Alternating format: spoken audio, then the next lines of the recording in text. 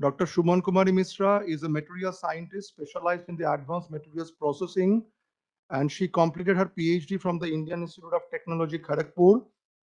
And she was a chief scientist in the capacity of the chief scientist in CSIR NML prior to join as CSIR CGCRI's director. It's her subject areas for the research is corrosion, surface engineering, analytical chemistry, and she did a lot of research and R&D expertise on the field of the material science and technology. She has published more than 100 papers and 13 patents are to her credits, and also contributed to 7 book chapters, transferred to technologies, and handled about 25 sponsored projects as in the capacity of PI and co-PI of several multi-crores projects. She is a fellow of the National Academy of Sciences of India.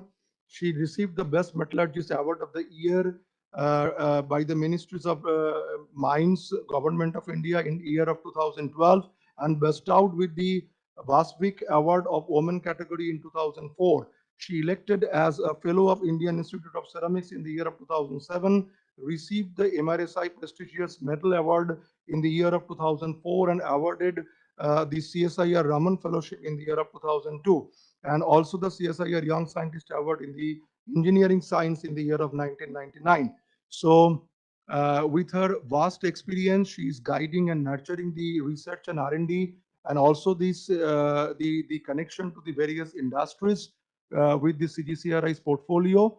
It's over to you, ma'am, for your kind welcome address to the gatherings. Over to you, ma'am. Thank you, Jayanta. First of all, on the behalf of CGCRI, I welcome all the members who are here. Dr. Distinguished members among them, in particular, I would like to mention all the industry partners who have joined us, and rest of them we are from CSIR. Dr. Kalai Selvi, now she has just taken over 2 days back. Most of you know that as a DG CSIR. So she is not having time. She has another meeting. So she has sent audio message that will be played by Dr. Jayant Mukhopadhyay for her what she wanted to say to all of us. And then Dr. Assis Lele is already there, my fellow director and lead person of a hydrogen energy mission of CGCRI. Dr. Gopinath, who is leading this hydrogen mission program. Actually, he is the main nodal or PI of the whole project, I will say, actual real PI. And then we have Dr. Syam Rao from HPCL, Dr. Bharatan has joined, and also speaker name, I am sorry, I am not able to utter, that is Mridme, some name is there. And my other fellow colleagues of CSIR, IMT, and other CSIR labs who are speaking today. We are looking forward for this iConnect 73rd iConnect program. So we are just towards the ending side of that. We have done many iConnect programs at the CGCRI nodal as well as the CSIR level, and many CSIR headquarters is coordinating it so well. And Dr. Devendra Kumar is for this particular theme. He is the person. So I welcome you all, and it's a very important area where we whole. Rather, not only India, but the whole world is clearing through now how best we can do the energy store, energy, alternative energy materials. And there it's not only materials, it's how to really come into the product. That's very important. And here materials are going to play a big role. And in those materials, ceramics has a very special positions in terms of energy generation, storage, and whatever area we may take. Mainly they are into yes, this CO2 capture, then hydrogen energy, then SOFC, which is going to play a big role. In between that was not much, but now SOFC is being considered as one of the green area where we can use it for a stationary energy generation. And hydrogen is, of course, having a lot of potential, but other things are there that needs to be developed. Particularly storage is an issue. What is making a green hydrogen is an issue where the efficiency by the water splitting is too low still, and we have to find an alternative materials which can have a better efficiency, and the conversion of this solar to using the solar water, solar energy and splitting water will be the most viable. But we have to work on that area. Whereas we are going away from the, we are supposed to go away through the conventional processes of from natural gas to hydrogen generation. But maybe we have to start with a lot of things needs to be done in terms of, because no single technology will be the solution. It needs a hybrid, and that is the only solution. That when we are talking of a hybrid means different material, different processes. So if you consider that there are so many things which are there in the energy which is can contribute, we need a better say thermoelectric material where the phonon contributions and the electronic contributions can be should be suitably balanced by using the suitable ceramic material, or the where the so that the effect is we get the higher jet T values in the thermoelectric and their making devices. Similarly, for electrolytes in the SOFC and others, we have a material, mostly it is being used YSZ, but still to my knowledge, there is a lot of issues in getting the raw material of the YSZ itself. Is every YSZ quality grade does not give you the same, plus their sintering capabilities to the controlled porosity is a very crucial, and that needs to be, and their reproducibility.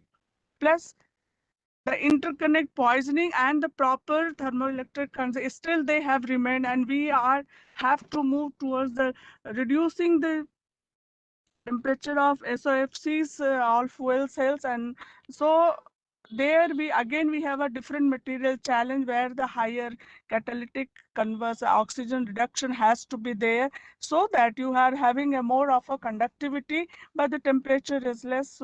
So these are the challenges. And here ceramics and different materials where the hybrid composite, but it should be a monolithic where the if deficiency and so suitable dopings and other things has to be done very through understanding, not in a haphazard way. These will create much role.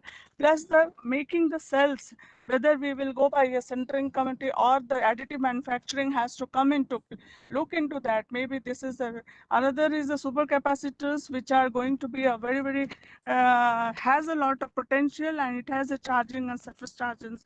How much is it is able to do? So this is a challenge where they most of them are still in, I will say, the graphene supercapacitor and other things are being taught, the magazine, the ceramics, so carbon-based ceramics as well as in this normal oxide-based ceramics have a potential in the 2D layer system, but the reproducibility and the proper managing the layers is very important.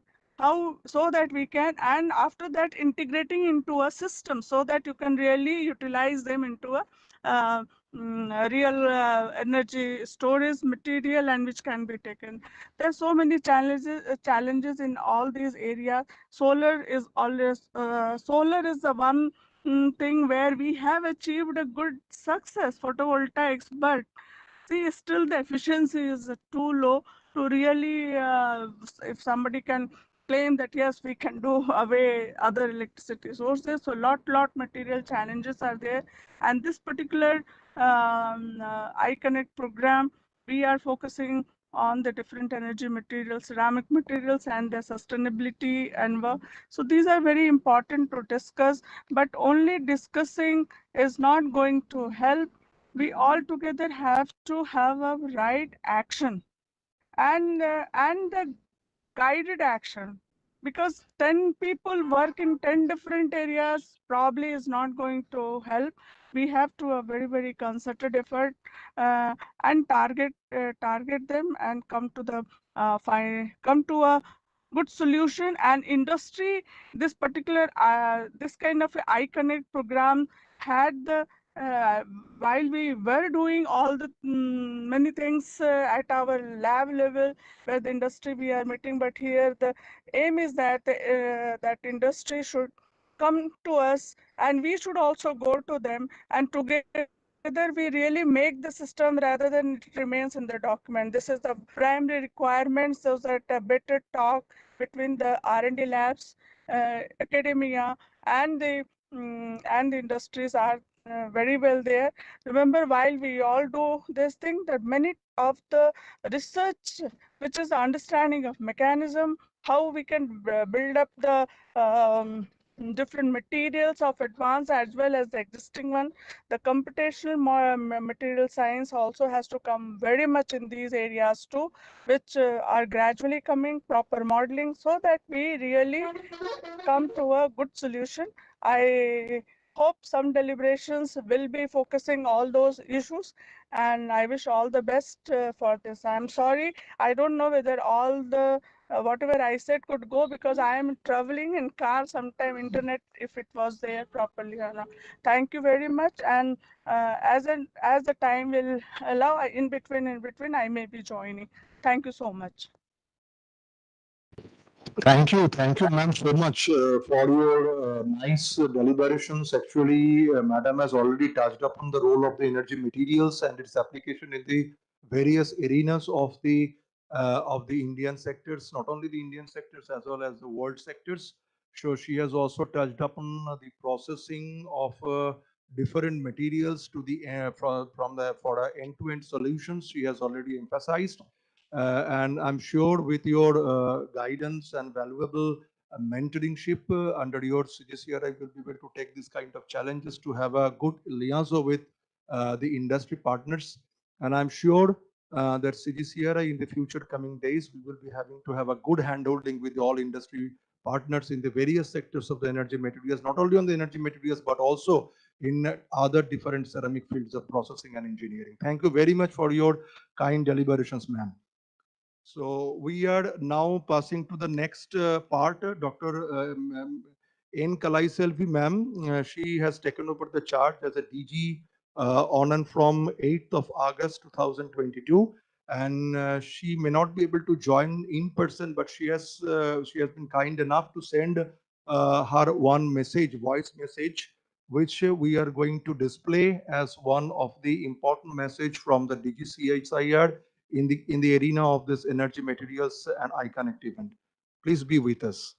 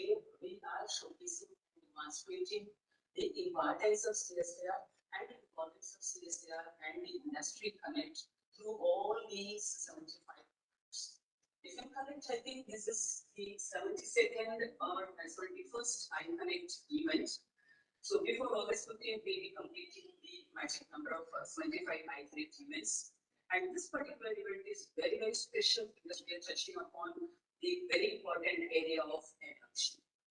Friends, I strongly believe that for any country, along with food security, healthcare-related security, energy security, strategic security, are the very, very important.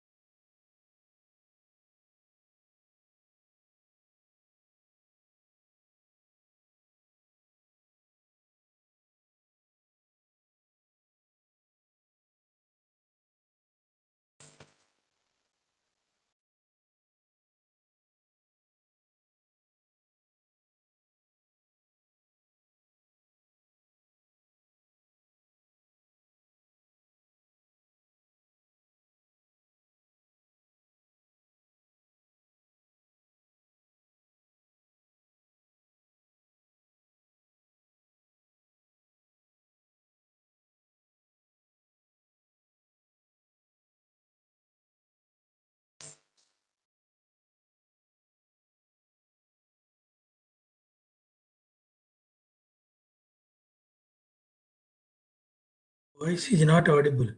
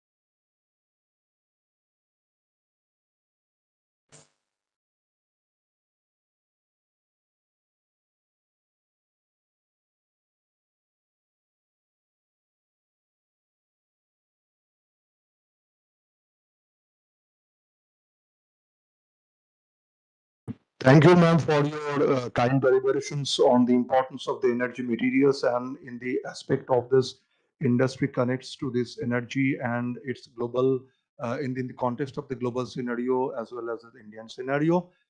May we now go to the main deliberations of a special lectures. Dr. Ashish K. Lele. Sir, you have joined. Ashish, sir.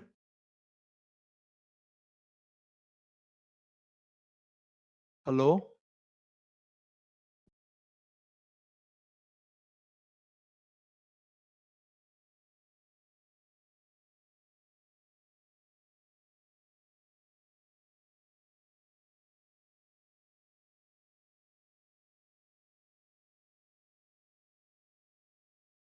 Hello.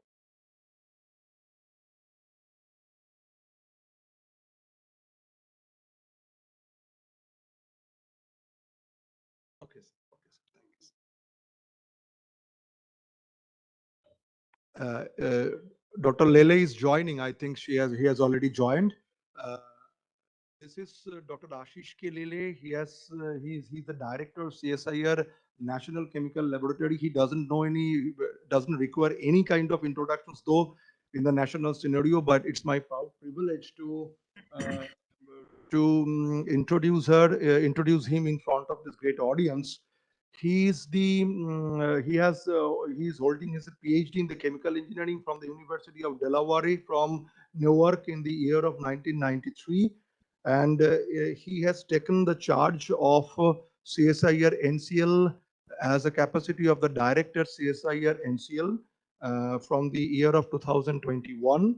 Beforehand, he was a senior executive vice president of Reliance India Limited, and he is the person behind the main hydrogen mission for the nationwide program for this green hydrogen in India. He is renowned for his research in various field of activities, starting from the polymer science and engineering to the rheology of the complex fluids, structure property correlations in polymers, and in the line of the hydrogen energy, and in context of its technological viability establishment in the field of Indian market and industrial market as well.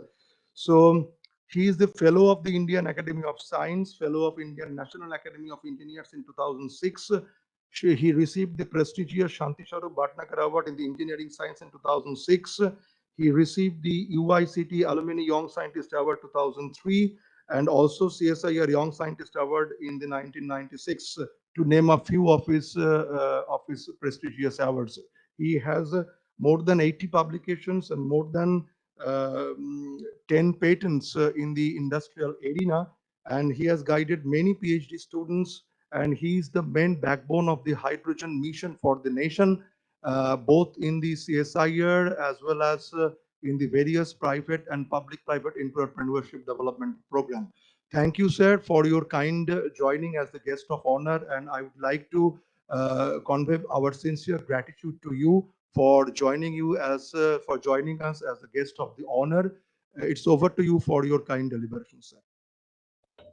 Thank you, Jayanta. Thank you so much for your very, very kind words. I don't deserve even half of everything that you said. Thank you, Suman, for inviting me over. Always a pleasure to be a participant in these functions. Good morning to everyone on the iConnect event today.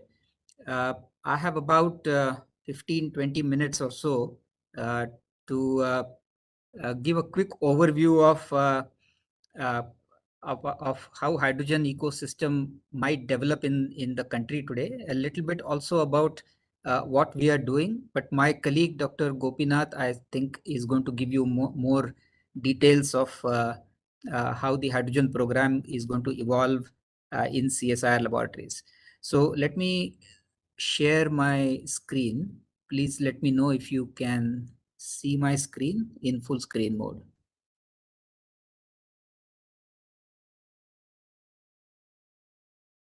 Jayanta, please confirm that you are seeing my screen. Yes, sir. It is. Okay. It's fine. It's fine. Right. Thank you very much. It is visible, sir. Yeah. So I will spend only a few minutes on the first few slides. This just says that the last year, 2021, has been a spectacular year for everybody who's involved in and interested in climate change and clean energy scenarios. Three very important things happened. One was the IPCC report on climate change that came up, which has some very scientifically correct evidences for showing how anthropogenic emissions have affected our climate. This is the first time that the IPCC has unambiguously and categorically stated with scientific evidence that it is indeed the anthropogenic emissions that have created the kind of trouble that we are all witnessing today, whether it is global temperature rise, it is ocean acidification, potential melting of glaciers and polar caps, and so on. So these are all events that are really dangerous because they threaten the very existence of all of us on the planet, and not just the human beings, but every life form on this planet. And there is no planet B, there is only this planet. And so this is something that we are all very wary of and needs urgent attention. The second important thing that happened in 2021 was the award of Nobel Prize to two very distinguished scientists who actually set the tone for climate change. They laid the foundations of scientific evaluation of what climate change can possibly do to various climatic parameters and other things. So awarding these two scientists was a major recognition, and in a way, the scientific community pushed the government policymakers that it is high time that climate change need to be worried very, very significantly. The third thing that happened in 2021 towards the end of the year was the COP26, and many countries participated and made many significant promises, including India, which was represented by our honorable Prime Minister, who made 5 very important statements called the Panchamrit, and I'm sure we have all heard about it, so I'm not going to spend time talking about it. These are very important commitments that India has made towards climate action. The importance of these Panchamrit events is that we are essentially committing to converting our energy mix from what is today more than 75% of fossil fuel based energy to about 59 or about 50% of renewable energy. And this is a massive energy transition. What is more difficult is that this kind of massive energy transition has to be done only in a few decades. Normally, energy transitions take hundreds of years. This time, we don't have that kind of time because climate change is really crucial right now. So we have only a few decades to do this massive energy transition, and therefore it requires every country, every policy maker, and every citizen and every industry to contribute very, very significantly to this climate action. If you look at the Indian scenario in terms of emissions, we are emitting anywhere between 2.7 to 3.6 gigatons of CO2 equivalents per year. The number varies depending on what source you look at and how you calculate the actual emissions. The point is that we are the third largest emitter in the world today. Various sectors emit CO2, and these are given in the table on this slide.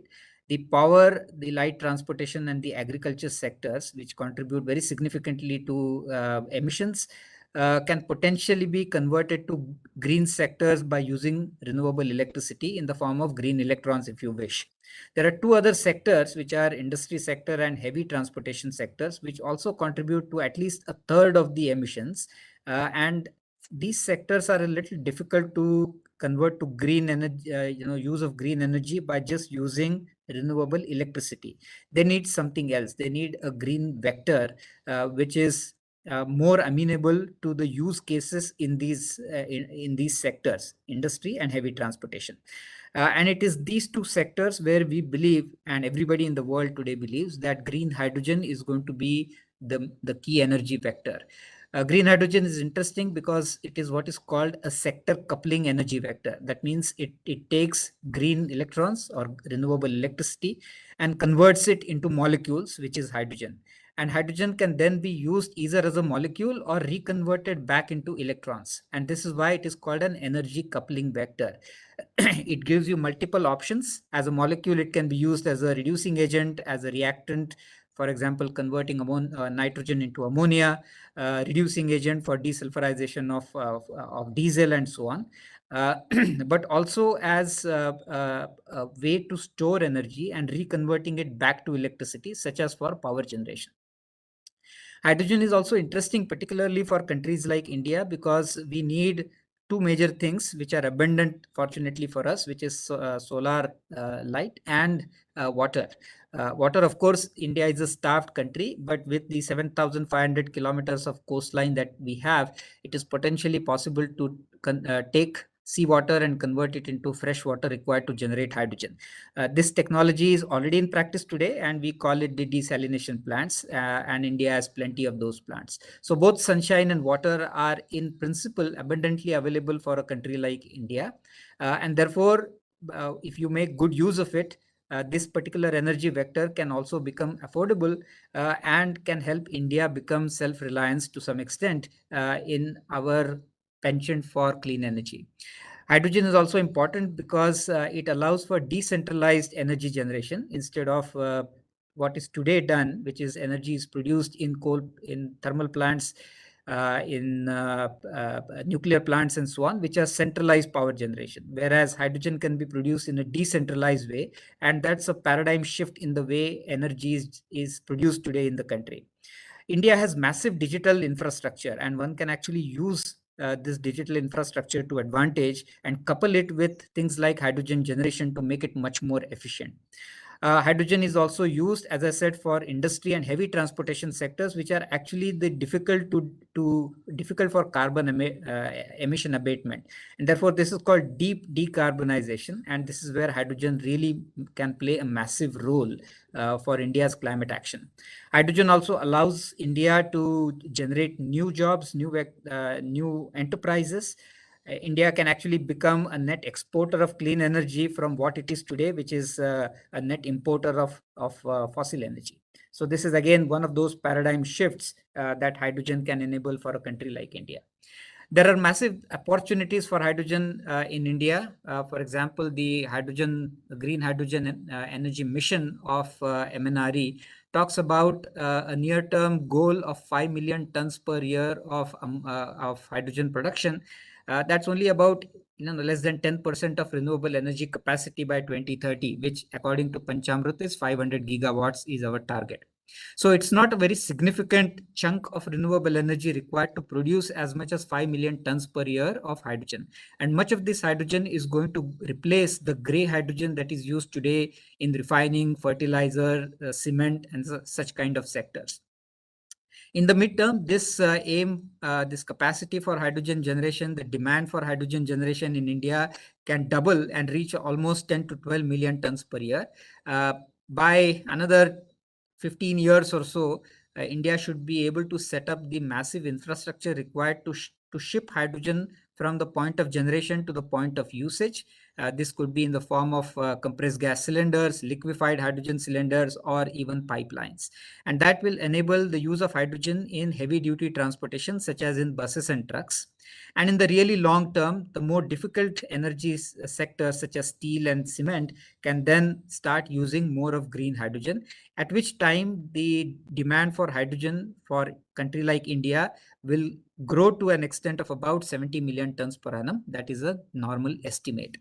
Now, if you were to look at even the near-term demand of 5 million tons per annum, it translates to the following. It requires about 100 gigawatts of renewable energy at the lowest efficiencies that are present today. And I'm sure this number is going to come down as the efficiencies of hydrogen generation improve.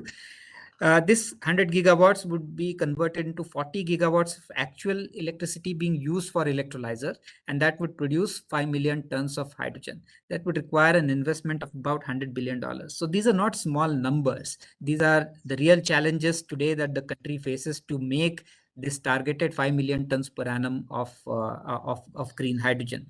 But if made, it can contribute very significantly to carbon dioxide reduction. As much as 50 million tons per annum of carbon dioxide will be abated by doing this. It can also free us up from import reduction. About 68-70% of LNG that we import today can be reduced, and that would cause a massive revenue savings because of reducing these fossil fuel imports.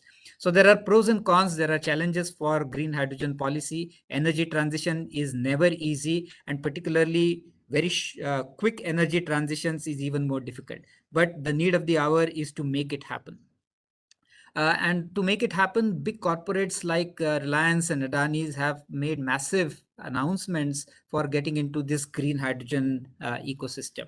And you can see this kind of interest growing exponentially worldwide. There are today more than 500 green hydrogen projects that have already been announced, and practically every continent in the world is looking at green hydrogen as a massive green energy vector. And particularly some of the areas, as you can see from the map, are very, very keen. Europe is extremely keen. China has been making very large headwinds in hydrogen, and we hope that India will also do that and become one of the largest global exporters of green hydrogen. So therefore, there are many, many opportunities for hydrogen across the value chain. There are three important parts of the hydrogen value chain: hydrogen production, transportation, storage, and utilization. And there are opportunities for India in particularly every part of this value chain. If you start with the production part, the water electrolysis part, the table here shows, for example, 4 parameters that control the cost of hydrogen. The numbers in the table are the LCOH, the levelized cost of hydrogen, and the 4 parameters are the electricity price, the capex of the plant efficiency, and the plant load factor. That is how much of the 24 hours of time that you have per day is actually used to run electrolyzer plant. That is the plant load factor. I will not again go into details of these numbers, but what I want to point out is those numbers which are bordered by this dark yellow border. And these are the numbers which are very, very attractive, because the LCOH there, as you can see, is less than $2 per kg of hydrogen. These numbers are ballpark estimates. They are not a very detailed costing analysis. These are back of the envelope calculations, but we believe that the actual numbers may be about 30 to 40% off from these numbers on the higher side. So it is, what I'm trying to say here is that it is entirely possible to make hydrogen at the right price points.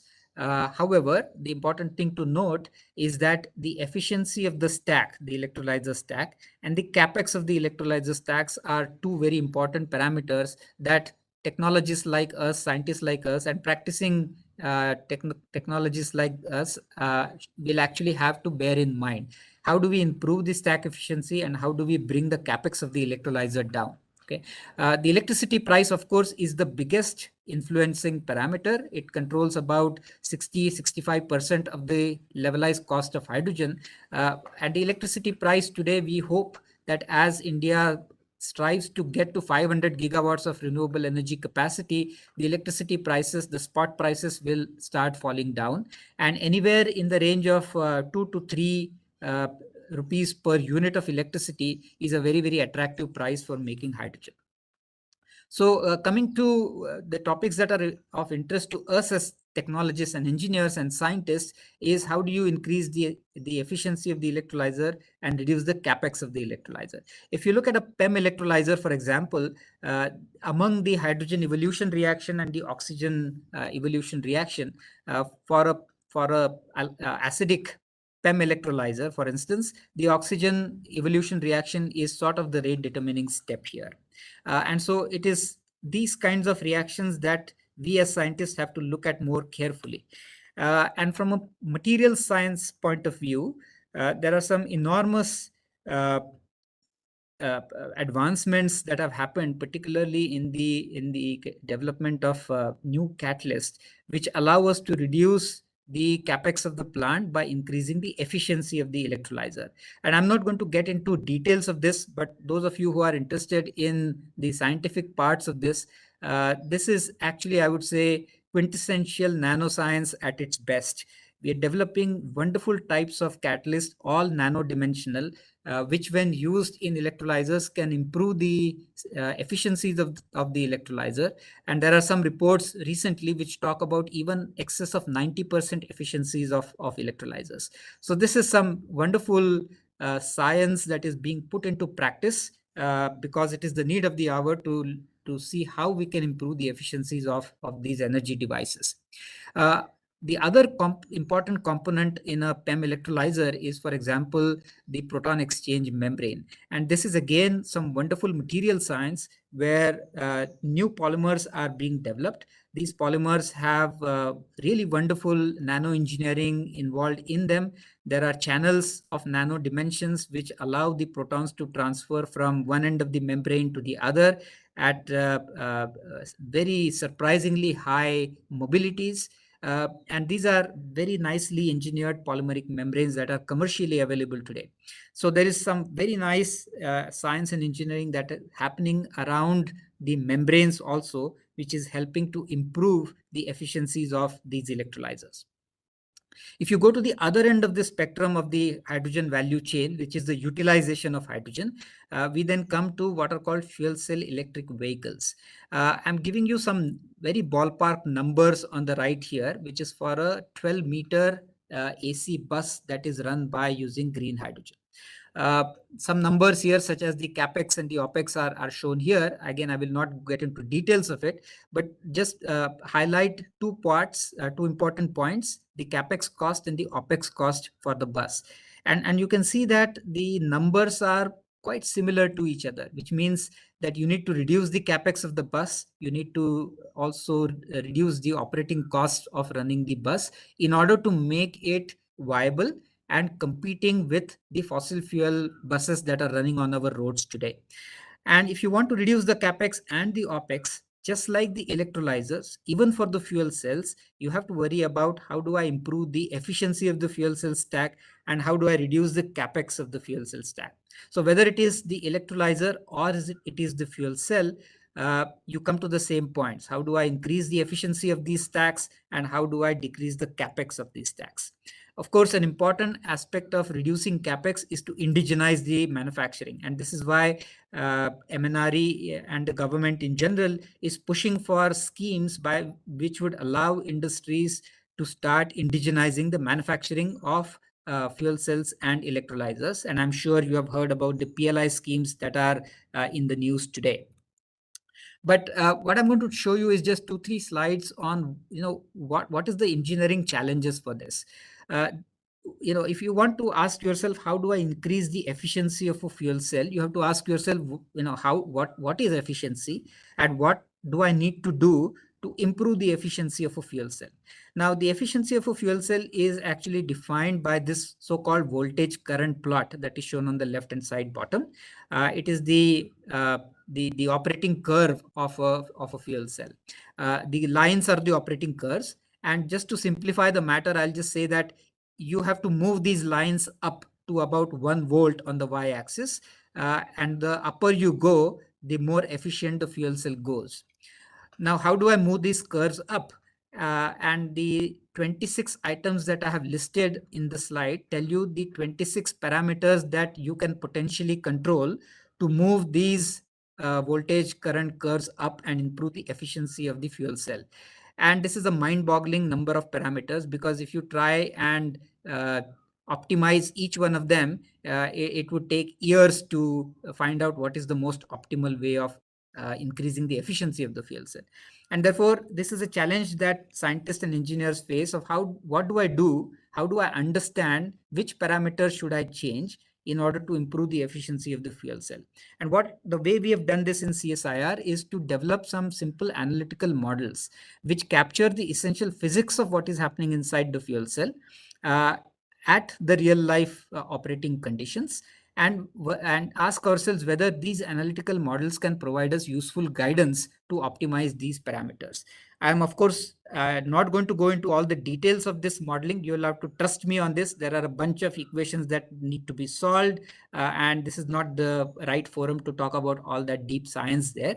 But these are results of these calculations, which show that the predictions of this model actually agrees beautifully with the experiments that we run in our labs. And what this model therefore tells us is exactly how each of those 26 parameters can influence the efficiency of the fuel cell. We have actually used these understanding in our own technology development programs. And I can tell you that after this model, we have been able to actually double the efficiencies of our own fuel cells. These are sensitivity plots that tell you how each of those parameters influence the efficiency of those fuel cells. And again, I'm going to skip some of these details. So at the end, I will tell you that with all these background, all these opportunities for hydrogen that exist in this country, CSIR has come up with a wonderful hydrogen technology mission program. We call it the H2T. Dr. Gopinath, who is on the call, is the mission director of this program. We have the entire program structured in the form of a funnel. The top end of the funnel is where we bring in basic research ideas. These are disruptive ideas which we would like to test out. Some of those ideas will go through a stage gate and will move into translational research space. This is where we take the ideas from our laboratories and start developing small prototypes. And some of those prototypes will again go through a stage gate and get into what is called the mission mode to commercialize these. And this is where we work very, very closely with industry and scale up all our prototypes into real life applications. All our projects are very India focused. Each of them has globally benchmarked technologies, and we are aiming to to make these technologies globally competitive. Each of our projects have deep partnership with Indian industries. At the same time, we are working with these SMEs to develop vendors. We also have some skill development programs. We are looking at developing national testing facilities which can allow us to help with regulation standards and codes for hydrogen. And we also provide some strategic guidance to both government departments as well as industry. These are some of our recent successes. Right in the middle is shown India's first really totally indigenously built hydrogen fuel cell bus, which is now under homologation. On the left, we show a completely indigenously built testing platform for fuel cells. In the bottom, we show India's first hydrogen plasma reactor for making green steel. Our CGCRI lab, which is hosting this event, is developing some wonderful solid oxide fuel cells and solid oxide electrolyzers. Our lab in Chennai is looking at development of PEM electrolyzers, and our lab in Dhanbad is looking at developing technologies for coal to hydrogen. So there are massive programs happening in CSIR, all very exciting and very deeply connected with industry. We have a very nice biohydrogen production pilot plant in one of our labs in Hyderabad, that is the IICT. So this is some very exciting things happening in CSIR. We believe that CSIR will play a very significant role in enabling the building of hydrogen economy in India. We have really world-class technologies which we are developing in mission mode. We are helping the planning of important mission programs in the National Hydrogen Energy Mission and many other things that we are doing here. So with that, I will end this talk and will be happy to take one or two questions. Thank you very much. Thank you, sir. Thank you for your nice deliberations. Thank you very much. Now this auditorium is open for discussion, maybe one or two quick questions from the industry participants and any other fellow colleagues of CSIR or from the industry. Open to you. Any questions from the industry partners? Sir, I have a small query to learn from you. May I, sir? Hello? Sorry, please go ahead. I had my things on mute. Just to ask you, sir, regarding the capex and the apex cost in the terms of the solid oxide cells and in comparison with the PAME and the AIM, I was just going through the FCH reports just 1 or 2 days back. They say that there are basically two factors are basically taking the market scenario. One is the research and the industrial applications RIA, that they call it as RIA, and one is called the IA for the industrial applications. I was just going through the reports that where the PAME has the market share of approximately 80% in the case of the IA and the RIA, and next they are telling that SO, solid oxide cells, but it is in the RIA stage. So what is your opinion that when this RIA and IA will match in the context of different kind of electrolyzers and the fuel cell applications? Though I have read that alkaline electrolyzers has gone to the fully IA scales, industrial application scales. But in terms of the PAME, it is a combination of RIA and IA, and SO is an in the context of research and industrial RIA. Alkaline electrolyzers are basically in the form of the RIA. So what is your opinion how to merge these things and how best this capex can be reduced to merge RIA to IA in the near future?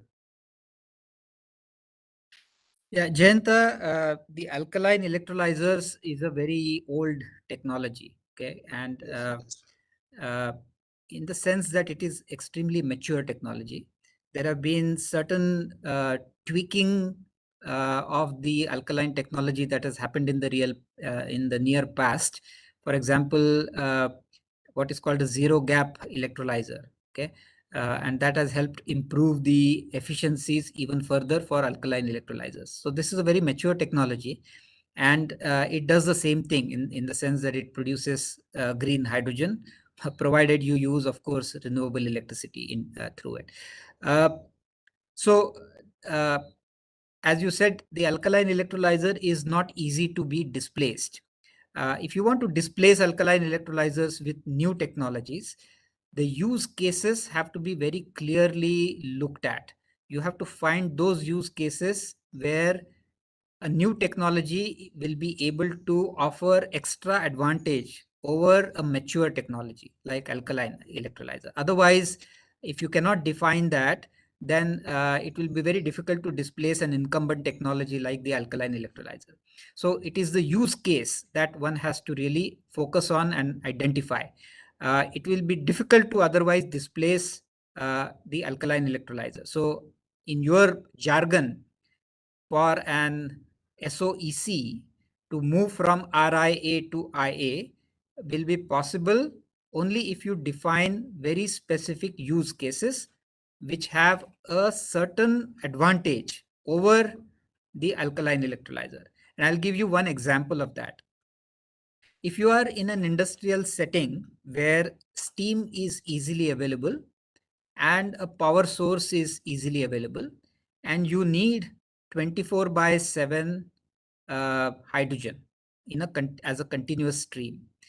In an industrial setting like that, the high temperature SOEC uh, will make more sense than an alkaline electrolyzer for two reasons. One, the raw material, which is steam, is already available in the industrial setting. You don't have to generate steam. You don't have to spend extra energy to make that steam. It is available. Second, uh, something like SOEC is ideally useful for 24 by 7 operations.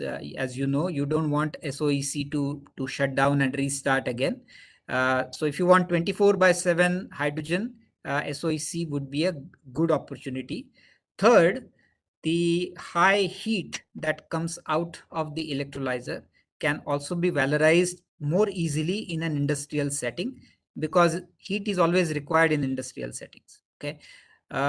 So in a setting like that, for a use case like that, a solid oxide electrolyzer would probably be uh, the go-to option compared to an alkaline electrolyzer. If you go in an industry and work, you will have to look at every possible option. For example, if you have steam, you have two options. You can take the steam and run a turbine and generate electricity. Okay. Or you can take the steam and run it into a SOEC and generate hydrogen. Which of these two will make more sense will depend on what is required in the industry. So it is not a solution, one solution that will fit all. You will have to very clearly define the use case. Only then it will work. Otherwise, it will be difficult to displace an incumbent technology like alkaline. Okay, so this is just one example in answer to your question of when would a technology move from RIA to IA stage, when already there is an incumbent technology that is at IA stage.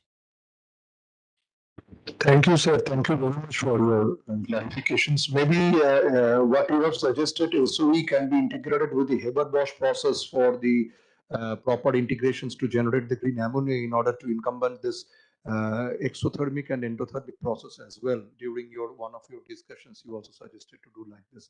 So thank you very much. If there is no questions, I would like to thank Dr. Ashish Lele for his kind deliberations and a nice deliberations in this Industry Connect. Thank you, sir. Thank you very much for your kind presentations. Thank you, Jayanta. And I need to get into another meeting on coal gasification, so I will Yes, have sir, to. you told me. Excuse me for. Thank you. Yeah, thank you If very much. possible, you can rejoin, sir, whenever you are free, sir. Whenever I you will. are available a bit. Thank you, sir. Thank you. Right. Thank you very much. Our next speaker is Dr. Cs Gopinath. Dr. Cs Gopinath is a well-known person in the national scenario.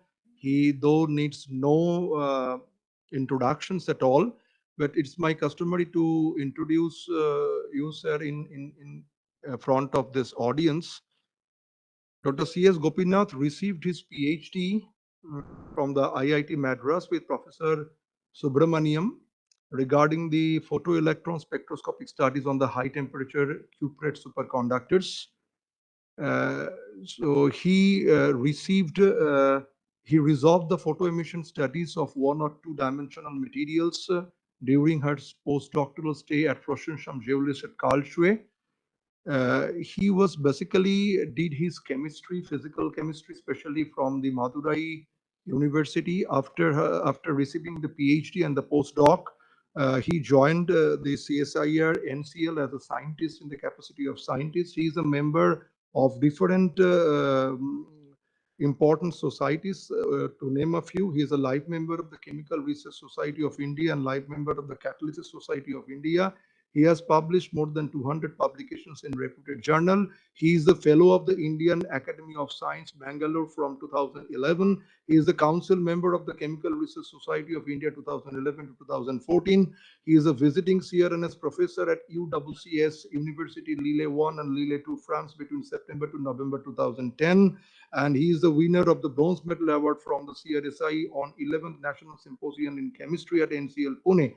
He has received the prestigious Alexander von Humboldt Research Fellowships from AVH Foundation, Germany on 1995. And he is the main mission director for mobilizing the hydrogen technology from the CSIR, which happens to be the first national program in India on the hydrogen economy to build different kind of hydrogen electrolyzers and hydrogen coal gasification process to generate hydrogen, photocatalysis, and other processes, integrating from the fundamental basic research to the niche creating products as well as to the mission mode programs. So with this, it is over to you, sir, for your kind deliberations. Thank you, sir.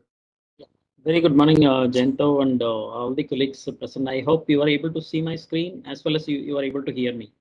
Jento? Yes, sir. Your screen is visible and you are audible, sir. Oh, yeah. Thank you very much. First of all, I want to thank for the invitation from CGCRI actually, so especially Jento and Dr. Suman Mishra actually. So I want to thank both of them and thank all the organizers also of this wonderful iConnect program. In fact, yesterday I was in another iConnect program that was conducted by CSIO Chandigarh, and probably the same message I conveyed there actually.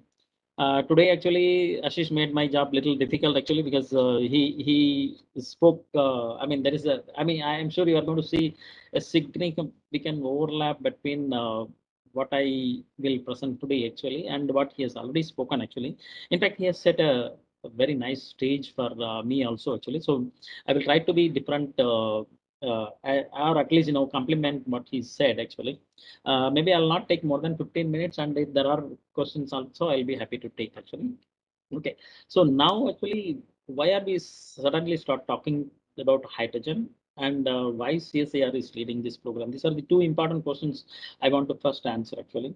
So first of all, hydrogen when we use, it is ecologically neutral. That means when we use hydrogen for any energy purpose, actually, it's going to emit only energy plus water as a side product. So it's not going to affect environment in any way actually. While we burn any fossil fuel, it may be petrol, it may be diesel, it may be coal, it may be gas, anything actually, it's going to add a plenty of carbon dioxide actually. So that's one of the reasons actually. So what is the second reason why we are jumping into hydrogen actually? The second one is actually our country, India, is actually dependent on many other countries for energy, different energy sources. It may be oil, it may be gas, it may be coal actually. So please remember that almost 85% of our energy demand is coming from all other countries actually. Only we are producing only about 15% of energy from within India actually. So that means actually we are heavily dependent for many different energy sources actually. So this is one of the prime reasons. So we cannot forever depend on other countries actually for our energy sources. I mean, even the recent Russia-Ukraine conflict actually, it has resulted in a lot of, disruption in supply chain. All those oil coming from Russia. There was a lot of embargo. All those problems are there actually. In addition to that, actually, India is spending about $160 billion actually to get all this fuel into our country actually. So that means if we can produce hydrogen ourselves actually, now actually, I mean, presently actually we are importing a lot of energy sources from other countries to India actually. Now it is a time actually probably this is the century where India will become, energy provider to the rest of the world, actually. So that's the dream, actually. In fact, energy transition, as you said, actually, it will take, I mean, even if we are really fast, it is going to take about 20 years easily, actually. So that's the estimate, conservative estimate I make, actually. I mean, if we are really fast. Okay, so this is where we are going, actually. In fact, the same picture what Ashish also said, actually. But here, actually, I mean, one thing what I want to mention is actually, see, all this the coal.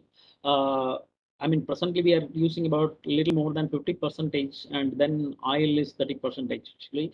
I mean, those has to come down drastically to 12% coal and 13% oil by 2030. But this should be replaced by renewable energy sources, actually. I mean, that is the energy produced through any renewable energy sources. It may be wind energy, it may be hydro, it may be in solar PV, all those things, actually. So all these things put together, actually, to the total energy mix, renewable energy should contribute almost 50% by 2030. This is really a tall target, actually. So I mean, it's not going to be that easy to achieve, actually. Let me show you, what we have achieved so far. By the end of 2021, actually, I mean, we are able to generate about 150 gigawatts, actually. I mean, this is, for the last 10, 15 years, we have been working, actually. And then the solar energy and the hydro, everything is contributing, actually. So by the end of 2021, we are able to produce about 150 gigawatt, actually. And roughly 25% of that energy comes from solar, 25% from wind, 25% from hydro, actually, and then the 25% comes from rest, actually. This is only about the renewable energy I'm talking, but this renewable energy should go up to 500 gigawatts by 2030, actually. So here, actually, the chances of, producing this 50%, I mean, 500 gigawatts by 2030 should mainly come from solar PV and then onshore wind. And of course, we have untapped sources such as, wind and biomass is also there, actually. But then, but without affecting, a climate, we have to produce. That's the challenge, actually. And then another main thing is, actually, though we will be able to produce renewable energy, electricity, we cannot use the electricity everywhere. For example, as she's mentioned, actually, there are some deep decarbonization sectors like, fertilizers, steel industry, automotive industry, actually, where, we are still using all, heavy carbon sources, heavy fossil fuels, actually. So there, actually, if we can replace all those with hydrogen, actually, it's going to be really wonderful, actually. So where, the electricity, I mean, won't contribute directly, but then we need hydrogen, actually. So this is the place, where hydrogen becomes really important.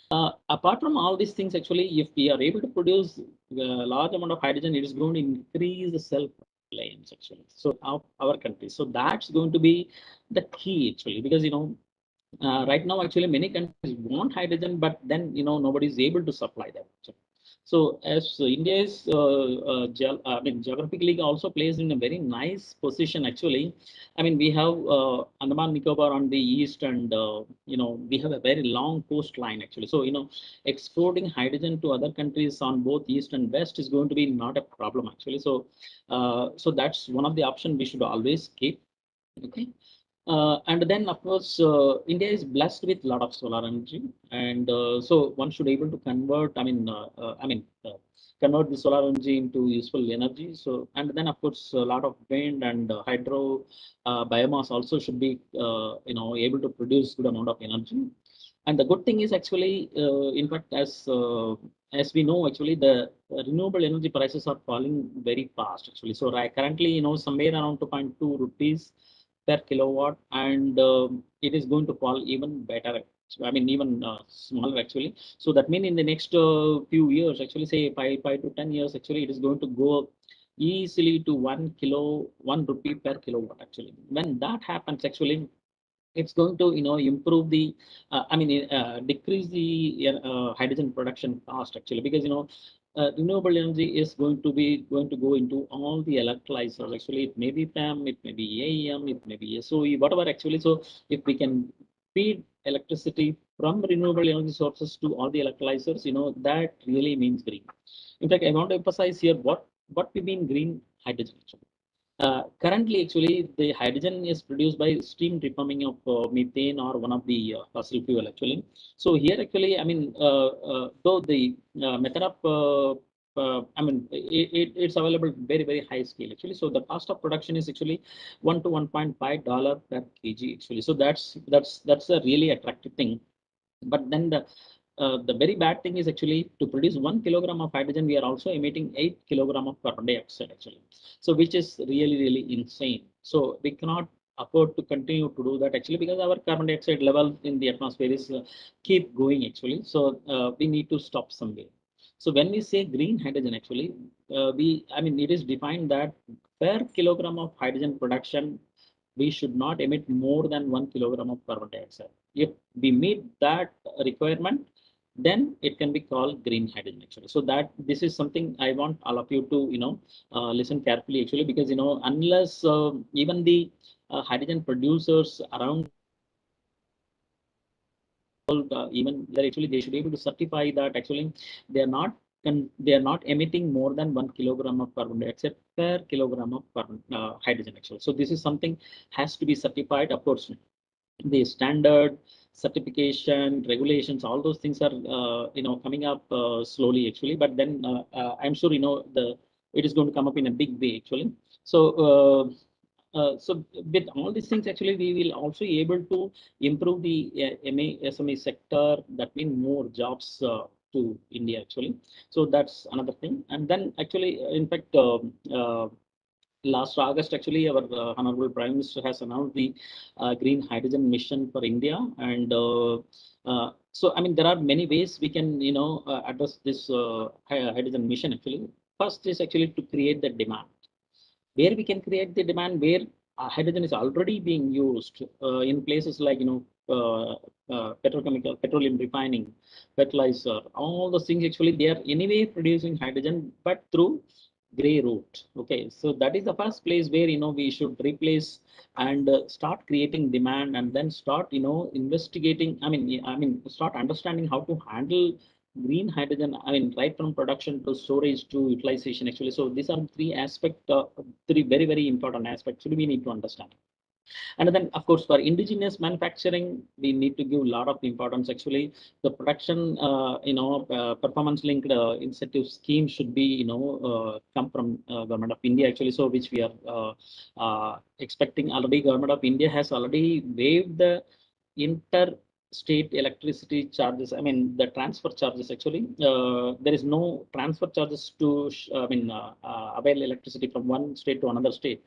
What does that mean is actually, for example, Rajasthan may be producing a lot of renewable electricity, but a fellow in Assam or a fellow in Tamil Nadu or anywhere in India, actually, they should be able to make use of that actually, so that they will able to certify that the input energy is from the renewable electricity. So that is something very important. Of course, Government of India is also giving a lot of policy support, such as waiving of the inter-state charges actually, and then I'm sure many more things are going to come up in a big way. So when it comes to CSIR, why CSIR? Why CSIR is doing this program actually? Here actually, I mean, CSIR is well placed in such a way that we have science cluster lab, engineering cluster lab, and if CSIR cannot address these hydrogen issues, I don't think any other institute in India will able to address all the important aspects of hydrogen actually. So this is one main thing makes CSIR is the inevitable institute, and it will able to address all the issues, and we are parallel also actually. So across 15 different labs actually this program is running, and it is launched on April 1st, 2022 this year actually. So the focus of this program is actually, so I have listed few 6 points here actually. The first point is actually to improve the technology readiness level of all the strategic raw material component as well as systems. What I mean actually, see now the some of the electrolyzers are available at the very high cost from other countries. Though they will be willing to sell the entire system to India actually, but they will not be happy to give the they will not give the technology for the to produce components actually. That what I mean is actually, for example, if we make a very good catalyst, with very high performance ourselves. Actually, it is going to be India will able to compete with any other country actually. So that means we need to produce our own technology by ourselves actually. So that's the first thing actually. So this all the electrolyzer, which is the heart of hydrogen mission actually, which is going to produce hydrogen by different ways. It may be PEM electrolyzer, it may be solid oxide electrolyzer, so it may be AEM, whatever actually. They all need uh, electrocatalysts. They all need membrane. They all need, membrane electrode assembly, all those things actually. Can we make all these things by ourselves? So by increasing the technology readiness level of raw materials, we will able to contribute in a big way actually. So the program is, addressing all these things. This is the primary objective of this hydrogen mission. Second is actually even if we achieve that, actually, we cannot sit quiet actually, because the continuous R&D and the innovation has to happen actually. So the world never stops working actually. So we also cannot afford to stop working. Actually, we need to continue to do our R&D actually. So many focused basic research are also encouraged, so that in down the line actually we will able to address in a better way, and then we'll able to contribute even in a better and better way actually. So this also will help our Indian companies to stay ahead of competition, or at least at a competing level with other companies around the world actually.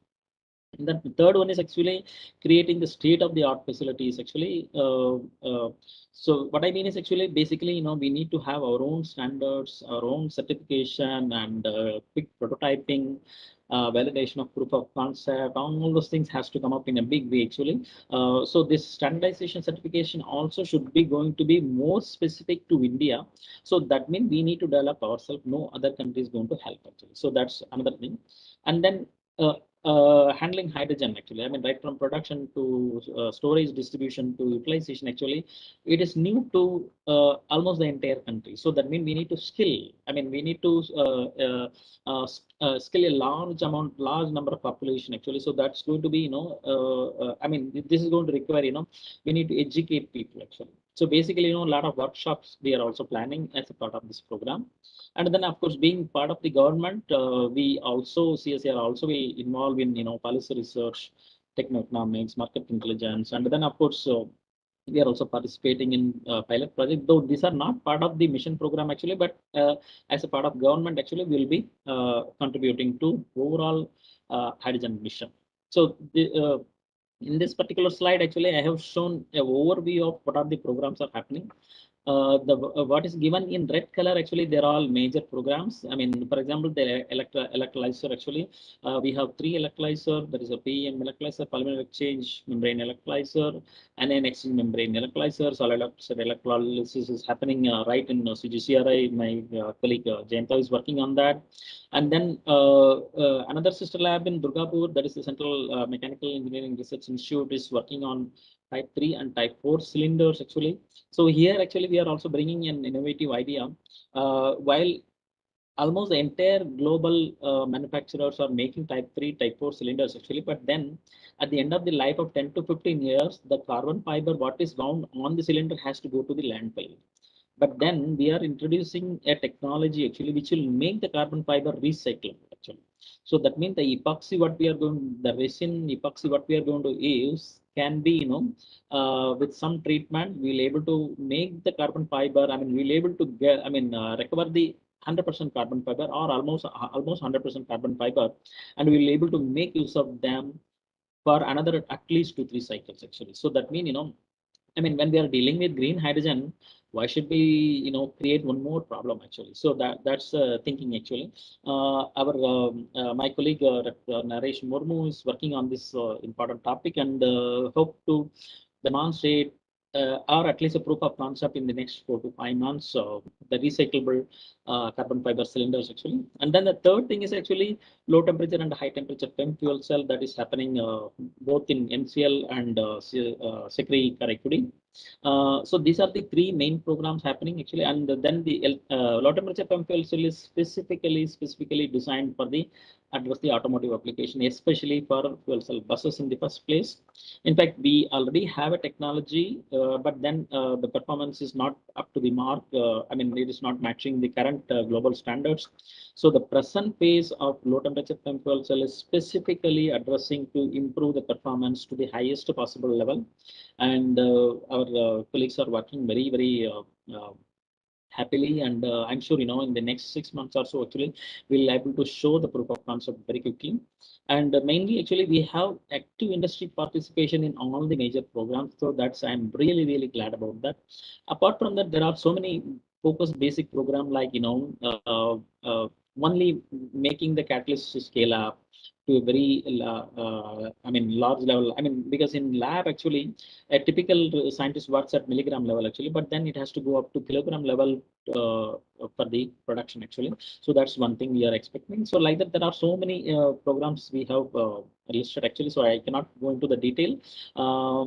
Maybe I will skip some of these slides actually, because in fact our my colleague Dr. Ashish also has already touched upon many of these things, so I don't want to go into the detail. But one thing, for example, polymer PEM electrolysis, it is happening in Secri Karaikudi, and their job is to improve the catalyst performance from the present level to up to 2 ampere per square centimeter, with minimizing the platinum content in the cell also actually. And then he needs to demonstrate 10, 20, and 30 kilowatts stacks actually. So that's the target we have set for this particular mission project. Similarly, for the Jainto, actually, we have already set a target of 1 kilowatt solid oxide electrolyzer with a targeted output of up to 1 meter cube hydrogen actually. So that's I mean, these are the target we have already set. And for NCL, actually, NCL is working on AM electrolyzer. And here, actually, we need to demonstrate a 2.5 kilowatt electrolyzer. I mean, it's a complete system development, not only from stack, actually, but then the complete stack has to be stack, and system has to be demonstrated. And similarly, for the next generation low temperature PEM fuel cell, again, the performance has to increase quite drastically. The performance target set is 2 ampere per centimeter square at a low voltage of 0.6 to 0.65 voltage. In fact, this particular slide shows the targets what we have set for the type 3 and type 4 cylinders, hydrogen storage cylinders, and he's also working on coming up with a new model and new way of making the cylinders. Actually, this is the example what in fact Ashish already has shown actually. So let me skip this. And just I want to conclude with this particular slide. In fact, our Honorable Prime Minister has already announced on last August 15 from Redford, saying that green hydrogen will be India's biggest strategy for providing a quantum jump to address climate change. Okay. In fact, when this happens, actually, it is going to change India. Right now, we are importing energy from many other countries, but when this happens, when the energy transition happens from present carbon to hydrogen, we will become net energy exporting country. I personally believe that this will happen in the next 20 years. And with that, let me conclude my talk, and I'll be happy to take any questions. Thank you very much for your attention. Thank you, sir. Thank you for the nice deliberations on the overview of the CSIR's hydrogen technology mission. It is the first, the biggest, and the first launch hydrogen mission in the arena of the hydrogen economy for the country, and leading to the hydrogen self-sustenance technology for the future. The audience is open. If you have any questions, 1 or 2 quick questions, Dr. Gopinath will be able to take that questions. Over to you, the industry partners. If you have any queries on this, or anyone from the audience side. I am Dr. Parutalu. Yes, thank you very much, Dr. Sekunda. Just I wanted to ask you one question. Just what is the financial status actually? CSR is going to have its own funding, or just a different type of ministry or any other funding is going to pay for this kind of? Yeah, right now actually CSR has already financed about 100 crore for this entire program, which will run, which started running from April 1st and it will run up to September 24.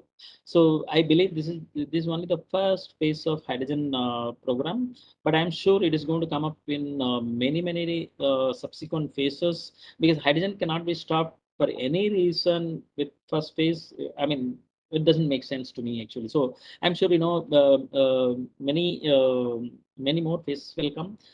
Apart from CSR, actually, probably CSR is the first one to take the initiative, and we are going in a big way. But MNRE is the nodal ministry to implement hydrogen, green hydrogen aspect actually, and they have already announced one project announcement, but they're going to make even bigger announcement very soon. So not only that, actually, they will also encourage some of the pilot projects across India. Say, for example, can you make green steel making, or can you run intercity buses between two big cities? That kind of thing also will happen actually. So this is going to create the demand across India, and then demonstrate, hydrogen. Yes, it is not a bomb actually, but it is, it's a helpful fuel, and it's going to make the place a better place actually, because we have the obligation to leave this place in a nice way actually, for our kids, grandkids, and the future generation to live in a better place. Okay. So there is a lot of money is coming on the way, and currently CSR has already committed actually. Thank you. Thanks a lot.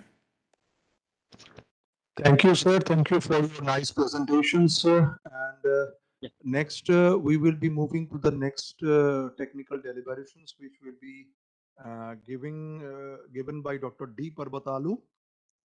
Dr. D. Parbatalu is working as a domain expert in the hydrogen program of ONGC Energy Center as a member of OEC's Dynamic Energy Center team for the past 12 years, and involved in the planning, coordination, and successful implementations of various research and development programs undertaken in alternate energy areas beyond the hydrocarbons, including the OEC's prestigious Hydrogen Energy Mission program involving hydrogen generation processes, its storage and applications.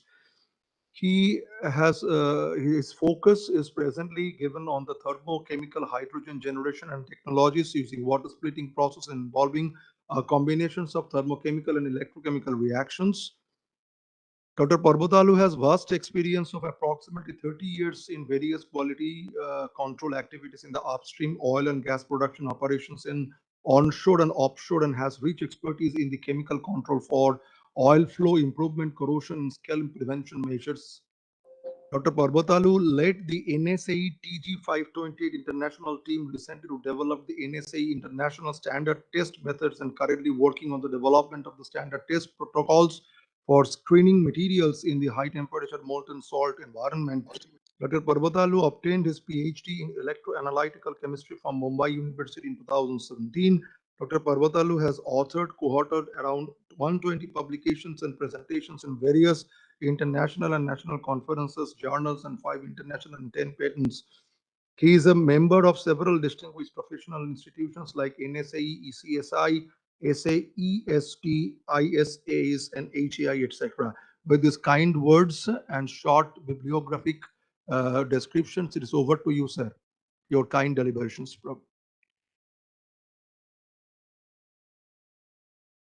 Hello? Dr. Parbatalu, hello? Hello?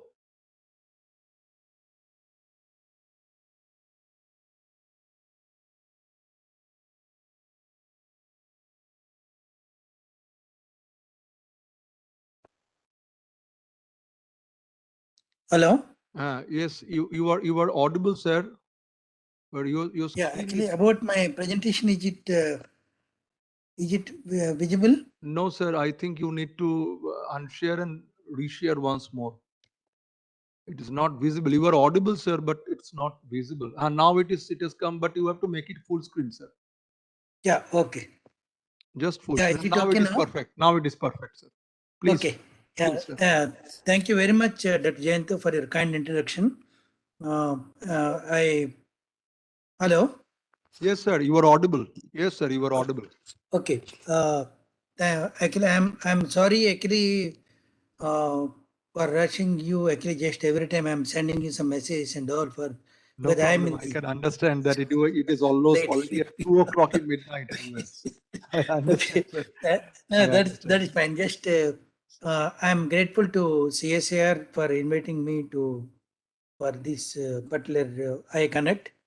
And whatever little bit of information that I have, I would like to share with you all, especially the kind of approach, whatever that we are following for an integrated approach to develop green hydrogen technologies as a national mission, which is going on right now as a part of this Atmanirbhar Bharat. Actually, you can say that Prime Minister's call. Just same thing we are in going the same line for the past 10-15 years. So just I wanted to tell you about this thing, and let me tell you a couple of slides. Just I would like to tell you about our ONGC Energy Center. It was set up in sometime during 2005 with a vision actually harness science and technology to meet national energy needs of tomorrow in a clean and sustainable manner. And one of them is hydrogen is the key areas of interest. That is what I want to tell. So it is already made green actually in the thing. So I can see that we are working in that line. Just we are not focusing on unlike downstream. Our needs are not that thing. So that is just we are straight away focusing on green hydrogen. So remaining all related things, all are interconnected programs. Just we are contacting on that. So, what is the relevance of this RD and research development and demonstration activities at OEC? That we have our core capabilities. So, all these capabilities need to be encashed directly in a way that these future alternate energies need to be properly utilized, optimal utilization and all. So whatever resources that we have, that in say in case of uranium exploration or biotechnologies or energy recovery, energy storage, rare earth minerals exploration, these things which have a potential to impact national energy scenario, that are those are the areas that we are pursuing. Simultaneously, we are going into that what way that this hydrogen, solar storage, hybrid solar fuel cells and all the things which can play a major role. ONGC can play a major role in the national importance. So that is just this is the linkage actually where we are going for this thing. Hydrogen we are coming up in a very big way that we wanted to tell that we have vast collaborations, especially with your CSR organizations across the cross-continental collaborations are taking place. These IIP Dehradun, CSMCRA, CGCRA, SECRI, NCL, NIST. You tell me all these major programs, whatever these hydrogen programs are going on, all are cooperating with us and they are supporting us in a full way. So this is one thing, and apart from that, several other institutes are national things. They are coming, and we are pretty soon we are going to go for some kind of collaborative consortium approach. Like actually, that is our main vision. Like so, let me tell you briefly that when we talk about these green hydrogen things, right now everybody is going in this thing. It is a buzzword that about electrolysis is the only green hydrogen that is thought about in conjunction with the renewables and water. But what we are looking out in this thing is something different. But right now, green electrolysis and then brown hydrogen by coal gasifications, these are all the things which are taking place all over world. They are called as green and brown. They are commercially viable. Rest all at various stages of thing. That is as per the Kennedy Energy Transition Institutes. If you see that most of them, all the things are going on at lab scale, bench scale, and pilot scale demonstrations. And before the commercial realizations are taking place, several hydrogen technologies like even hydrogen storage and all the things like. So the thing is that as I was asking Dr. Gopinath, the thing is that the financial burden actually just when we are going from pilot scale to commercial scale, it's a very huge investment. That is called as valley of death. Like so, unless the ministry and all the people are supporting or national organizations are coming together, it's not that going to be a very cakewalk for anything. So that is just research organizations are working in a very good way, but then simultaneously things have to come. So these realizations will be taking place, and as per DOE plans also, most of the things when we start talking about, certain things are coming up in a phased manner. That 2015-20, then wind and renewable energies are taking place, and simultaneously when we are going for 2026-30, the production capacities are going to be increased, and several technologies are going to come up, even including the blue hydrogen and all the concepts like. So this is what is going to be seen. And now let me come briefly about our own green hydrogen program. Unlike the electrolysis route that where you completely dependent on 100% electricity, here we are going to use maximum thermal and minimum electrical power requirement. That is our motive in the entire thing. Here actually it is called as thermochemical cycles. They are all widely reported.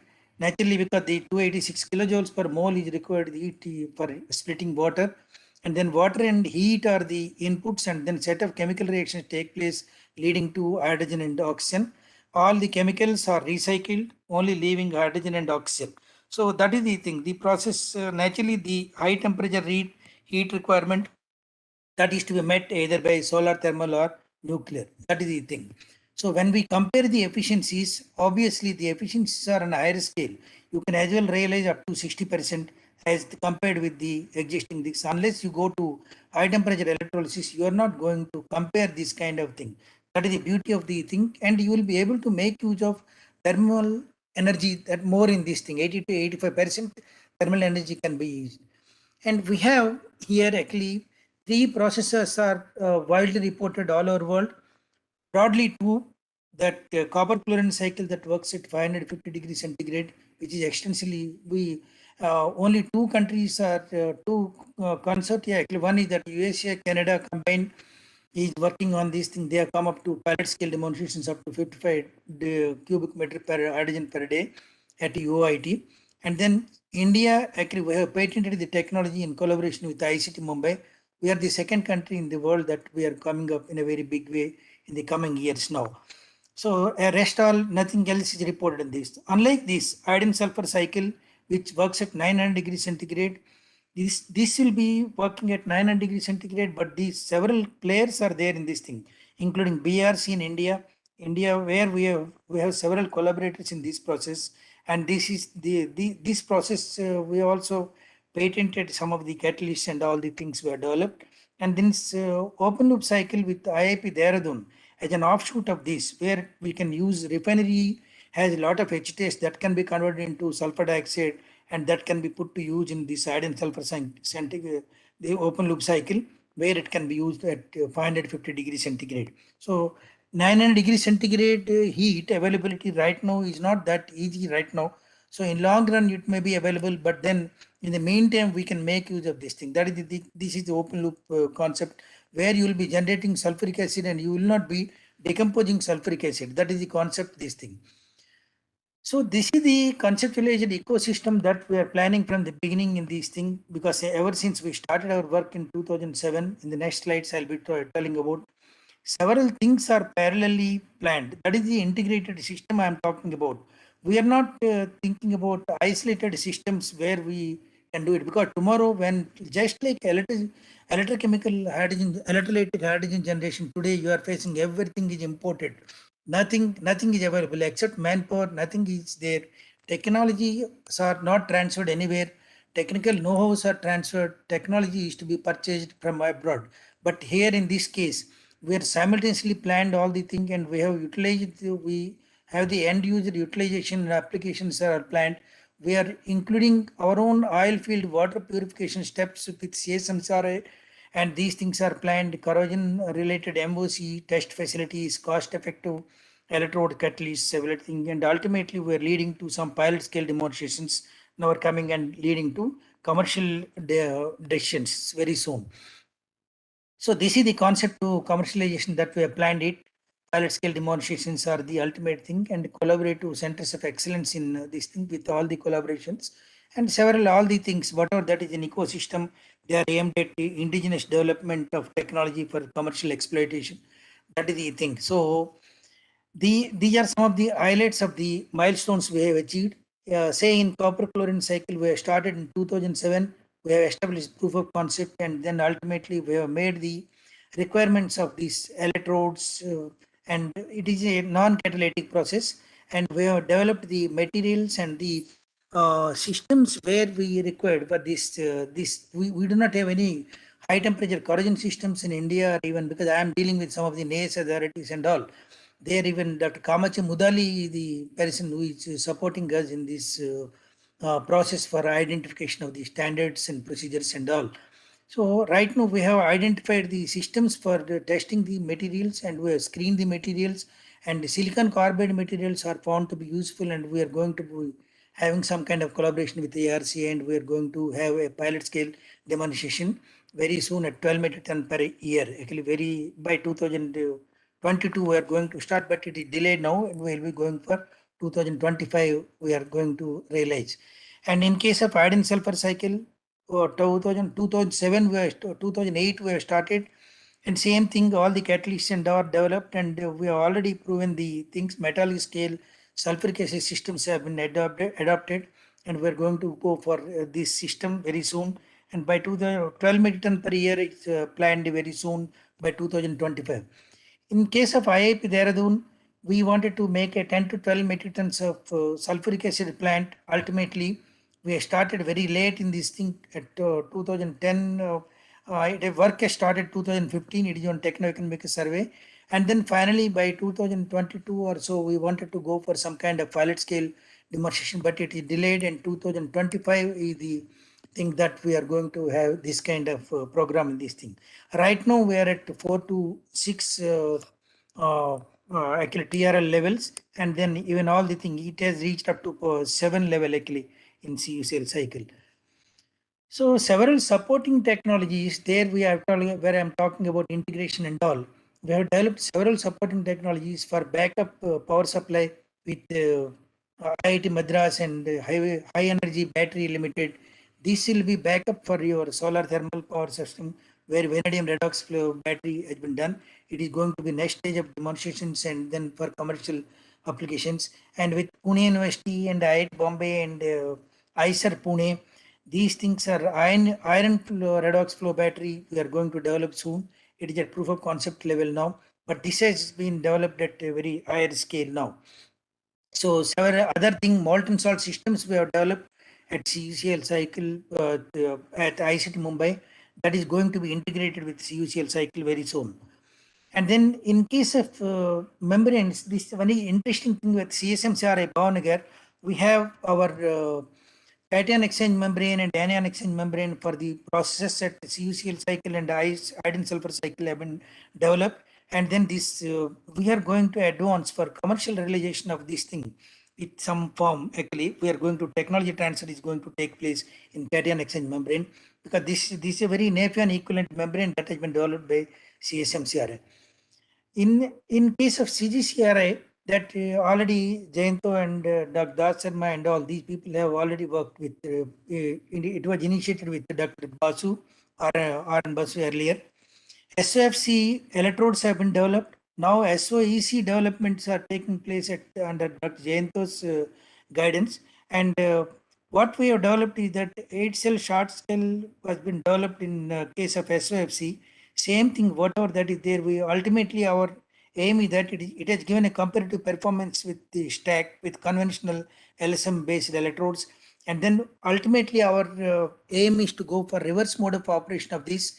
And in the next scale, we are going to go for this thing after the completion of the present ongoing SOEC project. Same thing with Dr. Nandini, we have developed some kind of membranes. Their performance evaluation is going on now. So CGCRI is helping us in that fashion. Apart from materials, I was telling about several kinds of other things because time is not there much. So what we ultimately wanted to do in this thing, that we have that solar power, we wanted to integrated plant development. That is what I was talking about, this integrated approach. We have the solar power, solar thermal power, and then ultimately we have some energy backup like vanadium redox flow batteries, and we'll be linking up with for continuous operations with solar thermal in conjunction with the nighttime energy storage systems, and then water splitting technologies, either Cs cycle or IS cycle, and it will be going to hydrogen and oxygen. This hydrogen will be going to waste biomass and all the things it can be used like, or it can go to carbon dioxide. In conjunction with carbon dioxide, it can go to methane or several other kind of things, CO2 to methanol and other things, and oxygen can go to biomass. So it is an integrated system we are planning. Either we can go for some kind of fuel cell kind of demonstration. That's what I wanted to do. Ultimately, the way forward, instead of conclusion, actually, just I wanted to talk about that way forward is more appropriate in my case. So I wanted to talk about this thing. The next stage of developments are crucial for us. So we had to demonstrate at pilot scale demonstrations, and CSIR has to be there with us on board in all the things, like in as a national mission, like they are also parallel going. As some time back, Dr. Lele was pointing out that they are going to have some kind of incubation centers and all in conjunction with the ministry's guidelines. So we'll be able to do our level best in sharing our information and then going to some kind of thing in case if everything goes well. So thermochemical reactions are our main thing. We wanted to go in conjunction with renewable energy and then produced water. H2S conversion to hydrogen and sulfuric acid with IIP based know-how will be going at refineries, and alternative methods of green hydrogen production using steam like SOEC, whatever I was telling that Jainto and the people are working. And then seawater electrolysis, ARCI based technologies, or even IMT bonus, or the people are coming up with this kind of thing, membraneless electrolysis at HEBL and all.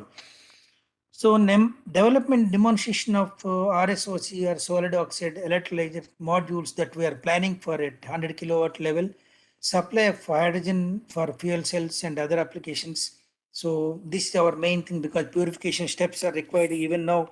These things, design and development of redox flow batteries for energy storage backup, and then technology transfer, actually, because see, whatever the technologies that we have developed for our main thermochemical cycles, these support technologies are widely used in other energy applications like polymeric charged membranes for electrochemical applications, whether it cation exchange membrane or anion exchange membrane, molten salts for heat storage media, material selection for construction of reactors for high temperature process, especially corrosion testing, redox flow batteries for backup, catalysts for thermochemical hydrogen process. They will be used for another thing. Electrocatalysts also we have developed. Several other things are going on in the parallel thing, and let us hope that by 2025 we will be demonstrating our capabilities, and it will be beneficial to the country as a whole. So we will be on par with any international organization as regards the present day estimations are concerned. Our plans are concerned to go for this thermochemical large scale hydrogen production to meet the country needs actually. So this is what I wanted to share with you people. Thank you very much for your kind attention, and our collaborators for giving me an opportunity to share my experience with you, whatever that is there.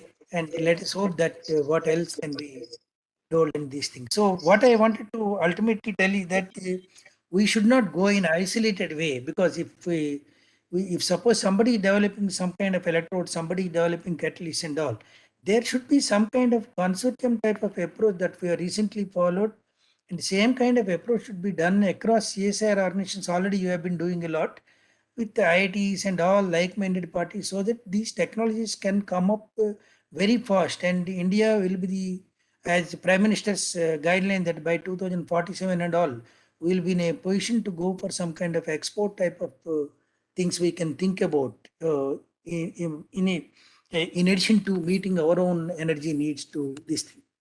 Thank you very much again. So I am through now, Dr. Jainto.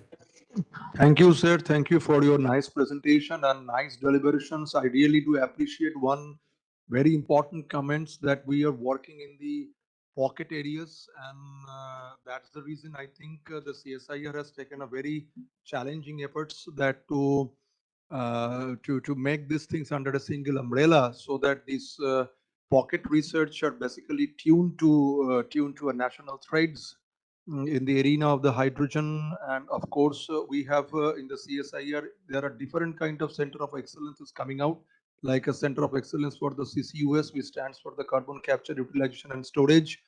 COE for the fuel cells and the battery is also coming out in the NCL and the CCRE, which has been proposed. So with this kind of center of excellence being set up, and we have also a plan for the 4M themes for center of excellence creation. Center of excellence for fiber optics has already been initiated in the CGCRI. So with this kind of different kind of center of excellence, I'm sure with certain kind of incubation centers, with the active entrepreneurship development with the industry institutes and the academia linkages, I'm sure this nation will be able to foresee its vision in the forthcoming technologies, especially in the arena of the hydrogen energy, photocatalysis, battery, and the greener technologies for the future India. Thank you very much for your nice deliberations there. So if the audience is having any questions, please, sir will be taking one or two short questions maybe. He is in US. I am sure that he is very tired, but he has taken the pain to take my request. He is, I think it is 2:30 midnight. Yeah, right? it's nearing to It's morning, 2:30 morning, US, where you are no staying problem. right now. Just it's So, a good so cause. any kind of questions, one or two questions from the industry participants or from the academia participants or any of my fellow colleagues? Dr. Parvatalu, Dr. Das, please. Yeah. Yeah, go ahead, please. Thank you.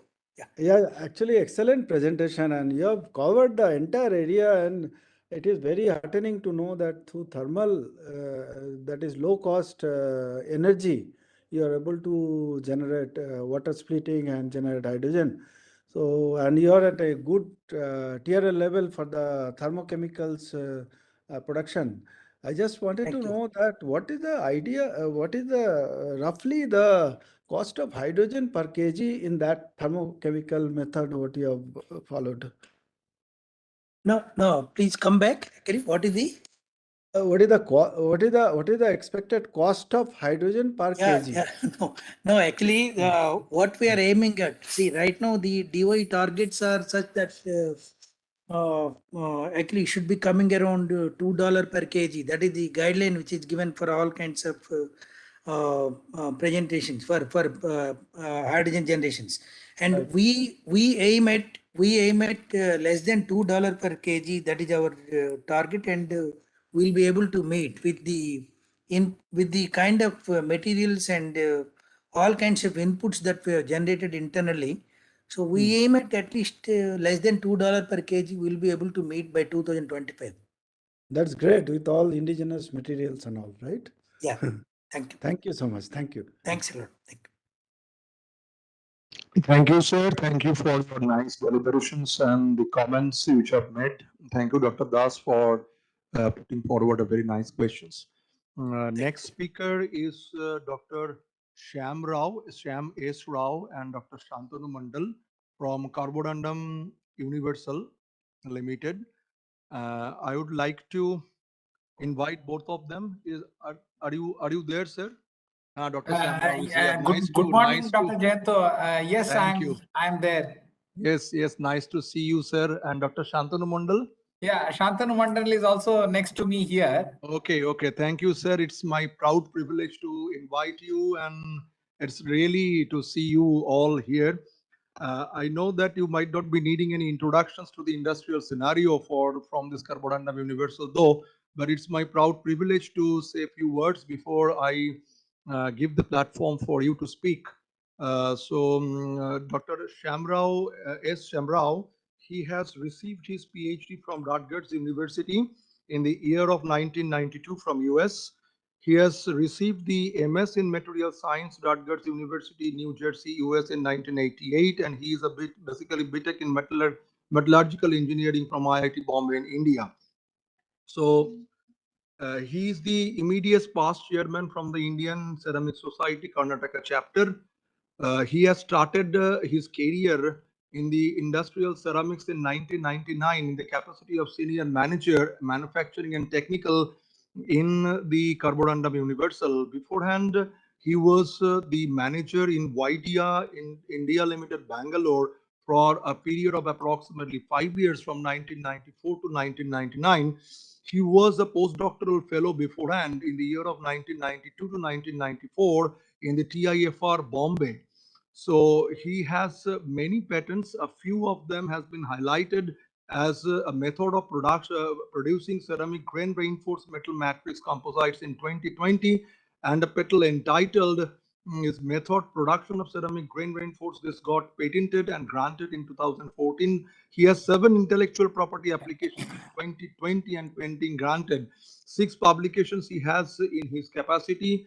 He has many awards. To name a few is this Gita Technology Award in large business category in September 2021, Indian Ceramic Society Best Chapter Award December 2020 and December 2019, Diamond Jubilee Technology Award in 2018 by CSIS September 2019, Forst and Civilian Manufacturing Excellence Awards in December 2018, TRM Excellence Awards in JIPM March 2018.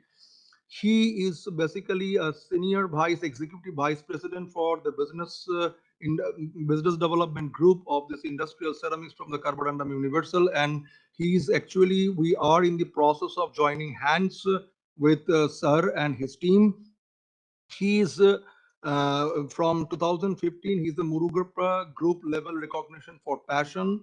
2012, he received Amulya Award by the Karnataka State Innovation Council and Department of Industries. 2010, ICT recognized Best Supplier in the Schneider, Kolkata. 2010, Learning and Development Leader Award given by the Murugappe Group. And with these few words, I would like Dr. Shyam Rao to take the dais. Over to you, sir. Yeah, good morning once again, Dr. Jayanto, and thank you very much for your kind introduction. It's my pleasure, sir. Both Shantanu, myself, and entire QME team, we thank you very much for giving us this opportunity to present in this forum today amidst many great achievements by many other organizations. So we got this chance. Thank you very much. I would also like to thank Dr. Suman Mishra for the unstinted support from CGCRI. She and the entire CGCRI team provided to us over the years. So thank you very much. We would like to congratulate Dr. Kalai Selvi for taking up the prestigious post Director General CSIR, and we wish her the very best in her new role. Thank you, Dr. Gopinath, for including us as one of the industry partners in your national mission for hydrogen technology. We are indeed privileged to contribute towards this mission, and we'll do our best with whatever knowledge and expertise we have, and also it will be a learning experience for us as we go along. So we have the presentation today in 2 parts. I will take you through our group and company and a few high-level information about Industrial Ceramics Division. The IC here means Industrial Ceramics. It is one of the divisions of the Carborundum Universal Limited company. We are located in Hosur, near Bangalore. Sorry.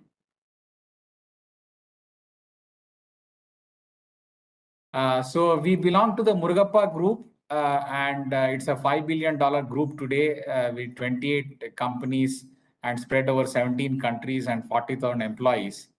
The group has mainly 4 business interests: agri and farm products, engineering, consumer durables, and services. We belong to the engineering group of companies.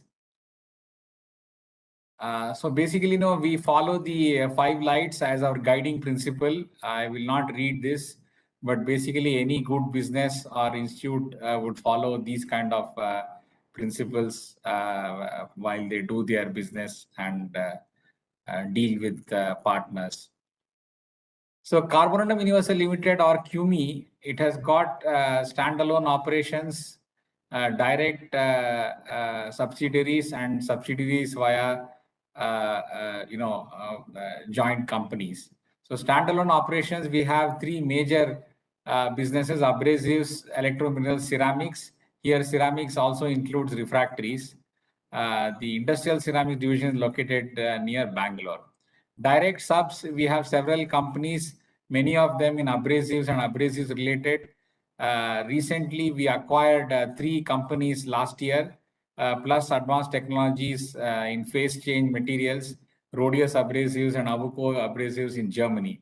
We also have a subsidiary in Australia where QMI Industrial Ceramic Services to the mining sector with our products. The other joint venture companies, Volsky Abrasives in Russia, Foscor South Africa, QMI America, QMI Middle East, QMI China, and QMI Europe. So coming to the company as a whole, we are close to about 400 million US dollars, Carbon Universal, and 28 locations, 5,000 plus employees, and more than 65 years of existence. These are some of the products, as you can see here. Basically, it started in 1954 through a tripartite agreement between Universal UK, Carbon USA, and Murugappa Group.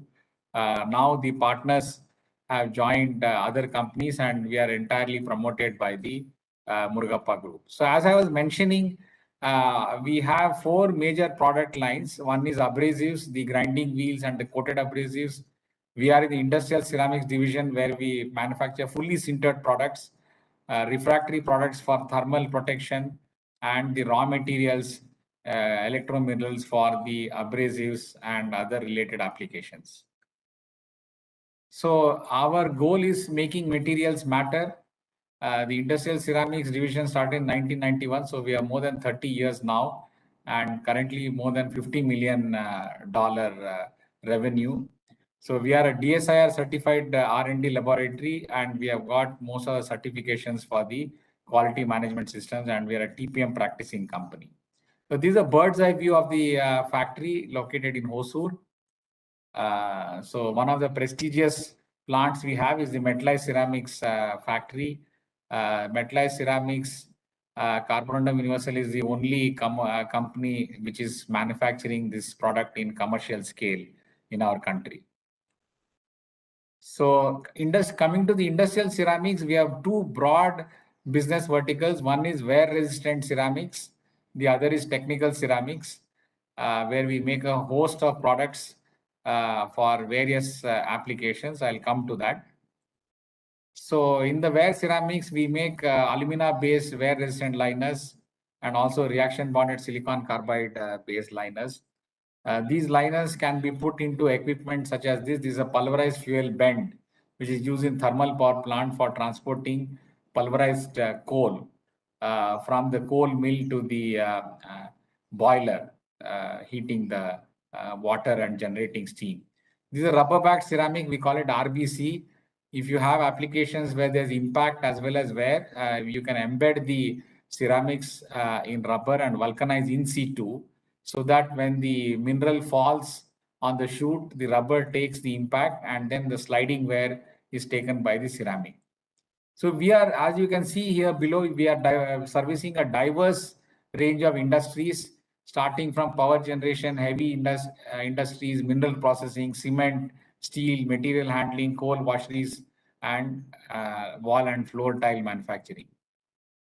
In the engineered ceramics, we have substrates for semiconductors, mini media, silicon carbide products for fluid handling, personal and vehicle armor, wear and thermal applications in reaction bond silicon carbide, sintered silicon carbide, zirconia, both partially stabilized and fully stabilized zirconia, metallized substrate for space applications. We are working closely with SAC ISRO in Ahmedabad, rubberized ceramics, and also we make the complete steel part along with ceramic lining inside. This is typical cyclone. If you want to separate out fine and coarse particles of a crushed material like coal pneumatically, then a cyclone is used. So this cyclone undergoes tremendous wear inside. So in order to protect the steel from the wear, the ceramic lining is put inside. Coming to the metallized ceramics, as I was mentioning, we are the only company in India manufacturing this in commercial scale. These are cylinders.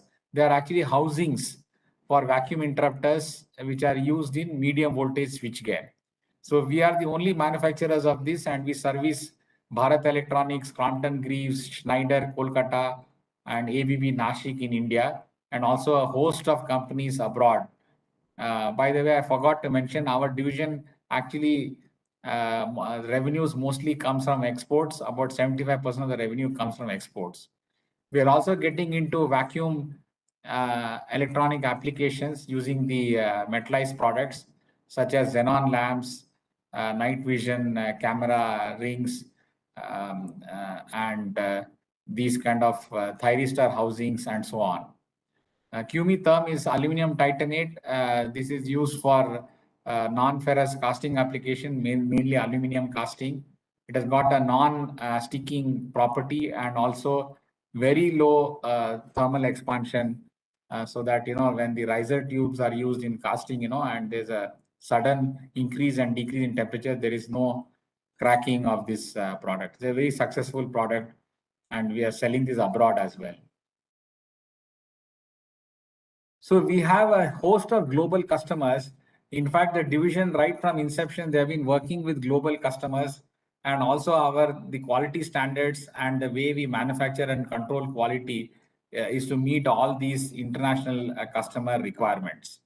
So I will now request my colleague, Dr. Shantanu Mandal, who is currently heading the R&D of this very important division, to take us through the business definition and the key characteristics of the products that we make today, and what we can offer for the emerging trends in the energy application. Over to you, Shantanu. Sir, sorry to interrupt you. Thank you for your nice presentation. Before Dr. Shantanu Mondal takes the dais over, I would like to introduce him for a minute. Yes, Dr. sure. Shantanu Mondal has been working with Carborundum Universal Limited since 2001 and currently pursuing the R&D program as a Senior General Manager and Head of DSIR approved R&D unit of Industrial Ceramics Division of QME India, and leading the R&D team in various projects in the developing ceramics for industrial and advanced applications. He earned his BTech in Chemical Technology with the specializations in the Ceramic Engineering and MTech in Ceramic Engineering from the University of Calcutta. He did his PhD at CSIR CGCRI, PhD thesis project at CSIR CGCRI, and Ceramic Engineering, and obtained his PhD degree from University of Calcutta. He got the GRF from ISRO and prestigious CSIR fellowships. He successfully completed the IPR Manager certifications organized by FICCI CSIR in 2003. He has completed QME Leadership Program, a professional management course organized by QME and Great Lakes Institutes of the Management, and also successfully completed the Harvard E-Learning Management Program. He has received 3 Chairman's Innovation Awards from QME, also received Pavan Nagpal Memorial Award by the Indian Ceramic Society Bangalore chapter in 2018, and Geeta Global Technology Development Award in 2021 by CII and TDB, Government of India. Dr. Shantanu filed 28 patents and published more than 35 publications in various national, international journals and in conference proceedings. He has guided 3 Masters of Science thesis projects. He has also guided 1 PhD thesis program jointly with IIT Kharagpur. With this, some few words, it's over to you, Dr. Mandal, for your kind deliberations. Thank you, sir. Yeah, thank you very much, Jayanto, for your kind introduction. And we'd like to thank Dr. Suman Misra and you, especially Dr. Abhijit Das Sharma, for inviting us to attend this program. And I'd like to share actually what is our stake in energy sector and why we would like to put our stake in the solid oxide fuels and SOEC. Say, as Dr. Shyam Rao told, that we have fully integrated manufacturing facility. We have been dealing with design, develop, manufacturing, supply of very distant as well as technical ceramic products, including metallized ceramics for industrial advanced application. And our product, if you see that our the spread We supply 75%, around 75% product to export customer, while 25% we supply to domestic customer. Although maybe the 1/6 of world population resides in India, and there is a great opportunity for ceramics, but awareness of using ceramics for various applications in India is maybe not that much. So we are creating effort, and we are putting effort, and we are trying to see at how we can use ceramics for different applications for customers' benefit. And also we have been working for strategic sector and scope for Make in India. These are a few photographs of our new R&D center inaugurated maybe 5-6 years back by our chairman, and CSIR NL director and ISRO director was also present there. Sorry.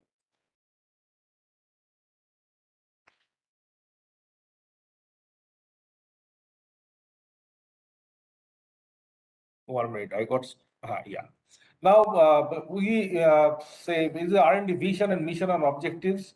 We like to be globally admired company in wire technical ceramics to create stakeholders well through excellence in R&D. I'm not going into detail for that, but what we do actually, we develop products, we develop technology, process, etc. for newer application. You know, ceramics is a new subject. This organization started with the technology from food stake. We have 3 or 4 formulation. Now we have more than 25 formulation. So we like to make it is a R&D driven company to make efficient, financial sound of organization. And we have a very good networking throughout the country. We have been working with many partners like institutes, universities, IITs, and we manage IP portfolio as well as knowledge management. If you see, this is the technology partner for us. We have been working closely, obviously DSTA, DSIR, CSIR, Indian Ceramic Society, ISRO, there are various units, DRDO's various units, IITs, DPSU, etc.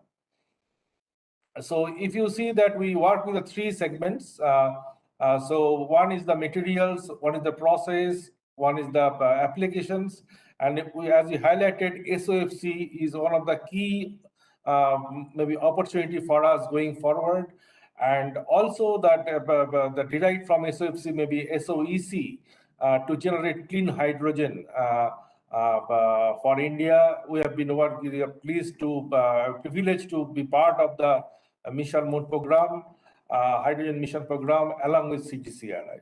So I'm not spending more time here. Actually, we usually fundamental basic research work with IITs, applied research, maybe CSR, CGCRI, and we work for technology development and product development and innovation. So this is the grade we have. This is actually, we have many grades based on alumina, silicon carbide, zirconia, and aluminum titanate, and there are various applications. Now, key ceramics for power, energy, what is our stake, and why I like to go for the SOFC or SOE application? If you see that there is a conventional power generation based on the coal, there is renewable power generation, we like to go forward, and there is a power distribution. We are currently present towards the conventional power generation area as well as power distribution. I like to move ahead to the renewable energy. So if you see that one, there are okay.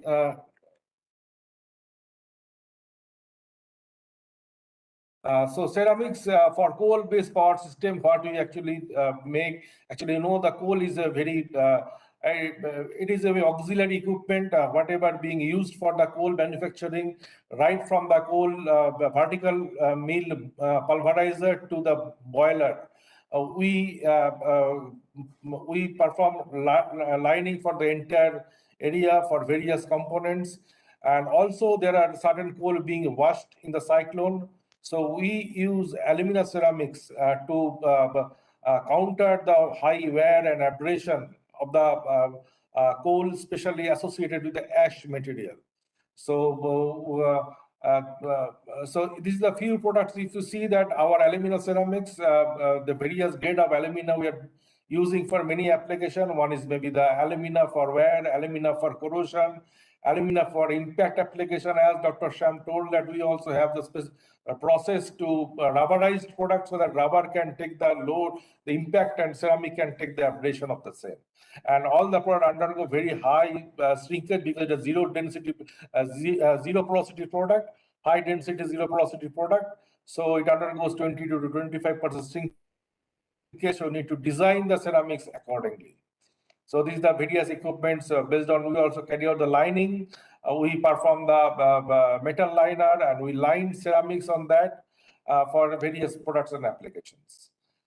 This is the metallized ceramics we have been using for the vacuum interrupter. What is being used for power distribution?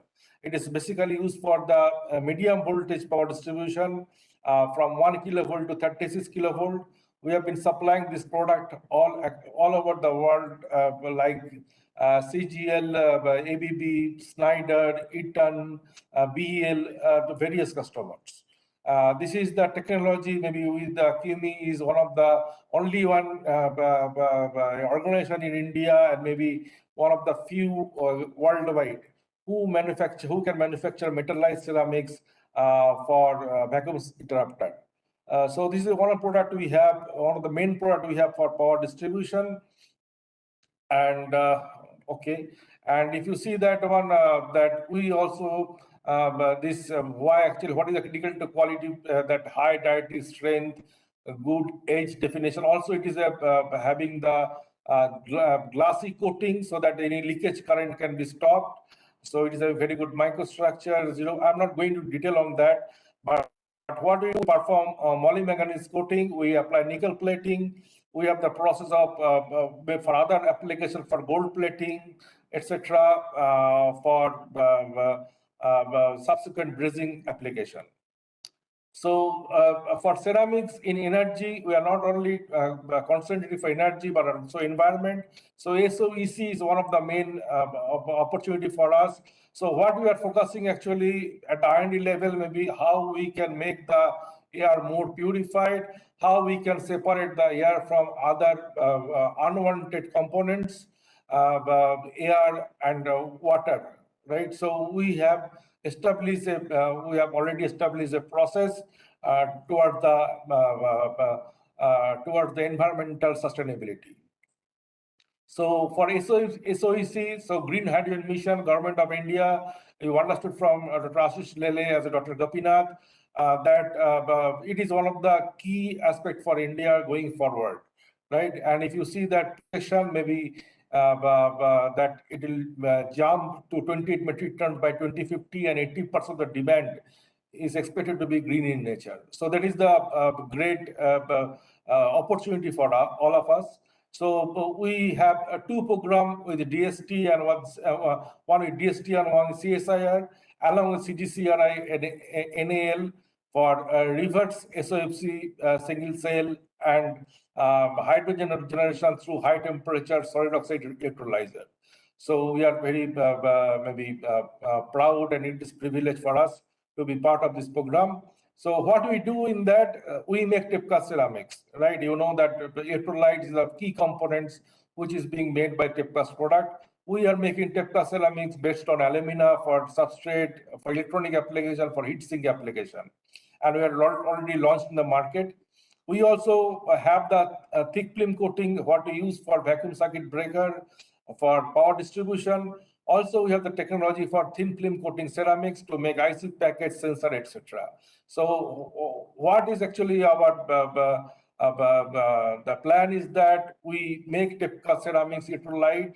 We have certain, we collaborate with the CGCRI. We started supplying the sample for lab scale testing and validation. So we have been working closely with CSR to make the single cell as well as full cell for going for the making stack for the green hydrogen generation. So electrode supported fuel cell and electrolyzer to produce green hydrogen is our objective. So if you see, there are two technology. One is electrolyte supported technology. One is electrode supported technology. This slide I've taken from CGCRI only. And and also one more thing that we have been supplying to fuel cell manufacturer. and across the world. The product we have been supplying, we are supplying the structural ceramic parts. So now going forward, we'd like to go for functional ceramic part as well. This is our large customer. We have the large customer base for the structural ceramic parts for the fuel cell application. So if you see now, we made the zirconia tape out of the tape cast process, and we have achieved certain conductivity at 700 degrees Celsius. Maybe it is the benchmark that conductivity. Once you call for the zirconia, it is still a base of zirconia, but we are also working to develop the rare oxide doped zirconia to improve the conductivity still higher. And not only that, we are also working, can we increase the mechanical performance of the electrolytes going forward so that it can take the much more, it will be, we can use much more thinner, as much more stronger electrolytes to generate the, which is very key to generate the maybe green hydrogen or making the cell, solid oxide fuel cell.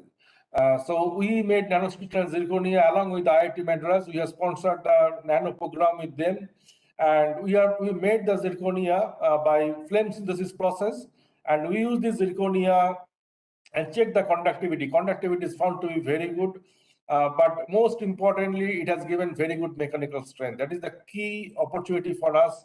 So we like to take it forward, and we had a meeting with CSIR, IIT, and CUMI together. We are going to pursue this program along with CGCRI. So thank you very much. It is a brief, in nutshell, our plan and why I like to go for that hydrogen generation and SOFC program along with CGCRI. Thank you so much, Jayanto. Thank you, Dr. Shantanu Mondal. Thank you for your beautiful presentations. Starting from the technical ceramics down the line of the materials which is applicable for the energy sectors. As we all know that we have a collaborative project under the DST Advanced Hydrogen Fuel Cell Program with Carbonandum Universal, where Dr. Shantanu Mondal and his team is actively working on the electrolyte support development for testing at CGCRI's end. And also we are handholding with IIT Madras and Carbonandum Universal for making the functionally graded nanomaterials by flame spray pyrolysis technique. Maybe that will be opening a new arena for functional material synthesis in the nanoscale. And thank you very much. If anyone is having a question to Dr. Shamrao and Dr. Shantanu Mondal regarding their deliberations, the auditorium is open. One or two quick questions from the audience, please. Yeah. Dr. Beshraji, yes, please. Yes. Yeah. Thank you, Dr. Mandal, for excellent presentations. You showed something about the tubular SOFC in one of your schematic. Have you already done something on tubular as well? Yeah, we are making the hot box, that structure parts for the hot box, entire hot box, in fact. And we are supplying to the customer worldwide, but it is not the tubular design. The other design is involved here, and we have the certain mechanism to develop to design the hot box accordingly. But it is based on the customer input. Okay. Yeah. And another question. Maybe it is not relevant to this, but it is something. One product which was shown. The rubberized ceramic, what is that? I was just wondering about that product. No, it is actually the ceramics embedded on rubber. We have the special process, the vulcanized rubber along with the ceramics, so that we use for the wear and impact application. When the chunk of material falls on the surface, it is only made with ceramics. No, it can tend to generate the micro crack, and subsequently it can be removed from the lined area of the for liner. So what we do, we apply rubberized ceramics on that, so the rubber can take the impact when the chunk is falling from a height of 2 meters, 1 meter or more, and ceramic can take care of wear and abrasion. That is the concept. Okay, all right, thank you very much. Thank you so much. Thank you, Dr. Shantanu Mondal, for your nice deliberations. Thank you very much, Dr. Shamrao, for your overview. And thank you both of you. I think Ritendu might have also joined in the auditorium link. So thank you, the team QME for being with us. Thank you very much. Thank you. Thank you. Thank you, Jan. Thank you. Thank you, sir. The next deliberation, actually, three has been piled together. The first one will be the overview on the solid oxide cell technology, a self-sustenance for the Grenade India. I will be trying to give a small overview of the self-reliance in terms of the solid oxide cell technology in the view of the SOFC and SOEC terms. Then by conventional processing and upscaling processing like tip casting, screen printing, followed by thermal processing and so on and so forth. Then Dr. Beshra will be taking care for the green chemistry based deposition for the thin film in order to augment the performance by the electrophoretic depositions of the fabrications of the thin film from the dense electrolyte for high performance solid oxide cells. And at the last for this arena of solid oxide cell technology, the last talk will be on the advanced ceramic fabrication breakthroughs to empower the high power density of solid oxide electrochemical devices for affordable clean energy transitions will be delivered by ex-general manager BHEL and founder and CEO of Dense Power Private Limited. He is nonetheless the Dr. Rathindranath Das, a stalwart person in the field of the solid oxide fuel cell technology. So in order to start this particular session on the solid oxide cell technology, I would like to take the privilege to start this session as a speaker. Myself is Dr. Jayanto Mukhopadhyay. I joined the CSIS CTCRI in the area of 2000, in the year of 2006. Before and my joining here, I started my career in the in Advanced Research Center Powder Metallurgy and New Materials ARCI Hyderabad.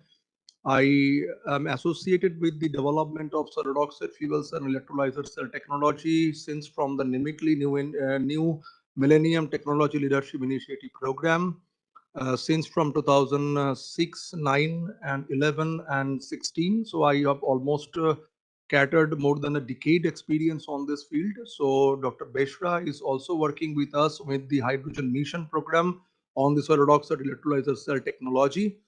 And of course, Dr. Shantanu Mandal and Dr. Sham Rao's team has joined us with the NEL as a DST HFC program. And soon we will be handholding with the HPCLs in this area of solid oxide cell technology for the greener India development in the effective translational process technologies. So with these few words, I would like to just start off because we are running late for more than half an hour or so. So let me just start the session with your kind permissions. Thank you. Let me just share my screen.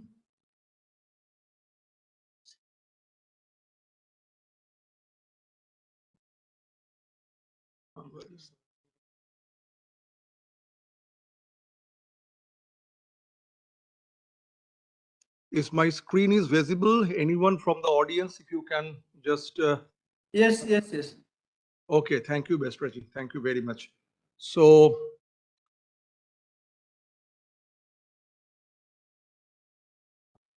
this talk today is basically an overview on the solid oxide cell technology of self-sustenance for the greener India under the banner of this greener India through solid oxide cell photocatalysis and the battery technologies through the theme of conventional and non-conventional and energy devices. I would like to mention the energy transitional outlook at the beginning. Why we need this energy transitional outlook in order to combat the various pollutions, or I would like to say the major three highlights at the beginning. Transition to clean sources of the energy, basically that leads to the biogas of biomethane, hydrogen and renewable resources like solar, wind and hydro. The adoptions of the clean technologies that improves the efficiency with the use of the fossil fuels, then reductions in the environment, pollution from the fossil fuels, then the fossil fuels to the clean fuels. This is the transitions that we are looking into this. Then, of course, as Dr. Kalai Selvi has also told, in terms of the another highlight verticals of this energy is transition is the energy security for the nation. So reduce the reliance on the fossil fuel, as we all know that the fossil fuels are depleting worldwide. And of course, India is one of the great importer for the fossil fuels, especially from the Middle East, and also the petroleum products from the Middle East. And already we are in the process of increasing dependence on the local fuels. So these are the basically energy security demand that actually helps us to have a transition from the existing outlook of the present scenario to the future scenario. What is the present scenario states is this: we have this kind of articles like the coal, hydro, solar, nuclear, and others. So these actually gets combined to give the electricity, but it has a high transmission and distribution loss, T&D losses, complex control, lack of flexibility, and pollutions. In the arena of the mobility, we have a diesel, petrol, and CNG. These are well known to us nowadays. So terms these are termed as the polluting and high CO2 emissions technology. Coming to the transition from the present to the future, we have the similar kind of articles, a little bit modifications though: coal, solar, nuclear, and wind. And these can combine with the electrolysis route. This coal can generate some CO and hydrogen, where the nuclear can generate some waste steam. Solar can be combined with this kind of electrical source in the form of the renewable energy one, and wind, of course, the source of the air or the power which is in the renewable in nature. So it has basically two subroutes. One, the subroute says the electrolysis routes, which generates the pure hydrogen. So we have come in the arena of the solid oxide electrolysis, as all my previous speakers has pointed out. So SOEC in the purest form of the electrolysis can take up the steam which is coming from the nuclear subarticles here, and can synthesize the purest hydrogen with a conversion efficiency more than 70% in the CHP combined. So, so there is basically, I have put this SOFC a little bit upper side intentionally, because the downstream of the SOEC will maybe coupled effectively with the SOFC standalone systems in order to effectively utilize the hydrogen being produced from the electrolysis route from this kind of subarticles. When in coming to the combinations of the coal as the present subarticles onwards to the future transitions, subarticles, we can combine this coal derived syngas or coal derived some syngas. It is effectively syngas. Maybe a percentage of the carbon monoxide, hydrogen, and carbon dioxide may vary based on the gasifications of the coal in order to produce this syngas. It can take up the route of co-electrolysis, which says that the CO2 and the steam can get combined in, and they can generate the effectively the green fuel, the syngas, that effectively the CO2 and the steam gets co-electrolyzed, so to generate the syngas, and effectively bio-CNG, diesel, petrol, methanol, and ethanol can be produced. This green grid is basically going to the two different grids. One grid is the mobility sector grid, and one grid is the industry value-added products. So these kind of bio-CNG, diesel, petrol, methanol, ethanol, where the CSIR IIP Dehradun is already, Dr. Rajaram Small and his group is working very effectively to valorize the downstream product of this electrolysis technologies, to value add these different kind of products which goes directly to the industry applications, and wherein this the green fuel for the biodiesel, petrol, synthetic diesel, rather methanol and ethanol, which can come out of this kind of this reaction kinetics, by controlling the reaction kinetics of the syngas in order to create the green fuel, can go to the mobility sector. So hydrogen, this blue grid, it can come into the mobility sector directly, because we are now familiar with the hydrogen driven cars. It can come as well as another grid by blending conventional methane into it to the gas grid. So it is basically HCNG, where it is written HCNG stands for the hydrogen compressed natural gas. It is typically 9 to 10% of the hydrogen being conventionally compressed with the presence of the CNG, as to make this grid much more flexible for the operations with a lower cost. And of course, another blue grid goes for the hydrogen value-added product for the hydrogenation purpose, especially for the hydrogenations of the unsaturated or the unsaturated products of the organics molecules. So coming to the next verticals, where the diesel, petrol, and CNG using the solid oxide fuel cell technology, it can generate the clean electricity, wherein the fuel flexibility mode of this SOFC can be exploited by taking into considerations the HCNG, bio-CNG, diesel, petrol, methanol, and ethanol on board. So this is the uniqueness of the SOFC that can be taken on board in comparison with the PEM and the AEM, alkaline electrolyzer membrane.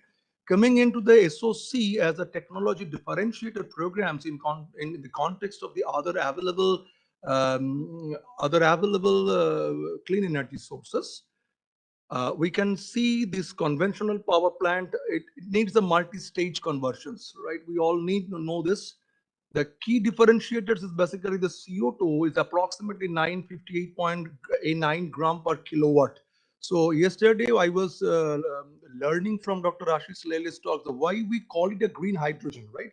The green hydrogen stands is basically if less than 100 grams of the hydrogen CO2 is produced per kilowatt of the electricity or per kg of the hydrogen being produced, then it is called the green hydrogen process as per the RSC coding. So we can always say it is more than 900 times high. So we have to now transition. We have to do the transition as I have told in my last slide. Coming to this different kind of hydrogen arena, we have the PMFC. It is already in the very advanced stage, both in the worldwide as well as in Indian sector wise, because of its simplicity in the operations and also easier for the context of the making balance of plants. It can generate the clean electricity with efficiency of 40 to 50%, non-polluting only steam as exhaust because it can take the purest hydrogen because of the platinum loading. My fellow colleagues, Dr. Srikumar, Dr. Kalai, Dr. Salvaraj, and Dr. Harshvardhan, I think they might be listening to my presentation. So they are working on this particular arena of how this platinum loading can be reduced significantly so as to make it more cost effective. And I'm happy to hear and got the message from the NCL group that there is a collaborational, the product has been launched, the hydrogen bus, Dr. Lele has already shown with the collaborations of the KPIT since for the last 2 decades of efforts.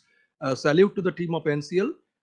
But the thing is this, where this SOC can take the lead is this, it can take the biogas, biomethane gasifications of the fuel. So we have started the project with the CIMFR, where the coal gasified fuels we will be taking as a feedstock in the fuel side, which can take up this coal gas. This means syngas from the coal gasification plant.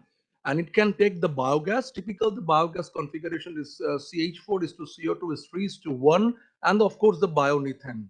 So it can take the key differentiator is it can generate approximately 240 roughly 240 gram of CO2 per kilowatt of the electricity. Of course, it is a green because it has near green, you can say. It is not less than 100, but it is approximately quite a bit low in comparison to the CO2. This CO2 maximum comes if the methane and the carbon monoxide is being fed as the feedstock in the SOFC power.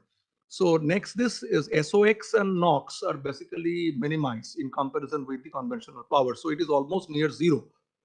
So coming to the next slide, if we can say that why SOFC happens to be the circular economy enabler, this basically again comes into the 3 important strategic field of applications. Number 1 strategic field of application states for the flare gas applications. What does it do? The flare gas has a maximum problem in the released maximum pollutants and the contaminants from the chimneys of the oil, of the petrochemicals and the oil refineries. So with the partial treatment might be standing for the hot gas filtration by the silicon carbide group of membrane materials, where this some kind of polluting particulates can be separated out, and with certain partial treatment that can be utilized as an effective feedstock, where the heat and the power recovery can be made through multi-fuel capability possibility of the SOFCs. Second is the STP biogas. What does it stand? This sewage treated product biogas. The biogas from the sludge is one of the important arena nowadays as waste materials, right? So we have a problem in this low efficiency engines which recover only partial energy from the biogas. It's a partial energy stands for only maybe 25 to 30% as of the report of the European Forum. And the SOFC utilizes almost 90% recovery of the energy, and that is the beauty of this process technique in combination with the combined heat and power, and of course zero pollutions. Last but the nonetheless, landfill methane. Landfill methane is the biggest problem in India, and I think we are all aware that we have a Dhapa ground very well known in the eastern India, which is the largest landfill methane emitter of this eastern India, and of course in one of the biggest field for the landfill methane liberations. So and of course the GHG. GHG stands for the greenhouse gas emissions. So problems are basically methane pollutants released directly into the air. SOFC solutions, of course, methane recovery, as I have already told in my previous slides, of course, with the combinations of the energy generation. So this is basically methane recovery in the context of the green fuel generations by CO2 and steam electrolysis, and green generation by directly utilizing the methane or the green hydrogen gas. So green hydrogen gas can be compiled, it can be coupled with the methane recovery systems for the co-electrolysis of the steam and the carbon dioxides, wherein methane can be utilized directly for the energy generations by the solid oxide cell technology. That's the reason it can be compared as a circular economy enabler. Coming to the next slides, vision through the solid oxide cell technology. Yes, of course, with the Indian hydrogen market scenario, $50 million is in the context of the merchant and captive pool. Of course, the captive pool is a little bit high compared to the merchant market pool, and growing at a steady state of compound annual growth rate of 6.3% from 2018 to 2025. As we can see, this blue line is basically the merchant market dry pool, which is dependent actually go to the market strategy where the subsidized from the government agency will be reduced. So this is basically driving the market penetration side for the solid oxide cell technology, of course, in the context of the hydrogen energy. As we all know, the hydrogen energy sector stays for the stationary for 27, transportation 26. These are roughly figures. And even, we should not say that is exactly 27. It may vary from 25 to 28%, though. Portable and military applications 27%, others are 20%. So this is how 5 kilowatt solar power, where I have shown the verticals can be complied for the energy transitional outlook, where it can compile with the 10 kilowatt HTAC. HTAC stand for high temperature steam electrolyzer, can reduce the petroleum imports of approximately 70,000 US dollar. So it has the self-sustenance in near future. So brief outline, as we understand the stack phenomena, we all are in the field of this business since long. So what is the most critical parameter from the stack? Downsizing to a cell and downsizing further to the electrolyte electrode interface, we have to have a very proper engineering phenomena that is happening for the oxygen reduction process, oxygen evaluation process, hydrogen evaluation process, and hydrogen reduction process in the air electrode and the fuel electrode respectively. And these are the molecular dynamics phenomena that is happening. We have to control really on this aspect in order to get a proper efficiency, as already told by Dr. Ashish Lele and my NCL teams and SICRI's team. We all are basically doing nothing but the engineering of the electrolyte interface on both the fuel electrodes and the air electrode sides. So why the SOCs? I have already talked about this: thermodynamic efficiency, high current output, multi-component electrolysis capacities. Salient features: it operates at 800 and 900 degrees centigrade. Of course, this is a difficulty, but this is an advantage as well. For the electrolyzers, solid oxide electrolyzer, this reduces the electrical energy demand, which is governed by the famous Nernst delta G equal to NFE. So we have to make a balance between these two, as Dr. Lele has already pointed out, that we may need to integrate this with this high temperature steam as available from the nuclear power sources or from the thermal power plants. Then the feed stream, It has a multi-fuel flexibility, CH4, commercial hydrogen. This commercial hydrogen itself is combined with a certain percentage of HCNG. And then mixture of the steam and CO2 in the reverse electrolysis process, and the hydrogen feed stream at the anode side will be basically the oxygen and air side. Anode side, I should not say, it is basically the air electrode side. It is anode for the electrolyzer, it is cathode for the for the fuel cell application. So typical operational voltage for the SOE is 1.3 to 1.5, and typical hydrogen output flux is 0.5 to 0.8. It is in comparison or a little bit higher side in comparison with other available electrolyzers. So what are the opportunities and challenges? It has a capacity, SOFC, SOEC deals with the reversible mode, that is the fuel to power and power to fuel mode. It has a steady CAGR of fuel cell business has a steady GR of approximately 13.2 of US dollar, approximately 9.5 with a roadmap which has been declared by the DOE up to 2025. It has a multi-fuel capability. Electrical efficiency can go approximately 55%. Of course, it is not restricted by the Carnot efficiency. It can go more than 90% efficiency with CHP combined with the electrical efficiencies, high durability, near zero emission. Of course, the capex is high. That is the most disadvantageous things. We have to really ponder over these things in near future. So what are the challenges and opportunities? Not going into the details, only thing the capital cost is a challenge, technology and the production readiness level is a challenge, market penetration is a challenge. I will have a slide which can be able to depict how the self-reliance in India can be able to be achieved by market penetration in due time. So let me go to the next slides. I'm not going into the details of this. Global scenario, as I was discussing with this a couple of hours ago, that we have basically PEM and the SO are taking the lead role for the electrolysis business worldwide, where this 20% share, $20 billion share is given in the IEA, Industrial Application Research, and $15.6 million has been set forth for the research in industrial applications in the arena of the PEM electrolyzer, where the SO stands till date with the approximately value of $20.1 million as on date in the RIA scale. So that's the point we have to reach from the RIA to IEA scale, where the PM has leading us a bit because of their maturedness in near future. So in Europe, Sunfire, FZ Jülich, Fraunhofer are the key technology drivers, where in reversible solid oxide cell, they have received almost 20 million euros in the 2020. So we can also look forward the capital investment that the government is making to develop this kind of technology initially. And then in US, Cummins, Idaho National Laboratory, and Oxion. Oxion happens to be the spin-off from the Idaho National Laboratory, who are working for the co-electrolysis process. And DOE granted almost $2 million to the Cummins itself. Cummins is an industry in the US. In Asia, SOFC, MAN, Toshiba, these all are the key players.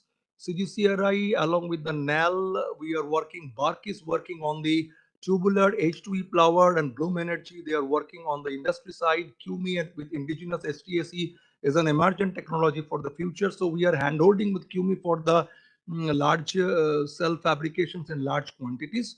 Our cell level performance is at par. CGCRI's indigenous technology says that it is its power density approximately 1.5 with reformed natural gas and air.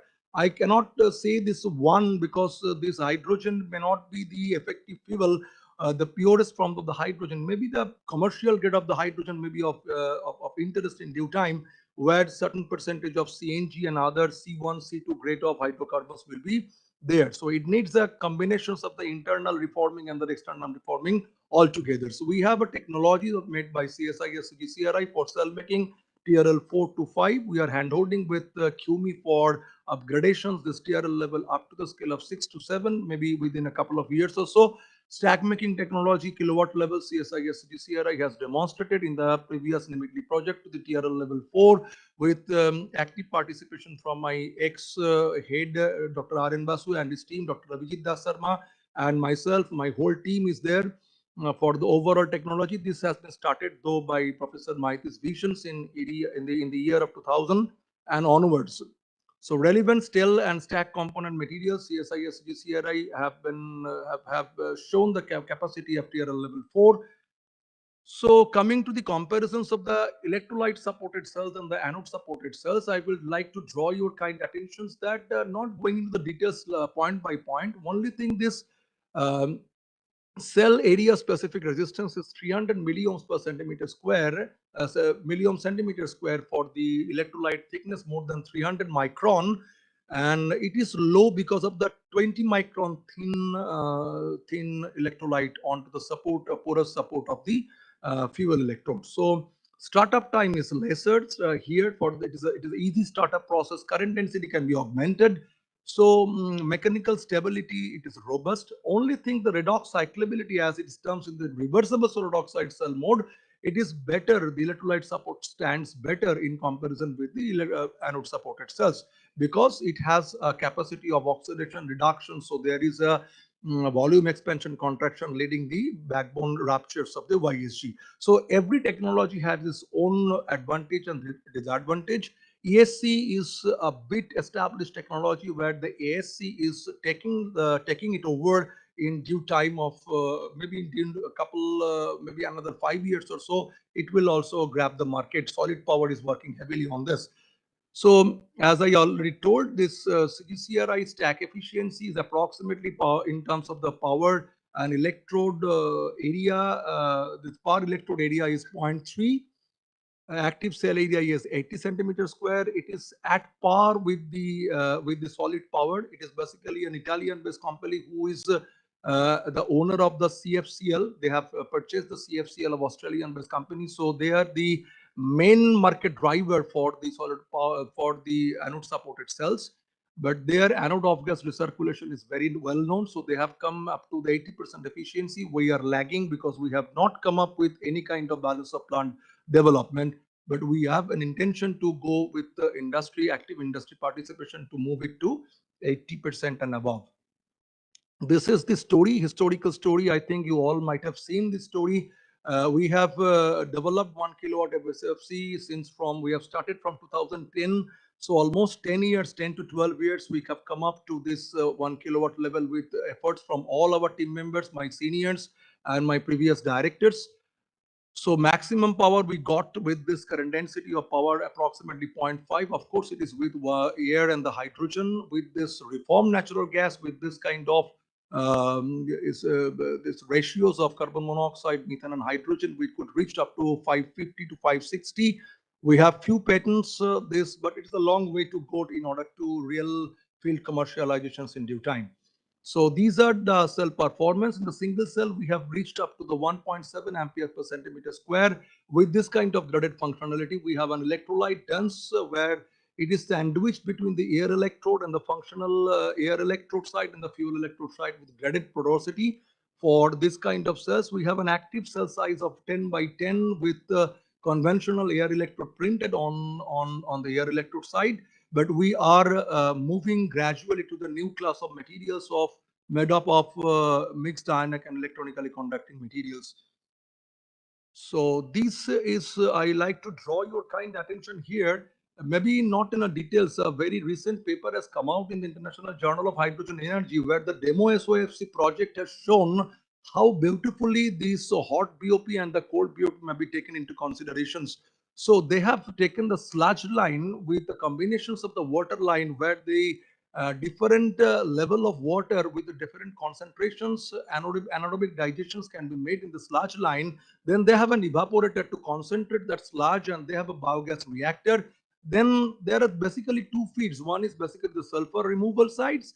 And one is an incinerator after this line of the sulfur that can be reaching to again back to the evaporator to go to this line again. So it is basically a this part actually goes for the cold BOP, and this part goes into the hot BOP. So in the arena of this capex cost, what Dr. Ashish has already pointed out, in the line of his talk, I would like to ponder over a very few projections where the hot BOP reductions of 40% with the cold BOP reduction 10% down to the sizing of stack 50% reduction cost, cold BOP 25% reduction cost, with the increasing number of 10 lakh units per year can reduce the cost of the capex down to the 2200 in the coming 10 to 12 years, where the complete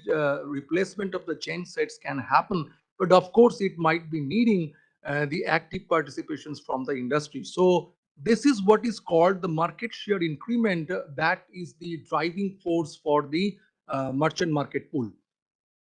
So these are the few things. I'm not going into the details. It is also combining certain percentage of the cold BOP and the hot BOP, which CGCRI has thought of, but CGCRI might be needing to handhold with few industries.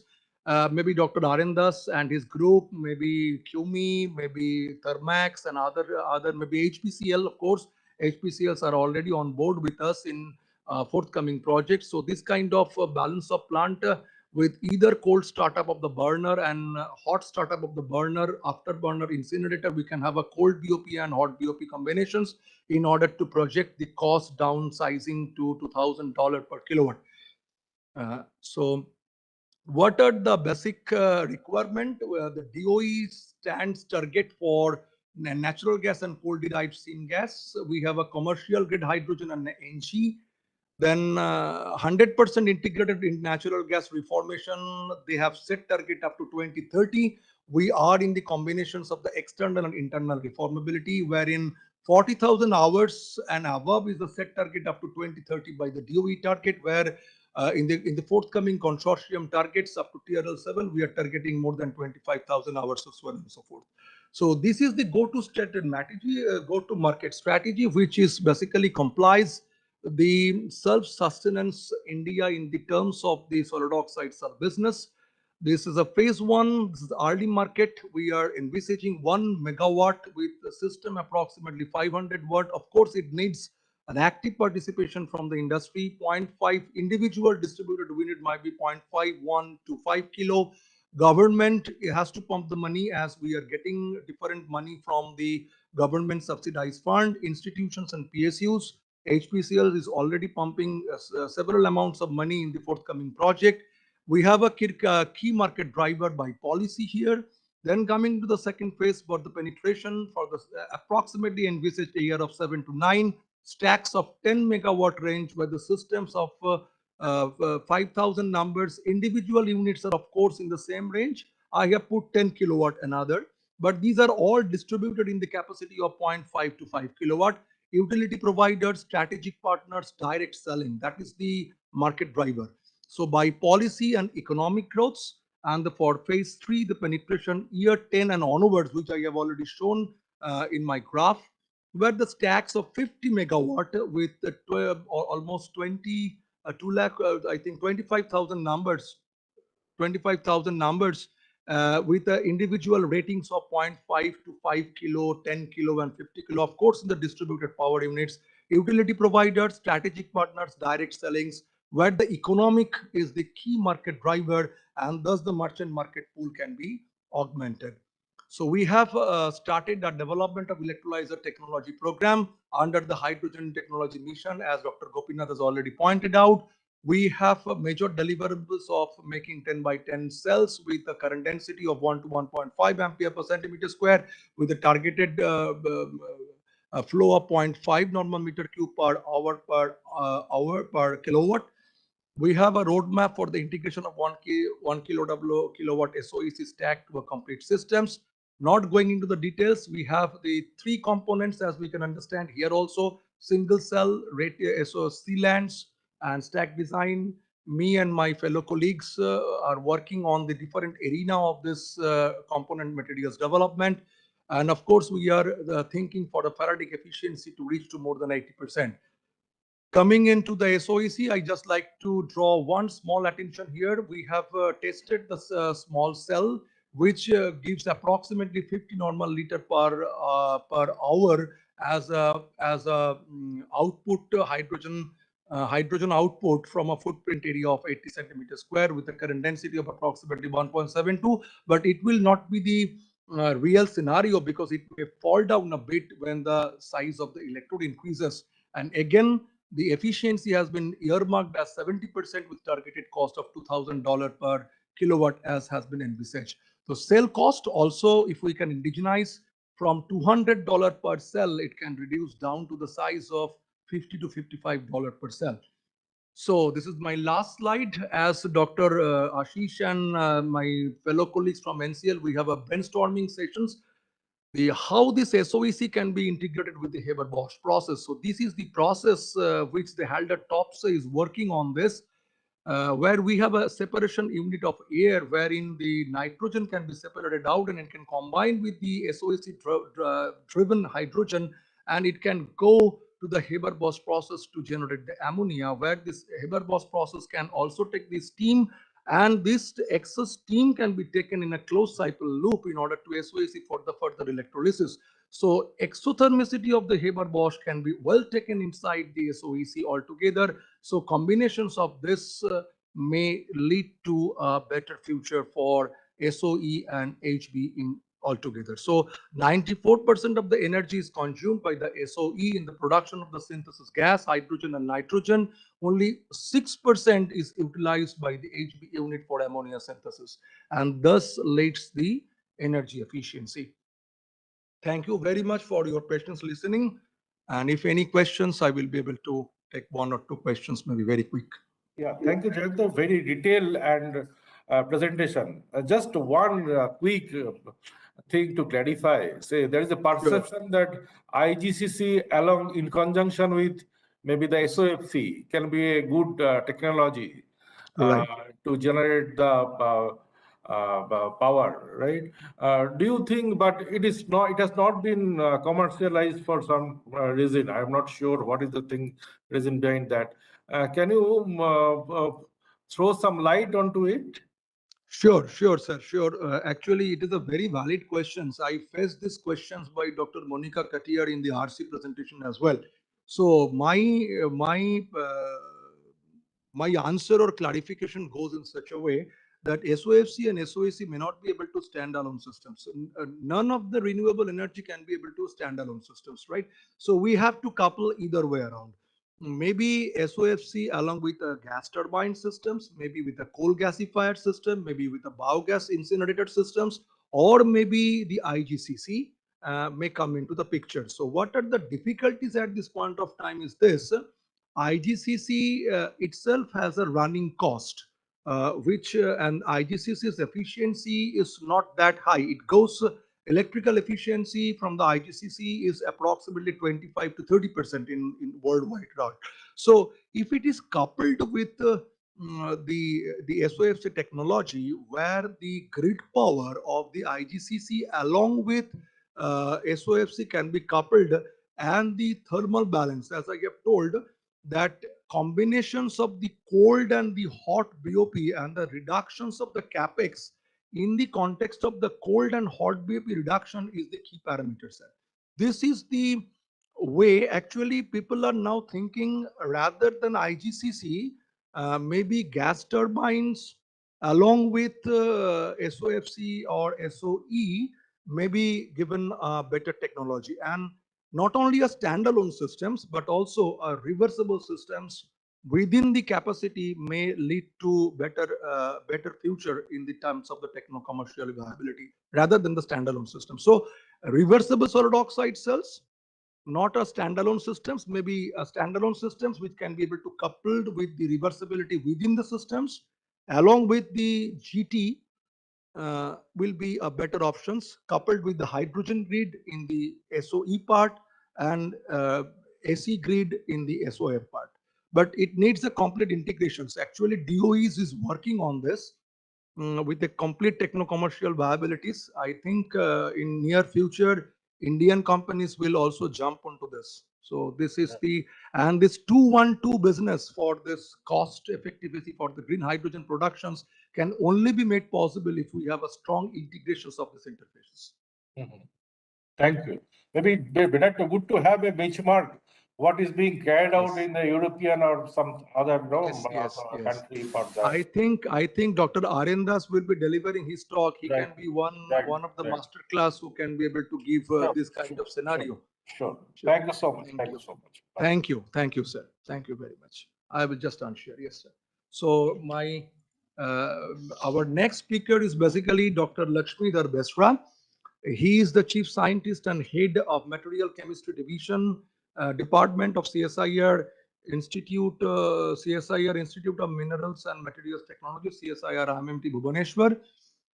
He received his PhD in metallurgy and materials engineering from IIT Kharagpur, and he has basically joined CSIR IMT Bhubaneswar as a scientist in 1993 and gradually acquired the post of CSIR in this chief scientist and head of materials chemistry in the department of materials chemistry.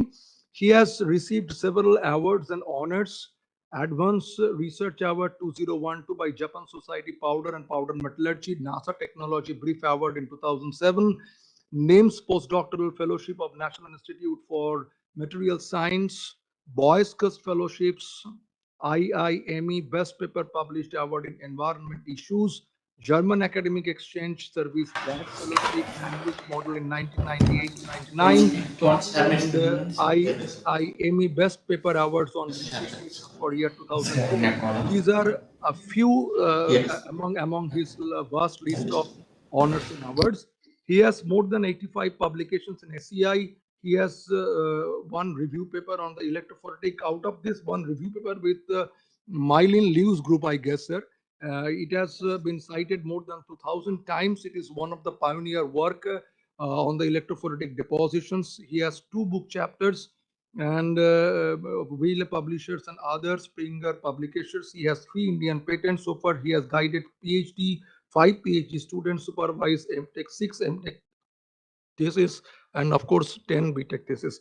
Over to you, sir, with small introductions. Thank you. Over to you, sir. Thank you, Dr. Jayanta, for the introduction. First of all, I must thank you and Director Madam for inviting me to be part of this process. And it's my pleasure that we are working together. So let me share my slide for today's talk.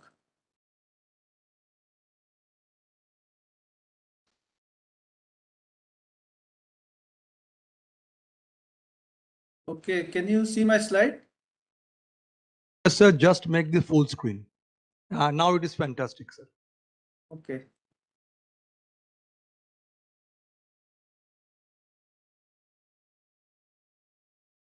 Yeah, so we just have a very exhaustive overview and vision about SOFC and SOEC from Dr. Jayanta. So as we realize, not only the materials, but the processing is something which plays a very important role to get the best performance out of your SOFC or SOEC system. So that's why I have chosen this topic for how to fabricate thin and dense electrolyte for SOFC or SOEC by this electrophoretic deposition.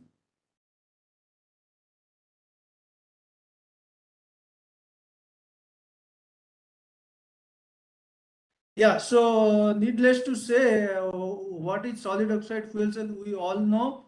The electrolyte, as we all know, is the central component, and all the central component where it can be either this proton conductor or oxide ion conductor. So all these electrocatalytic reactions that happen at cathode and anode are well known to all of us. So I'm not going to spend much time on it. I'll directly, and the advantages of this SOFC is also well known, and already the previous speakers have already spoken about it.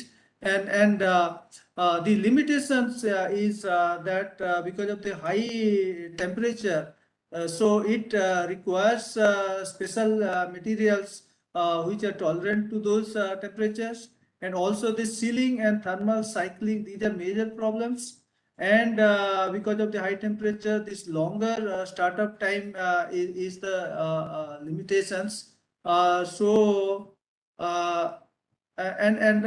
solid oxide electrolyzer cells, here also you can have both oxide ion conductor as well as the proton conductor.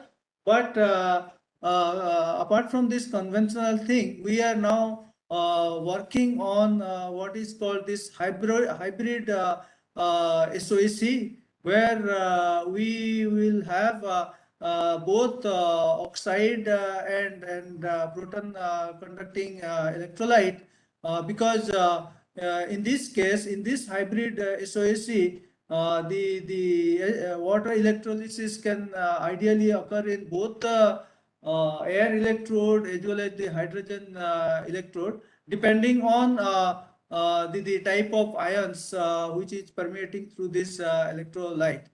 And introduction of these mixed ions conducting electrolyte, this could be for the hydrogen production at a higher efficiency. So that is the reason we are now, as part of this hydrogen mission program, we are developing the hybrid SOEC for higher efficiency. Okay, so the critical parameters in the SOFC, these can be seen here. The overall electrochemical reactions are that the hydrogen and oxygen combine to produce water, heat, and electricity. And from the Nernst equation, you can find the EMF. And but the key point is that there is a lot of polarization losses happening. That's why you don't get there is a lot of drop in the cell voltage from the OCP. You have the activation polarization, concentration polarization, and also the ohmic losses. So that is the reason you get there is a low this area specific resistance which needs to be decreased. So here you can see that the activation, this one shows you the open circuit potential, which decreases because of the polarization losses when you draw current. So this activation barrier is because of the barrier for the electron transfer process at the electrode, because of the slow oxygen reduction kinetics at the cathode, and the ohmic losses is because of the bulk resistance of the electrolyte, and of course the concentration polarization, which is very severe, is because of the variation in the reactant concentration at the chemically active sites. This is due to the slow diffusion of the reactants through the porous electrode to the reaction site, or due to slow diffusion of the product away from the reaction site. So these things are well known to all of us, and how to overcome these is the key issue. That is where this processing plays a big role. And out of all these electrolyte materials which are existing there, there are very high ionic conductivity electrolytes are also reported, and which have low electronic conductivity, and they should have a thermodynamic stability, and they should be stable in both reducing and oxidizing atmosphere. Also, all these requirements which are listed here are well known to all of us. So although so many of these electrolytes have been reported, the yttria stabilized zirconia is the most effective electrolyte till now. And now coming to how we can reduce the polarization losses, mainly the ohmic resistance. This, as already mentioned by Dr. Jayanta also, that we can decrease the thickness of this electrolyte layer. That means we need to make the layers very thin, and of course develop alternative electrolyte with high ionic conductivity, and minimize the contact resistance between the electrode and the electrolyte. So for decreasing this electrolyte thickness, that is where we are utilizing this electrophoretic deposition. So conventionally, we have all these planar designs as well as the tubular designs. So I'm not going to repeat this. I'm directly going to show you these are the different techniques which can be used. CVD, EPD, tip casting, ALD, PLD. These are the techniques which can be used to fabricate these thin electrolyte films. The tape casting is, of course, the very popular ones which we have been using.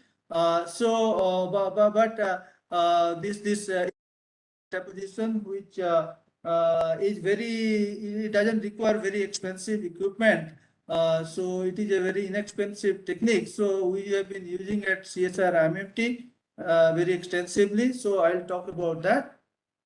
And this is what is the EPD process. You simply have the suspension of these particles in a liquid medium, and you have these two electrodes here. When you apply the DC electric field, the particles will get coated on the cathode. So this is a very simple process which we have used.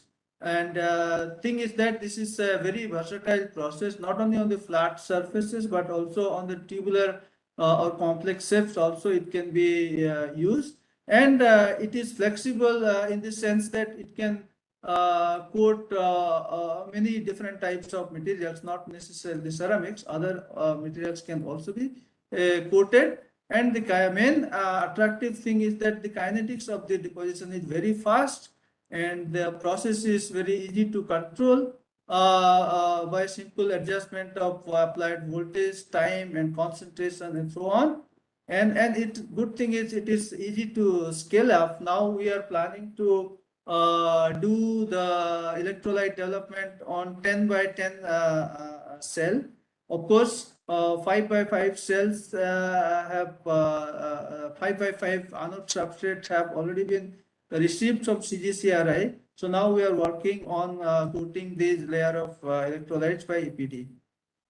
Yes, this is what is the just parameters which can influence the EPD process. Once you have decided about the suspension, the liquid or the solvent, so everything, all these parameters are fixed. So the amount deposited will depend on mainly the concentration of the particle, applied potential, or distance between electrode, and time. So just by controlling these, you can control the thickness of the film. Of course, there are other parameters which are related to the suspension. These can easily be controlled in the lab experimented, which we are doing. But one of the parameters which is very important is the pH, because pH decides the surface charge of the particles in suspension, which is the driving force. So just by controlling pH, you can either increase or decrease the zeta potential, and thereby you can control the deposition process. So this process, as I have said, is very versatile. It can be coated on both flat surface or tubular surface or complex shapes. And this is the scheme how we have used this EPD process for this electrolyte layer deposition. So we have this nickel oxide yttrium stabilized zirconia anode substrate. On that, we have coated this yttrium stabilized zirconia from its suspension in acetylacetone, and that goes for subsequent co-sintering. And after that, we print a layer of cathode on that to get the final single cell.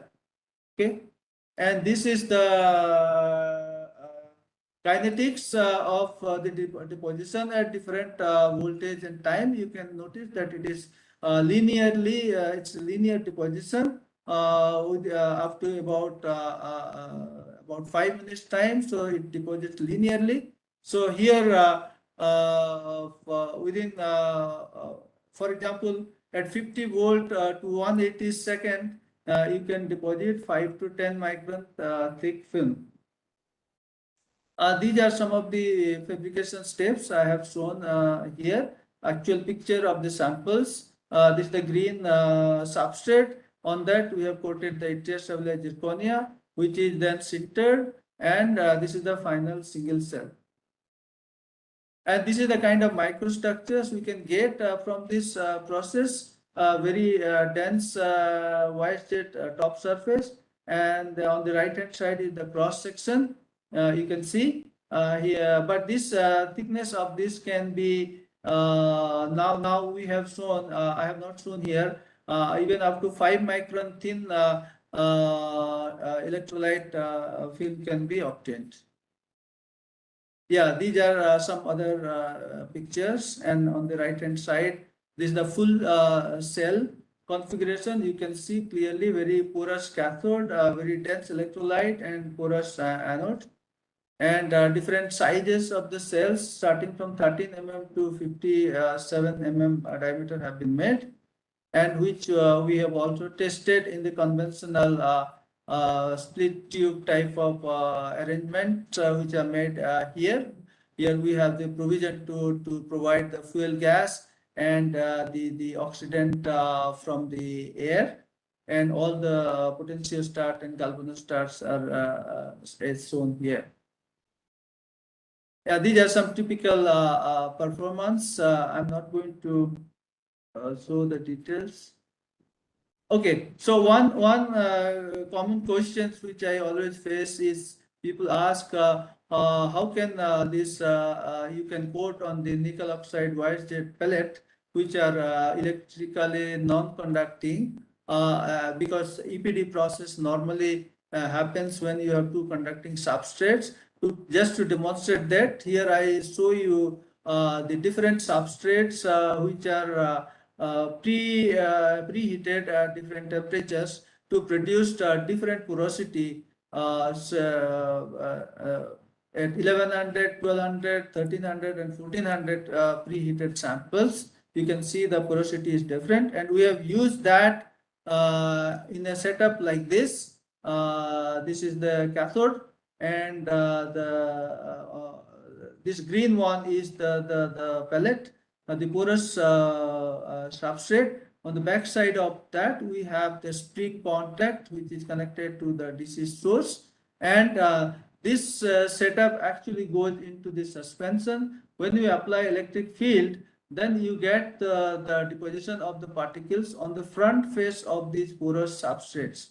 What happens if you look at the results on the right hand side? You can see that the substrates which are heated initially at 1100 degree, that means which are having higher porosity, there you get more deposit compared to those which have a lower porosity. For example, ones which are preheated at 1300 degree have a lower deposition. That means it indicates that the porosity is a very important parameter to effect the coating by EPD process. And we have also established that there exists some sort of a threshold porosity, minimum porosity above which your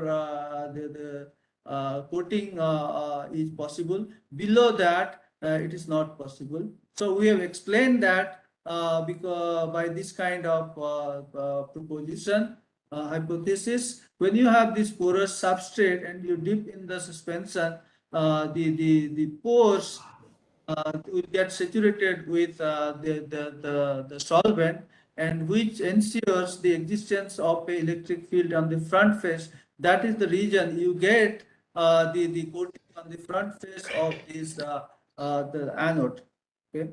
So that is one method. Another method by which we can also coat on the substrate is by pre-coating the non-conducting nickel oxide wire substrate by conducting polymer like polypyrrole. This is a scheme where we can start with a monomer pyrrole and we can add these oxidants and dopants and allow it about overnight, about 15 hours. So you'll get a thin layer of this polypyrrole which is coated on this substrate. And this polypyrrole has a very high conductivity between semi-metal to metal. So this can be easily used as a conducting substrate to coat the electrolyte layers subsequently, which have been done. This slide I have taken from one of the publications from CGCRI group. Only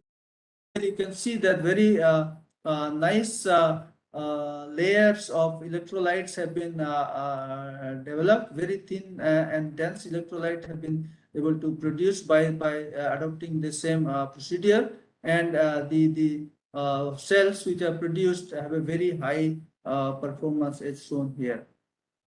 And it can also coat on the tubular surface. For example, if you want to coat on this central tube, you can have another outer concentric cylinder like a graphite, and you can have the suspension in between. When you apply electric field, the particles will move radially from outside towards center, so you get a coating on the outer surface like this. And so this strategy can also be used to develop tubular SOFC, where you can see from these images that the EPD was adopted on this nickel oxide wire jet tube. So you can see following this strategy, they have been able to produce very beautiful tubular fuel cell, and the performance are also shown here. And also another good thing is that this can be used to produce functionally graded layers. If you are trying to improve the triple phase boundary, which is so important in SOFC research, you can adopt this process by gradually increasing or varying the concentration of this yttrium stabilized zirconia in the suspension. For example, initially you can have nickel oxide 50-50 nickel oxide yttrium stabilized zirconia. Then you can have a 40-60 or 30-70 like that. So you can make a graded structure like this using this electrophoretic deposition process. And for this mission project on hydrogen generation, now we are also producing this hybrid ion conducting electrolyte following this scheme by combustion synthesis, and we are also producing this air electrode materials by similar this combustion synthesis method, starting from their nitrate precursor materials. Okay, so this is the picture of the 5x5 substrate which have been received from CGCRI. We are already working on it, and after FED, they will go for heat treatment, and after that we are going to send it back to CGCRI. And previously we have already worked on the coating of BZCUI proton conductor on 5x5 cells here in IMMT as well. The pictures are shown here. So the whole purpose of showing these pictures is to show that this process can be very easily adapted for the any size of the substrate that we intend to make. Okay, so this is the summary of my talk. The EPD is actually a very inexpensive, fast and scalable process which we can adapt for the fabrication of SOFC. Thin and dense electrolyte, even up to 5 micron can be made, and even for tubular SOFC can be fabricated conveniently. And for this non-conducting substrate, nickel oxide wire jet, we need to suitably tune the porosity to effect the coating process. We can even do the coating on this non-conducting substrate by pre-coating with the conducting polymers. And this EPD process can also enable functionally graded composite coating, which can facilitate, we can help us in making improving the triple phase boundary, which is important in SOFC. And so tailored TPB is possible by controlled co-depression from different ratios of the mixture of the materials. Okay, so I must thank my director, Professor Basu, and the small team of scholars and my co-workers who are working for this project. And once again, I must thank the H2T team and team director for giving us an opportunity to contribute in this very important field of hydrogen mission. Thank you very much. So for details about the EPD process, one can go through this review article which is there. Thank you very much. Thank you, Dr. Bishwa, for your nice presentation. Now, I think if there are one or two quick questions, then it can be taken care of by auditorium or from general speakers, if you have any questions to him. Yeah, thank you, Dr. Bisra. Just one small query. Is it possible to use some sacrificial substrate and to develop a coating and sintered standalone basis? Number one. And number two, I just missed your point. What is the thickness, what is the rate of deposition, no? Say to build up around maybe around half a million, point, say 500 micron thickness. What is the time you require?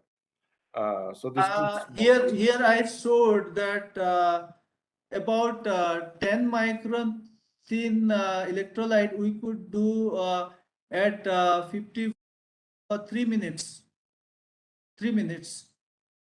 Okay, so we can vary actually. If we increase the concentration of the particles in suspension, the time can reduce. Okay. Okay. It again depends on the concentration. What we have is 10 gram per liter suspension. From there, we needed 3 minutes to coat about 10 micron thin electrolyte. Okay, but the deposition is always linear, or it's after that follows no, after some time, after initially it will be linear up to certain time, maybe 3 minutes or so. But as the more and more coat deposits, there will be resistance of the coated film.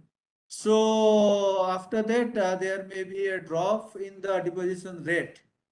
But we have seen up to even up to 5 mm thick films, we have been able to coat using this method for some other application. Now, of course, not for SOFC, but for some other application, we have been able to make as thick as 5 mm of films using this method. Right. Okay. And you was asking about the freestanding film using a sacrificial kind of substrate. Yes, we were working with NMRL Ambernath. One of the objective was to make these freestanding film of this ETS stabilized zirconia only. There we had adopted this kind of approach to make a very good freestanding film of same ETS stabilized zirconia. Okay. Thank you. Dr. Besra, Dr. Besra, can I have a question? Yes, sir, please. Yes, please. Actually, it is an excellent work you have done. I just wanted to know your experience while doing microtubular and the flat. Which one you prefer with respect to the thinness of the coating, thinness of the thinner coating with low porosity or no porosity? Which is more preferable or which is more easier microtubular or flat? As far as coating process is concerned, both the process is easier, but the setup for tubular thing, you need to make a concentric counter electrode. Okay, that is the only difference. Otherwise, the process wise, it is the same. Both the process will take the same amount of time because the driving force is actually the surface charge on the particle and the applied voltage. So that remains same both for flat electrode or tubular electrode. The driving force, the chemistry remaining same. So for both the configurations, the ease of coating will be same. Only thing, when you are making big component, for example, the handling procedures, of course, they are separate than the actual coating process. So that need to be taken care of. So quality of coating, there is no difference, right? Yes, yes. Quality coating, we have established that once you optimize the parameters, the quality of coating, whether flat surface or tubular surface, as long as the substrate is same, will be same. Okay, thank you. Thank you, Dr. Mishra, for your nice deliberations. I think we have gained a lot about the CPD coating and also the industry partners associated with us. Thank you. Next presentation will be made by Dr. Rathindranath Das on the ceramic fabrications breakthroughs to empower high power density in solid oxide electrochemical devices for affordable clean energy transition. To introduce Dr. Das, Dr. Rathindranath Das obtained his ceramic engineering BTech from IIT BHU, material science masters from IISc, and doctorate from Tokyo Institute of Technology for his ceramic fabrication thesis. He has multi-institutional DST projects in 1999, wherein the honeycomb supports automobile emissions through this DST-sponsored projects, one of the breakthrough technologies in his career. He demonstrated successfully catalytic reductions plant at NTPC for NOx emission control, designed and supplied ceramic catalytic converter for Indian Railways and Indian Railway locomotives. He has developed and demonstrated ceramic-based thermal energy storage and volumetric receivers for concentrated solar power and established SOFC test stations for demonstrating high-temperature compressive sealants. One after the over 3 decades in BHEL, he retired as a general manager corporate R&D and presently managing a green energy startup with Indian Institute of Science Incubations. He has authored more than 35 publications in international and Indian journals of repute. He has a number of IPRs and equal number of peer-reviewed publications. So with this small introductions, it is over to you, sir. Thank you, Dr. Jayanto, but I'm not able to share it. Dr. Beshra, I think he has already unshared the screen. Oh, let me just Unshared the screen, sir. Unshared the screen. Yeah. Unshared the screen, sir. Just there is a button stop sharing on the left side of your WebEx platform. Now I think Dr. Das, you can be able to just share your screen. Is asking system preference. Sorry, not that is the thing, because I'm not able to share. You show the you select PowerPoint, Dr. Das. Yeah. You share PowerPoint. Are you good? You see the PowerPoint one is there that you can share directly. I'm sharing, but it is not coming, right? We could not see as of now. Yeah, because I'm not sharing. I've shared. Then you share actually. Log in that one you differently share. or what? Huh? Click and share. Click that one, then you have share option that you. No, I'm doing that, but there it's asking system preference, and there I'm getting stuck. I'm using a Mac. I don't know because of that or not.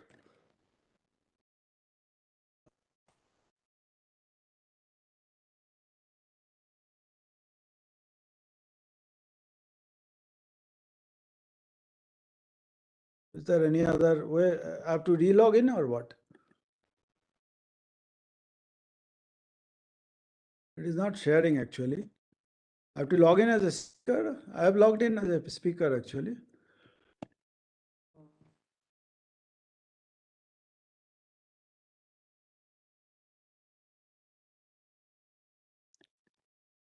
No, it is not happening.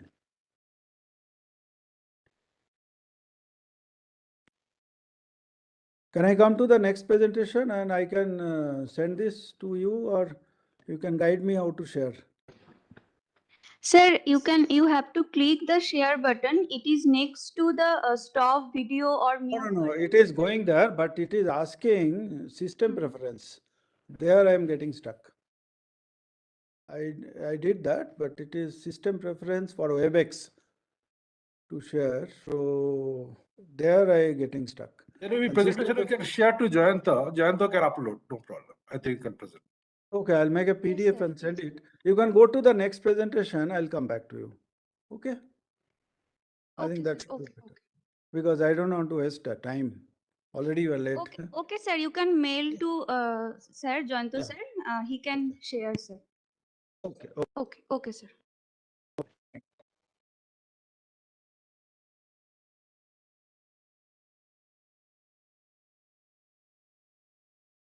I have an announcement. I have just received a call from HPCL. I think Wasim, you are here. Yes. Dr. Shravanti is here already in this Atmaram. Dr. Amarnath might be there on the online. What I would request, there will be a little bit shuffling in this because we are running late. I will be talking to Dr. Das for reshuffling his presentation might be a little bit later because Dr. Narayanan from HPCL and Dr. Pramanik, they will be leaving the platform maybe for another meeting at Australia, that within CSIR Australia. So he just called me if we can prepone the meeting. So with your kind consents from your sides, Dr. Amarnath and Dr. Shravanti, if I can just prepone their talk, right? So Dr. Pramanik, hello. Yes, sir. Yes, so you just called Dr. Narayanan because there is some technical glitches happened with Dr. Arendas, sir. So I will just allow him to present a little bit later. So as Dr. Narayanan has called me, so you have to leave by 2:15, right? For a meeting with Australia, right? So you may please start it off. So before I will just introduce the speaker formally to the audience.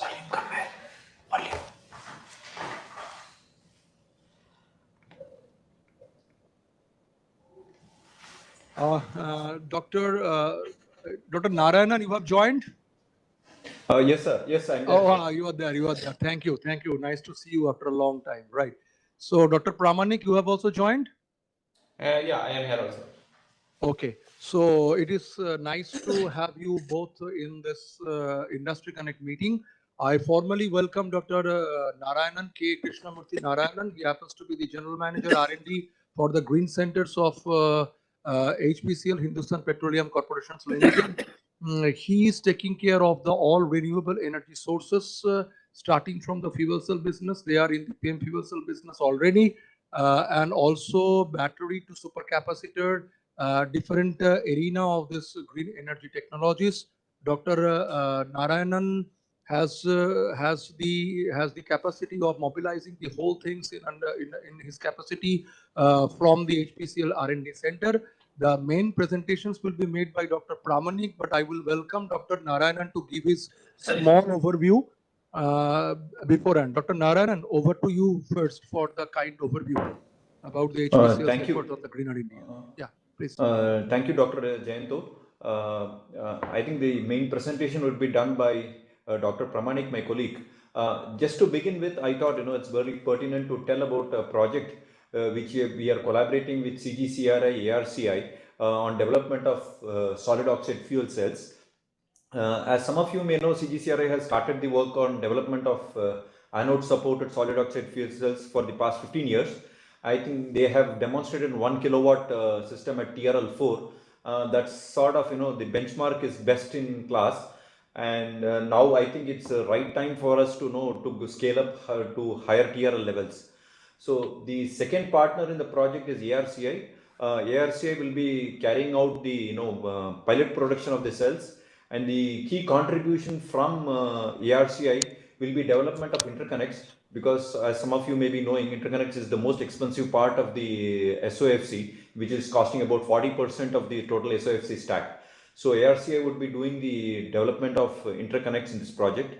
HPCL comes with its capabilities on fuel, reforming, CFD, balance of plant, and scale-up capabilities. And we have already scaled up various catalysts in our R&D center. So we have the material synthesis and as well as scalability capabilities. So finally the project would be delivering a 10 cross 1 kilowatt SOFC, and as a spin-off it would be SOEC short stack and a 1 kilowatt SOEC stack. So as far as the project is concerned, the project is very ambitious and is also big considering the deliverables and the cost as well. This project has been submitted to the Scientific Advisory Committee of Center of High Technology MOPNG, and the Scientific Advisory Committee has approved the project, and subsequently it was approved by the EC for the funding, and now it's in the final stages of approval from the Governing Council of CHT.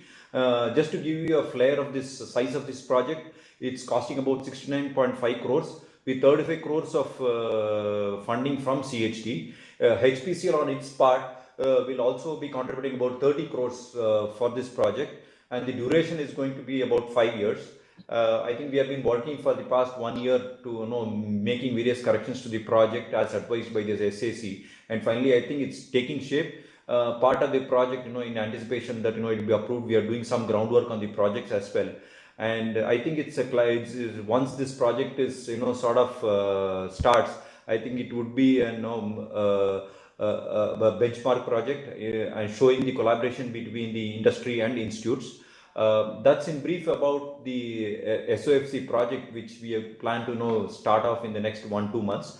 Not taking much time, I would hand over to Dr. Pramanik, who will give an overview of various activities of HP Green R&D Center. If somebody is interested, you can also visit us in when you visit Bangalore, you can visit our HP Green R&D Center. I think Jayanto has all the details. I welcome you all. Thank you. Thank you, Dr. Narayanan. Thank you very much for giving the overview about our forthcoming projects as well as the involvement of HPCLs in the arena of this new and renewable energy resources. So before Dr. Pramanik starts, I have a pleasant responsibility to introduce him in front of this audience. After completion of his PhD in 2014 from Indian Association of the Cultivation of Science, Kolkata, he moved to the National Institute of Material Science and NIMS, Japan in 2014 as a postdoctoral researcher. After working as a JSPS postdoctoral fellow from the NIMS, Dr. Pramanik joined as a senior researcher officer in the HP Green R&D Center, Bangalore, India by 2017. His current research focused on the development of materials for various energy storage devices, including supercapacitor, lithium-ion batteries, sodium-ion batteries, fuel cells, etc. He has published approximately 45 to 50 publications in internationally peer-reviewed journals with more than 1,500 citations. So it's over to you, Dr. Pramanik. Yes, good afternoon, all the audience present here, and thank you, Dr. Mukhopadhyay, for your kind introduction. So I hope my slides are visible. So today the topic. Yeah. Okay. Thank you. So today the topic of my presentation is advanced energy storage and conversion devices for sustainable e-mobility and renewable storage. So I will go through these things. First, I will give some brief introductions about this Hindustan Petroleum Green R&D Centers. Then this present energy scenario in worldwide and India. Then whatever the different activity we are carrying out in battery in terms of energy storage and conversions, particularly pertaining to lithium-ion battery, sodium-ion battery, supercapacitor, flow battery, and I will conclude my presentation by whatever the effort has been taken to make solid oxide fuel cells by industry and academic collaborations. So this is some brief about our HPCL Green R&D Center. Our main purpose to make the energy and chemicals accessible to everyone through innovations. So we are doing here basic research activity to support our existing refinery business. Along with these things, we are also doing some cutting edge research technology for energy storage and conversions like battery, hydrogen, all those things. This Green R&D Center has been established in 2012 in a temporary lab, and it has been recognized by DSIR by 2012, and then it has been moved to its very nice premises in 2016, and it has been inaugurated by Honorable Minister Dharmendra Pradhan. And this was the phase 1 image you can see in the left bottom side, and in 2022 we have inaugurated this phase 2 facility where almost 6 or 7 new labs have been introduced. We have total 16 labs which belongs to the conventional crude and fuel research, analyticals, FCC, hydroprocessing, catalysis, bioprocess, and presently we are also equipped with battery, engine, corrosion study, and novel separations. So in this very small span of time, last 6 to 7 years, HPCL's R&D center are able to make 40 technologies or products which are commercially available. And along with this thing, we are able to make patents, 366 patents have been filed in India and as well as globally. Among these, 133 is already granted. And we have 52 publications, and we have a huge number of formulations for lube productions. Now I will directly go to my presentations, means that today's interest. So we all know that wind and solar is going to be the major research area for harvesting of this wind and solar. So if we see the global scenario within the next 4 to 5 years, the demand is going to increase more than 30%, from around 1511 gigawatt to 2200 gigawatt.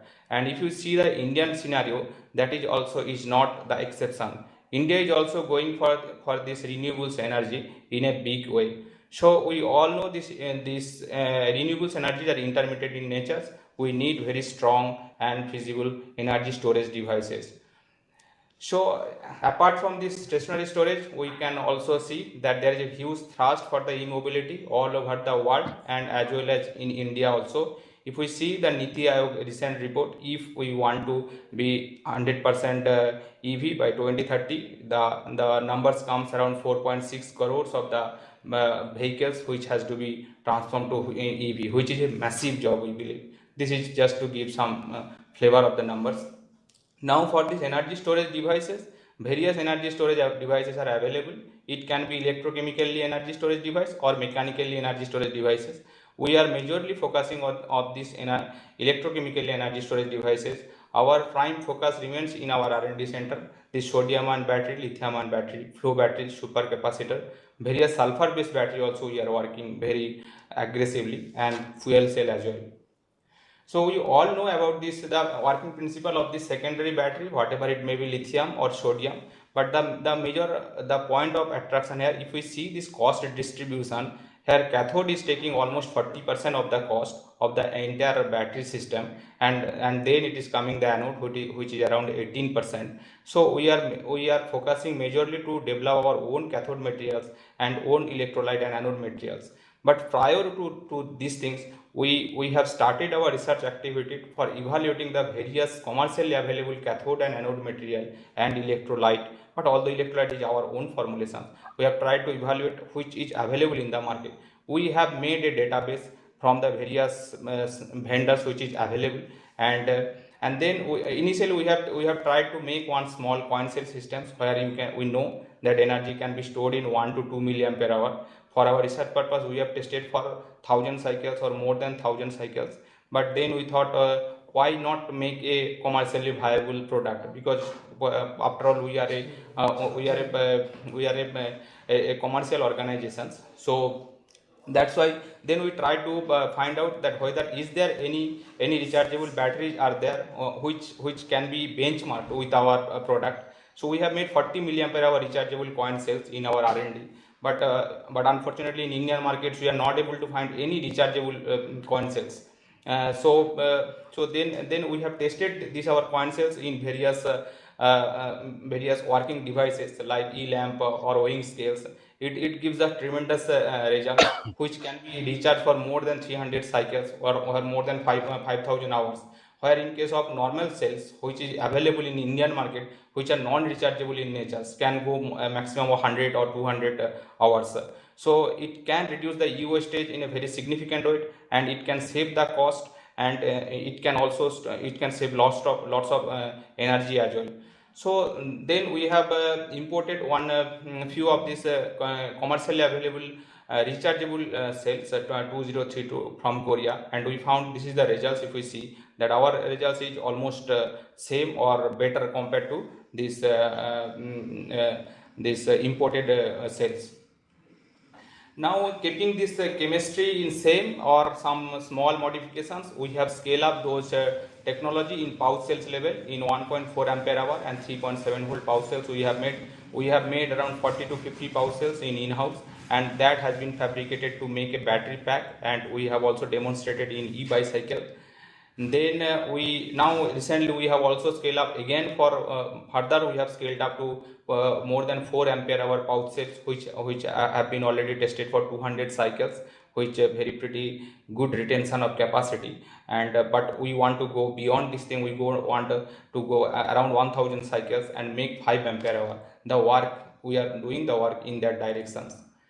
Along with these things, we have also recently established one pilot line for making cylindrical cells, where we can make 18650, 21700 and 26650, all the three standards available in the market generally. And this is just we are doing in this way also.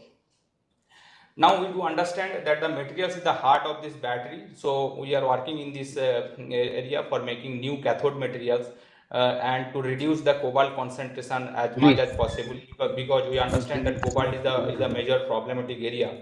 So here we have get some good result. We are around 177 milliampere hour per gram at 0.1 C, which is pretty good, we believe. And at the very high C rate also, the results is also very promising. And the most interesting thing is that this synthesis process has been done by taking green chemistry approach.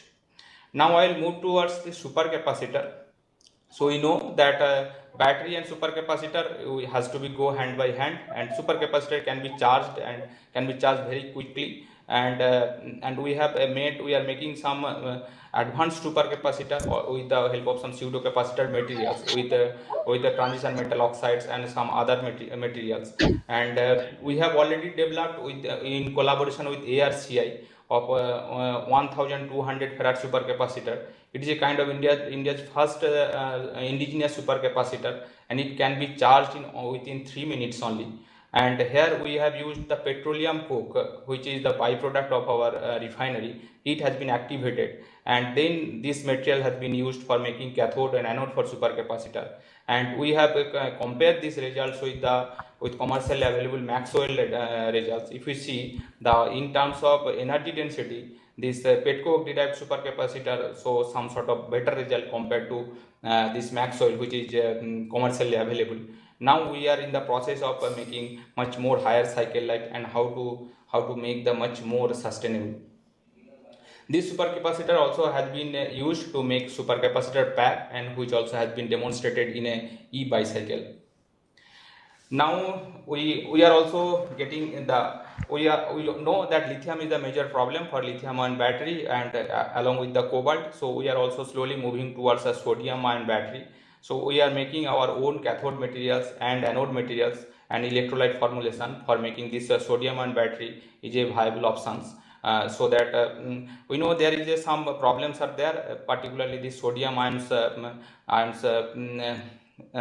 this the coordination structure, where in case of lithium ion it is very pretty sure that it will stay in octahedral or tetrahedral layer, but in case of sodium ion it can stay octahedral or prismatic, which is the major problems to cycling stability. We are working in those areas also. We have made some good progress for making oxide-based cathode materials, and we have made some fuel cell which provide around specific capacity 135 milliampere hour per gram and has been tested for 100 cycles. We are going up to scale up this thing in pouch cell and cylindrical cell format. Now coming to this redox flow battery, you all know that redox flow battery is very prominent for for stationary storage applications. Particularly here, energy and power can be decoupled. So here also we are working in this direction to make some vanadium-based redox flow battery. We have already established some 5 kilowatt and 10 kilowatt hour redox flow battery, which are being used for storing the solar and wind power. And it has been done in the collaboration of IIT Madras. And this stored energy is being used for our internal purposes. This is a very recent development what we have established this 5 megawatt hour cell fabrication facility where we can make these various type of cylindrical cells. This is the few images of the equipments. These are dry rooms also. We have 30% RH room and 1% RH room. And now Narayan sir has already mentioned about this project. So this is the consortia project among three R&D centers on academia. This is a very good example of academia and industry collaborations. So CGCRI, ARCI and HPCI.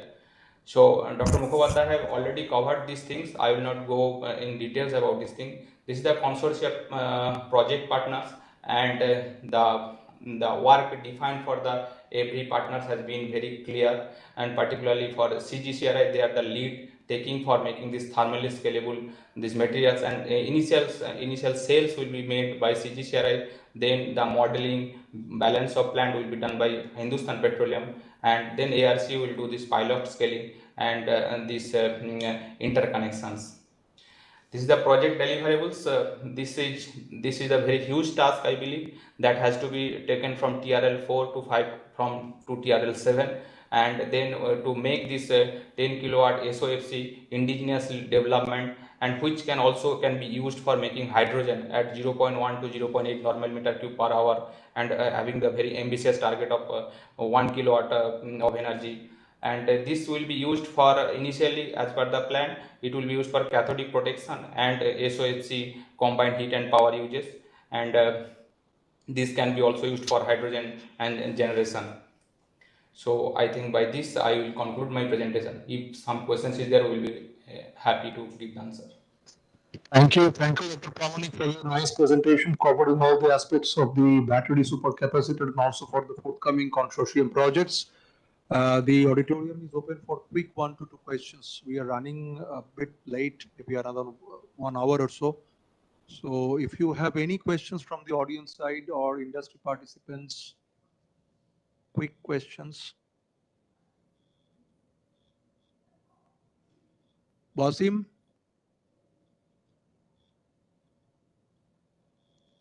I think no question is there. So, hello. Yes. So, do you have any questions? I will cover within my presentation.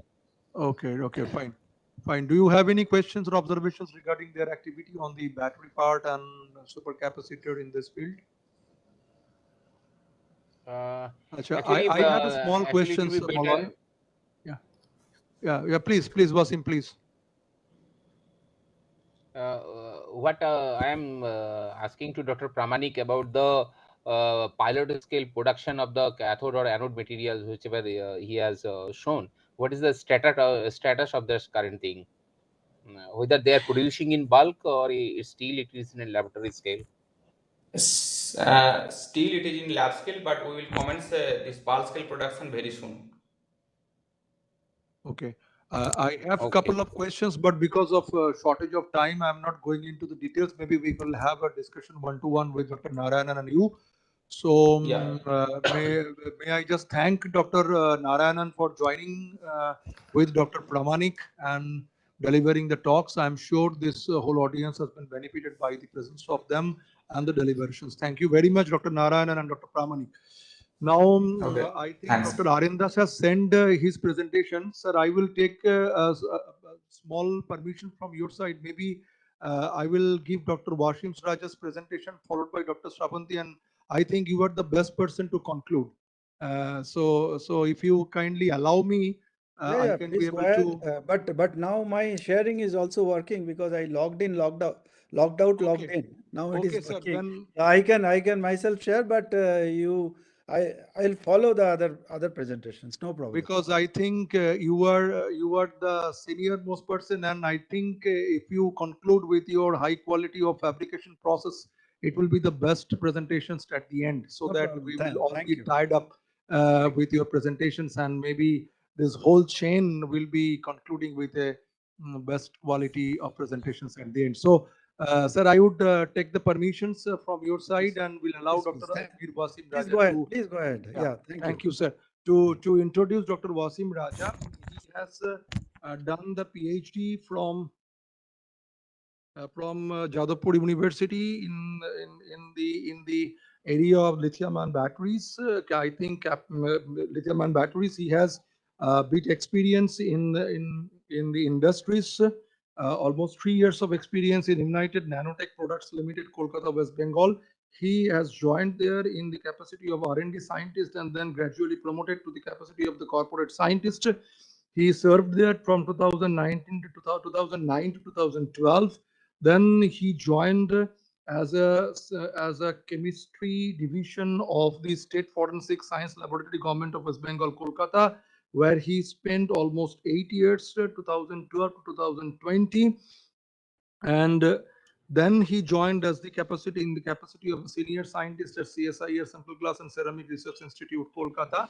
He has more than 15 publications, 6 patents, and he has been awarded with CSIR Senior Research Fellowships, MRSI Young Scientist Award in MRSI Society of India, Kolkata chapter.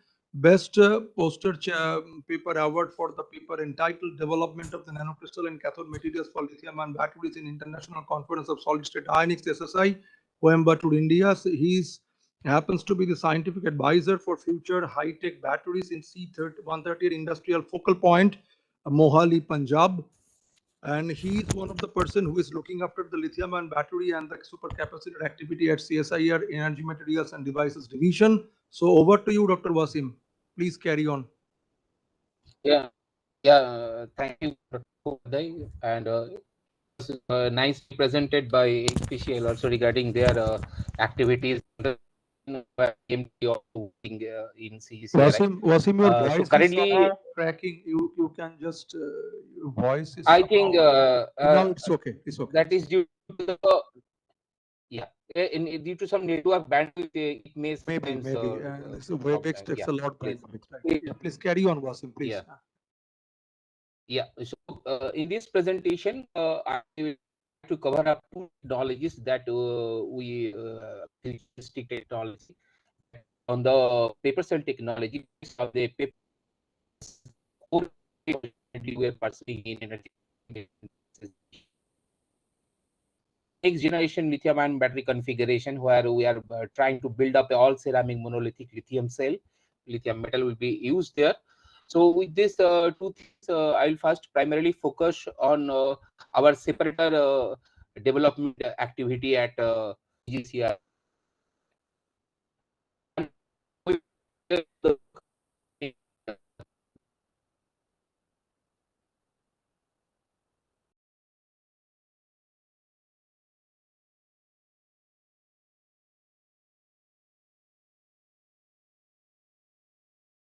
Wasim, your connectivity is lost somehow.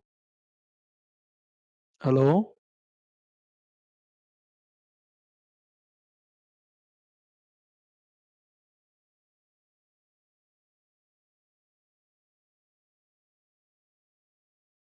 Wasim, your connectivity is lost. Are you able to hear me? Are you able to hear me? Are you able to hear me, Wasim?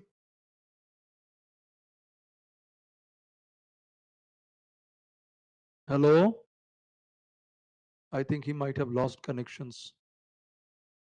Shall I go to the next presentation? I think Wasim, I'm moving to the next presentation because we are already moving late, so late, maybe more than 1 hour we are moving late. So I am just moving to the next presentations, which will be delivered by Dr. Shravanti Ghosh on the materials research for the sunlight-driven water splitting devices towards sustainable hydrogen productions.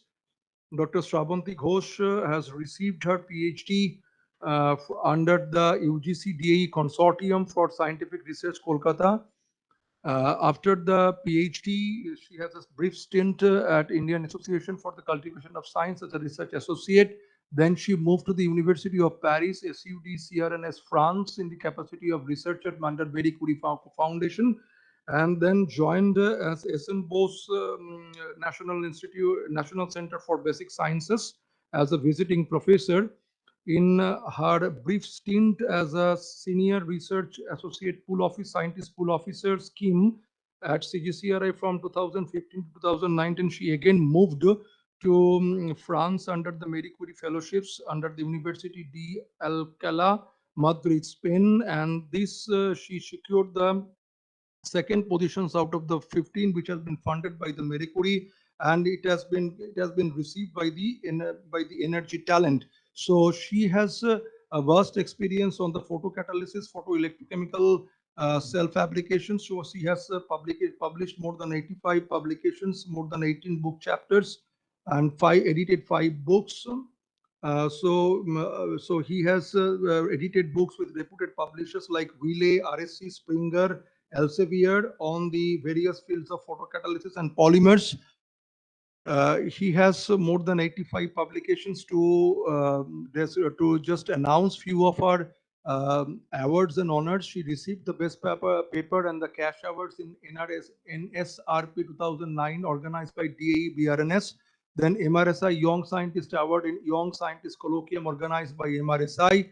Postdoctoral Fellowship of Marie Curie co-founded RBUC under the European Commissions. Then Young Investigator Awards co-chaired by a technical session during ICN in 2014. Then one of their publications was selected as a top 10% of highly cited authors in the Royal Society of Chemistry. She got the Energy Talent Co-Fund Marie Curie Fellowship for the third positions in 2019, which I mentioned a little bit early. So with this, she is also having almost 5% highly cited publications in Royal Society of Chemistry under Materials Portfolio of Journals in 2020. And she happens to be the guest editor in Omen in Polymer Science and Technology under Polymers Journal Polymers. So with this brief introductions, the audium is handed over to you, Dr. Ghosh, for your kind deliberations, please.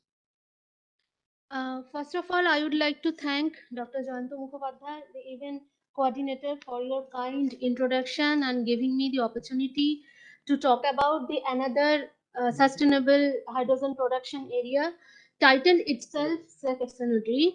So it's today I'll talk about the material research for sunlight-driven water splitting devices towards sustainable hydrogen production. So in this talk, actually, I'll focus on the challenges and need for the sustainable chemistry for the alternative renewable energy production and hydrogen as a energy rich fuel, and give some motivating examples as huge work has been done in this area. From last in this way, last 4 to 5 years. Hello. Wasim. Yeah. Wasim, we lost your connection. Sorry, we lost your connections long back. Actually, I was trying to give you the message. So I am not sure whether you have heard of this or not. So No. we were not giving any communications from your side. I told. So will it be possible, because we have started this this presentation, can it be possible to hold it for a bit? Let this. Okay. But I can hear you and okay. No, I have already declared that I am unable to get anything from you. Is it possible for you to share the presentation with me? Yes, Because yes, I can do in that. case it is somehow disconnected, I can be able to share it from here. No, it So is just after Shravanti finishes off, you will be called up on the stage, please. Huh? Okay. So we have just started off. Actually, almost 10 minutes. I have not heard anything from you. Almost around that. Okay. Okay. So just send the presentation to me. If you have any problem in the connectivity, I will be able to share it off from my side. Okay. Okay. Okay. Please, please. Okay. Shravanti, carry on, please. As we are running late, so I will try to cover up in 10 to 15 minutes. So at this moment, the whole scientific community are very well aware about the limited fossil fuel and also the alternative energy, particularly renewable and clean energy. But it is very important for all of us to understand the importance of carbon neutrality. Dr. Ashish Lele already pointed out the issue about the and strategy for the Indian net zero emission, which actually portrayed by our Honorable Minister PM Modi ji, and about the Panchamrit. So I'll not go into the details, only the focusing that India already committed for targeting the net zero by 2070. So considering the Global Green Chemical Limited is very much promoting in this area to generate the green chemical processes for developed material and technologies, and the compound annual growth rate is around 8.9%. So the main challenges are the stability and also the cytotoxicity, because any long-term usage of any material after the disposal, we have to look about the fate of the toxicity in the environment. And the another important point is cost effective and long term activity. So here I just noted down in brief about to getting it more sustainable chemistry. So on the left side, it is the present area of the status of industry and scientific area, where we are trying to focus on reduced energy intensity, carbon management, and slowly we are gaining more interest in sustainability. But in near future, the ideal vision should be like that: phase out of the fossil fuels, considering the renewable feedstock like biomass or wastewater or simple water or sea water for producing the energy, and renewable fuels like hydrogen and also CO2 reduction for producing the valuable added product like methanol, formic acid, methane, etc. And the atom economy, that is zero waste. That means the fully conversion of any material with zero waste production. So these are the targeted area and ideal vision. So to achieve the sustainable chemistry point of view, there is a huge market of energy and environmental catalyst. And on the left, as you can see, the compound annual growth rate of 4.9% for the development of environmental energy catalyst. There is a big market which constitute of many kind of catalysts like petrochemical refining, chemical synthesis, polymers, and environmental. So environmental consider many kind of catalysts, including the photocatalyst, and which has a huge application not only for water purification, air purification, but also for the paint and also coating industry, and as well as the building material. And now I think we are focusing for the fuel technology for using this photocatalyst for fuel generation. So on the left, as you can see, the distribution here in the Asia Pacific is significantly contribute to the development of this catalyst, particularly in the field of photocatalyst, where India, Japan, and China contributed significantly. And here I have listed out the few key players, industrial partners who are contributing to develop the low cost and highly efficient catalyst for the different application in the field of energy conversion and as well as some valuable added product chains. So we are talking about hydrogen. So I think no need to mention about here in details about the National Hydrogen Mission, but it's a social drive. And now I think with we are last 2 years we are facing about the pandemic situation and COVID infection, but still the last year 2021 was a very effective and important year for the scientific community, because there are so many social awareness not only in the scientific but also in the industrial area, where people are more focusing on the sustainable area and producing alternative clean energy, and hydrogen actually identified as a energy green hydrogen particularly as identified as a rich energy rich molecule and future for the use as a energy production and also in different industrial applications. So what are the available technologies and technology readiness level for this green hydrogen production?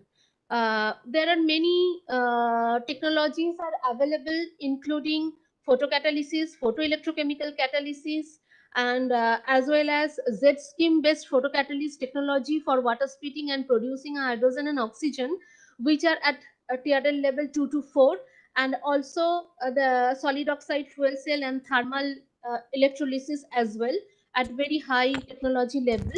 But still the target set for hydrogen production rate is around 3 USD per kg fixed by the Department of Atomic Energy, and it should be 2 USD per kg by 2020-40.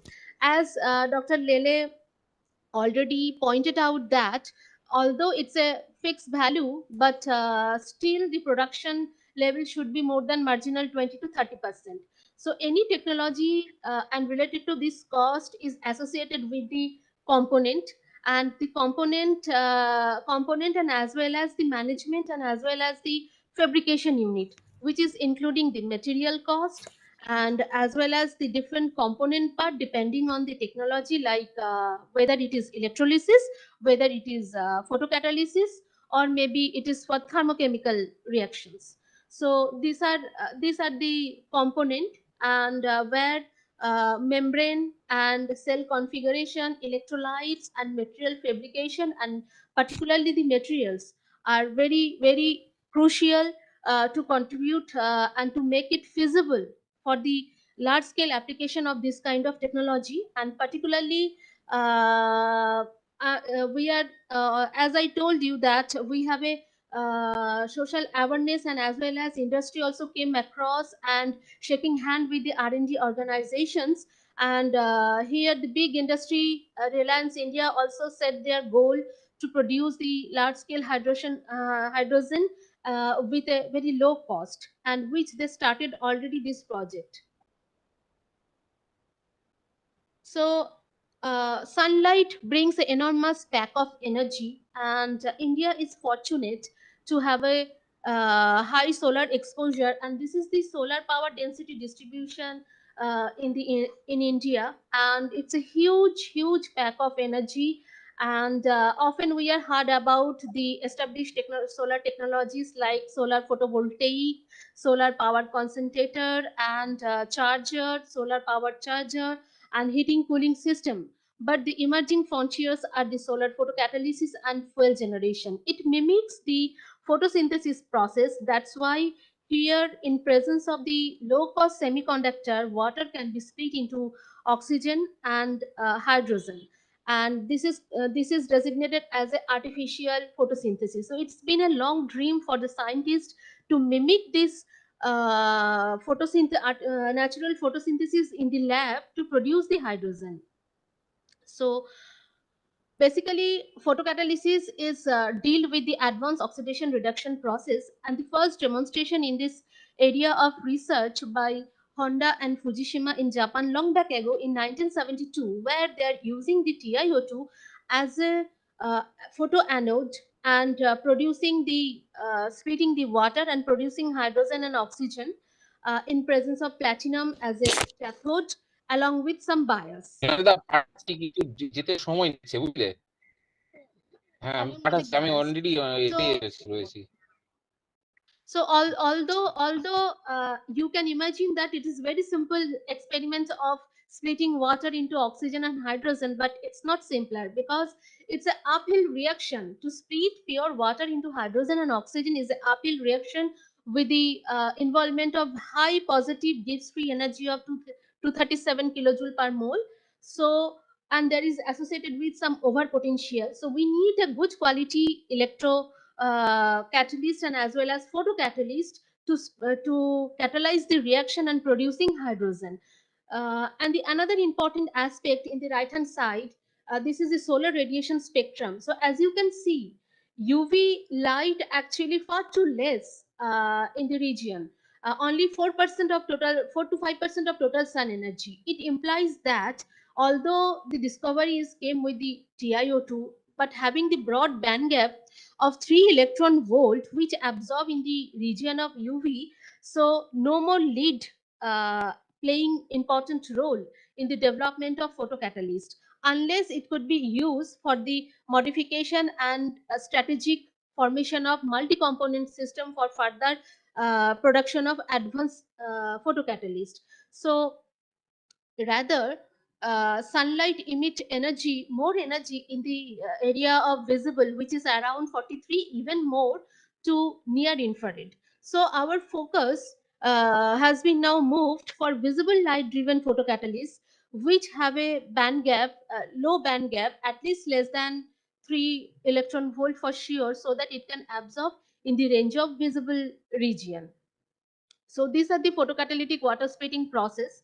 So here many factors actually influences, like when we are choosing semiconductor, its valence and conduction band is potential is a very important factor to decide whether the reaction pathway, which pathway, like reduction pathway or oxidation pathway.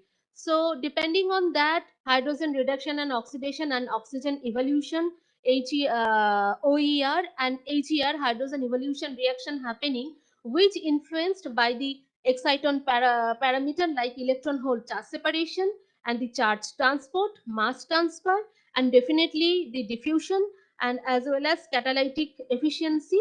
And regarding the photon absorption, already I explained that we are more focusing on the visible and even infrared, but we are mainly focusing on visible light driven photocatalysis because infrared generate lot of heat. So additional heat management system could be required for the infrared system. So make this system more simple. So we are focusing on the visible light driven. So the reality is photocatalytic water splitting is a very simple process, cost effective process using low cost semiconductor, but the efficiency is less than or maybe 1% achieved up to now. Since last 2021, there was an article reported in the Nature where the domain group achieved 1% efficiency, but the simplicity and cheaper and amenable to scale up, and also stoichiometric hydrogen and oxygen can be produced, which can be handled in a field environment. So the sixth factor actually not decide the kinetics of the reaction for hydrogen production, but within that there are many factors, like when I'm talking about the photon absorption, then photon absorption is considering based on the band gap position, and also whether it is direct band gap or indirect band gap, and also the scattering factor and absorption coefficient. Whereas the other factor, because these reaction scale are very fast reaction scale of electron transfer in the region of nanosecond and sometimes picosecond. So there are a lot of challenges to design a good photocatalyst. Good in terms of we have to have a balance of properties like highly efficient as well as stable, so that we can overcome the photo bleaching properties, and as well as stability and reusability. So a lot of effort has been done already to improve the TiO2, because TiO2 is an industrial grade photocatalyst widely used in different industrial process and successfully application. But in the field of photocatalysis, actually there are many strategic followed for to improve the TiO2 for to make it visible light responsive, like doping, alloying, modifying with the another semiconductor, and particularly the important area is the engineering the junction and forming heterostructure, and as well as making different kind of heterostructure like type 1, type 2, type 3, which are based on the vectorial transfer of electron direction and charge transfer and surface reaction, and as well as there is a possibility of forming PN junction, Z-scheme junction. Z-scheme means it's mimic to artificial photosynthesis where we have the light phase and dark phase, like electron can flow in a Z direction way. That's why it designated as a Z-scheme junction, and which is very efficient for electron charge separation, so that high catalytic efficiency can be achieved, and more and also the modification with the plasmonic nanomaterials forming Schottky junction is another way, and also the ternary junction. So I'm happy to share one reference where we are just having more than 22 book chapters in the visible light driven active photocatalysis, where more than 4 chapters dedicated to TiO2 based system, and also Professor Shiena Rao also contributed one chapter in details about the visible light active photocatalysis in this book edited by me. So as I told you that there is a huge market for photocatalysis for different area of application, including fuel generation like water splitting, hydrogen generation, CO2 reduction to produce hydrocarbon production, valuable added product, and also nitrogen fixation through ammonia production. So these are the traditional photocatalysts, and definitely this popularity is evidence with the ballistic number of publication in this area of photocatalysis. And particularly I would like to highlight that recently one semiconductor, it's a alternative organic semiconductor, graphite carbon nitride, enjoying much popularity as it's a formidable semiconductor, and along with this modification of this graphite carbon nitride hugely utilized for various photocatalytic application, including hydrogen generation. So here I noted down the review of solar driven water splitting devices. There are many kind of devices and configuration. All our basic principle are same. It's a photo mediated, but some of the devices are electrochemical devices and some are based on without bias, like photoelectrochemical devices in the red mark here. Actually, these are directly based on the low bias system, less than 1 to 10 milliamps, and the another photoelectrochemical device where the photoanode can be fabricated with the photocatalyst material and with the backside light absorber. And the most successful and highly efficient devices are photovoltaic, where with electrolyzer, it's a hybrid device where photovoltaic cell are connected with the electrolyzer cell. Although this shows highest efficiency up to now 30% of solar STH, solar to hydrogen conversion efficiency, but the utilization of group 3,5 semiconductor, which are very expensive and very delicate for fabrication, is actually limited for its large scale application. And the another technique could be photovoltaic, where with the photoelectrochemical devices, and finally the photochemical devices, which is particulate system. So in compared to other technologies, every technology has their own benefit and also disadvantages, but the particulate photoelectrochemical systems, reactor based photocatalysis systems, are very simple, cost effective, and only the one challenge remaining is that the separation of hydrogen and oxygen after the formation of water splitting and hydrogen, and this can be maybe separated through the using of ceramic membrane or polymer based membrane. So I'm giving you here some motivative example where this particulate based system is reported in the field test by the domain and co-worker, where 100-meter square array of panel reactor has been designed on the basis of aluminum doped strontium titanate particulate system. It is completely outdoor system where they have tested and they have generated the hydrogen along with the oxygen in a using commercial polyimide membrane for the separation of hydrogen over the month with stable performance, and which is just recently reported last year in Nature. And another important example here, they by the university Zhejiang University, China, in September 2021, where they have tested a series of panel reactor like flat, tubular, and as well as tubular photoreactor with compound parabolic collector, so that more and more solar light harvesting is possible. And this is also completely outdoor system where they produce using photocatalyst. They are producing photocatalytic hydrogen generation productivity around 7.14 liter per hour, and as 6 hours actually batch could be possible to harvest solar energy in the daytime. So the total hydrogen production ability could be 42.84 liter per day. So these are the global scenario. But in India also recently, one of my collaborator in INST, Dr. Kamala Kannan, along with the Delhi IIT system, they have demonstrated the photocatalytic water splitting.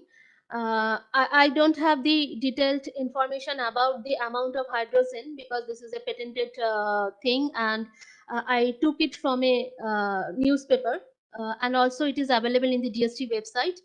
And the thing is here, they are using the graphitic carbon nitride because Professor Kamala Kannan actually last 10 years significantly contributed in the field of water splitting and CO2 reduction using graphitic carbon nitride as a photocatalyst. So come to the CGCRI activity, keeping in mind in the challenge of photocatalytic water splitting, there must be some balance, like the charge recombination and long-term stability. And along with that, we have to focus on the absorption property, charge separation, charge transfer. So these parameter overall control the performance of any material.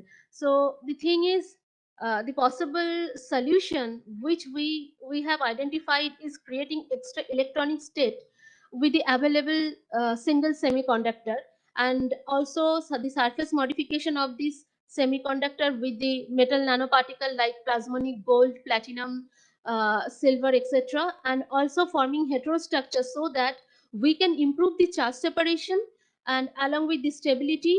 And also we can just combining the two semiconductor advantages together so that to cope up with their individual disadvantage like high charge transfer. Sometimes some semiconductor have broad band gap which are not possible to absorb in the visible region. So we have strategically chosen such kind of semiconductors so that we can have the advantage of both system in such a semiconductor heterostructure.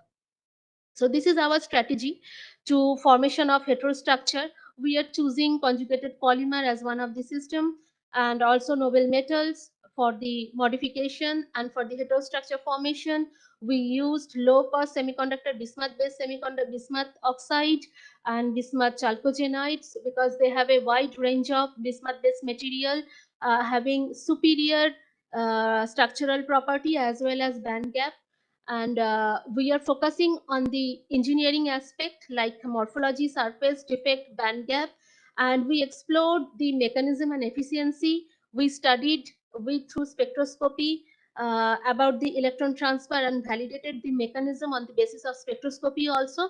And particularly we are focusing on photocatalytic hydrogen generation and photoelectrochemical water splitting. So just a brief key observation that during my postdoctoral stay at France, we have generated conducting polymer nanostructure. Polymers are not new, and even 22 years back, the discovery of conjugated polymer have awarded Nobel Prize, and since then to now, conducting polymer has a wide market, and many big industry invested huge for the using conjugated polymer in the different area like photovoltaic, solar cell, and as well as lithium-ion batteries and light-emitting diode, transistor, but utilizing semiconductor polymers as a photocatalyst is very new. So what is the new idea? The new idea is to prepare the polymer, conducting polymer in the nano region. Because it is not so easy and simple like inorganic semiconductor. We can easily control the structure of any inorganic material, but it is very difficult when we are going for the organic material, because when we are going to lower the dimension, the stability is very much compromised. So keeping in mind, we took this challenge to fabricate very thin nanofibers of polymers using the hexagonal mesophases, which is surfactant base crystal. And in the hexagonal mesophases, we are successfully able to fabricate size tunable from 5 nanometer to 19 nanometer diameter poly butadiene fibers, and where we observe that the conductivity is significantly increased with the dimension. And these nanofibers actually absorb visible light. So having the idea about this yellow light and absorption, we have tested them for the photocatalytic application for water depollution of phenol degradation and dye degradation. And we found a significant catalytic activity of 75%, where we compare with this activity with the traditional industrial grade TiO2, and along with we modified, as TiO2 has broad band gap, we have modified it to make it visible light active, where it shows only 17%. So this was the actually first report to use conducting polymer nanostructure as a photocatalyst under visible light without using any sacrificial agent.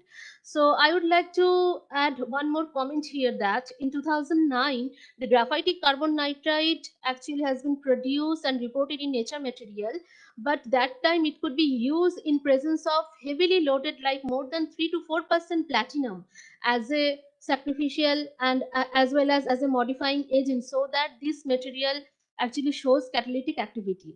So after this key observation, it was a very much challenge that how we can establish the mechanism, why it is worked as a photocatalyst. So we have validated with the experimental as well as theoretical calculation based on DFT, where we found the band gap of 1.86 we obtained, which are very much well matched with the 1.8 theoretically, 1.9 theoretically calculated from DFT. And on the basis of electrochemical measurement, we draw the energy level and we explore the mechanism. Here actually conducting polymer act as a inorganic semiconductor kind of thing, where electron and hole generated, and the electron can react with the water and producing superoxide, and that superoxide actually responsible for the degradation of the phenol and other dye molecule. So we validated this material and observation along with the other semiconductor like poly 3 4 ethylene dioxythiophene and also poly 3-hexyl thiophene with different band gap. We are able to tune the band gap from 1.86 to 1.69, the lower one. And recently I have edited this book because conducting polymer nanostructure actually is very new in the field of energy conversion and storage. There is a many application, and here we have actually jotted down every application, like from solar cell to fuel cell to lithium-ion battery and photocatalysis. And particularly during my stay in CGCRI as a full scientist, I use this polymer nanofiber as a membrane to generate to generate electrocatalyst for the low temperature fuel cell also, which is working also very well. So the thing is, so why we need the heterostructure then if polymers are working very well? So as I told you that no single material can satisfy all the parameter for having a highly efficient and stable low cost photocatalyst. The thing is, for conjugated polymer, actually they having very high energy of exciton, like more than 1 electron volt. So high energy is required to excite the electron and hole, and that due to the defect state and conjugation, electron flow is there. But if we are able to make some heterostructure combining with this fiber so that the electron can flow and charge separation could be more useful. So we actually generated very simple process to modify the polymer nanofiber with zinc oxide nanoparticle of 3 to 4 nanometer. And after that, we observed that we characterize. So I'm not going into the scientific details. The main important thing is this polymer are highly luminescent. When we excite in presence of zinc oxide, the photoluminescence is quenched directly. And one more thing I would like to mention here, that during the photocatalyst use first time, PDPB nanofiber like TiO2, we have tried to excite the molecule and check the electron dynamics, but several times we repeat this experiment, we failed. And after that, I came back, and during my stay in iCEN-73, having the cutting edge facility of femtosecond TCS-PC setup, time correlated single photon counting method, where we can monitor the electron dynamics and kinetics, and we have successfully observed this time the electron transfer rate from the polymer to zinc oxide. And that this was also the first study, because earlier there was a concept that electron may transfer, but this is first time we direct provide the evidence that when we have the heterostructure with polymer, and particularly in the nano region, there is a direct contact between the polymer and the nanoparticle, and we have calculated also the exact area, exact distance between the zinc oxide nanoparticle with the nanofibers. So we observe two things in the electron kinetics, that there is a possibility, two possibility. One is electron can transfer very fast in the level of picosecond of two component, and the average lifetime is 1.58. But after the formation of composite or hybrid, the electron transfer is getting fast, so that it lowered the lifetime. Along with that, there is another possibility of transfer energy from zinc oxide nanoparticle to polymer itself. And based on the Foster resonance phenomenon, we have calculated the exact distance between the nanoparticle and the nanofiber interface, which is around 3.1 nanometer. So after having this nanostructure and under one sun condition, using solar simulator, we found this composite actually zinc oxide having broad band gap 3.2 electron volts, so it is not absorbing in the visible region, but it is very biocompatible and low cost next to TiO2. But after modification with the zinc oxide, not only we have improved the zinc oxide property, but also we improved the polymer property, and we are having more than 80% photocatalytic activity for dye degradation.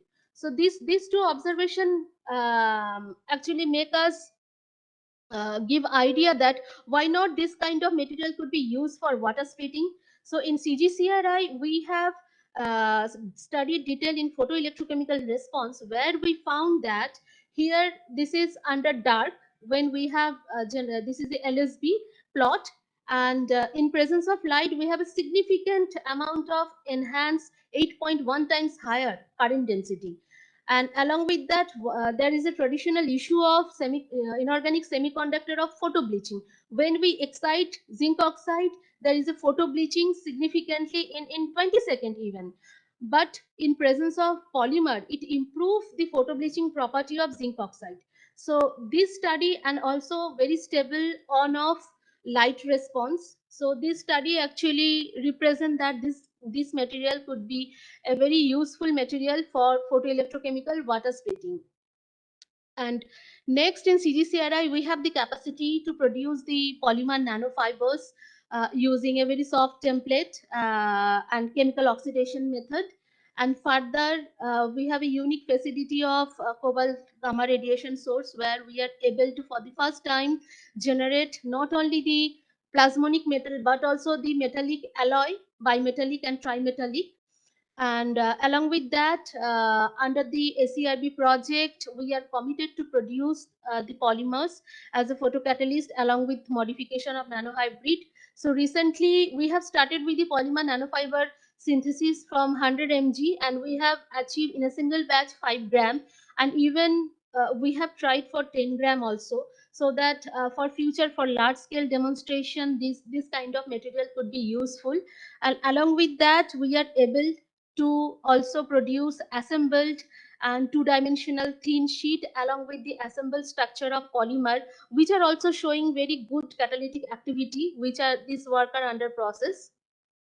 And CGCRI already produced very thin polymer nanofiber of 20 nanometer diameter, and along with that we are able to produce from 2 to 20 nanometer of different kind of metal nanoparticle deposited, and without using any reducing agent, any capping agent. So it's a very single one pot process, and having a very high catalytic activity.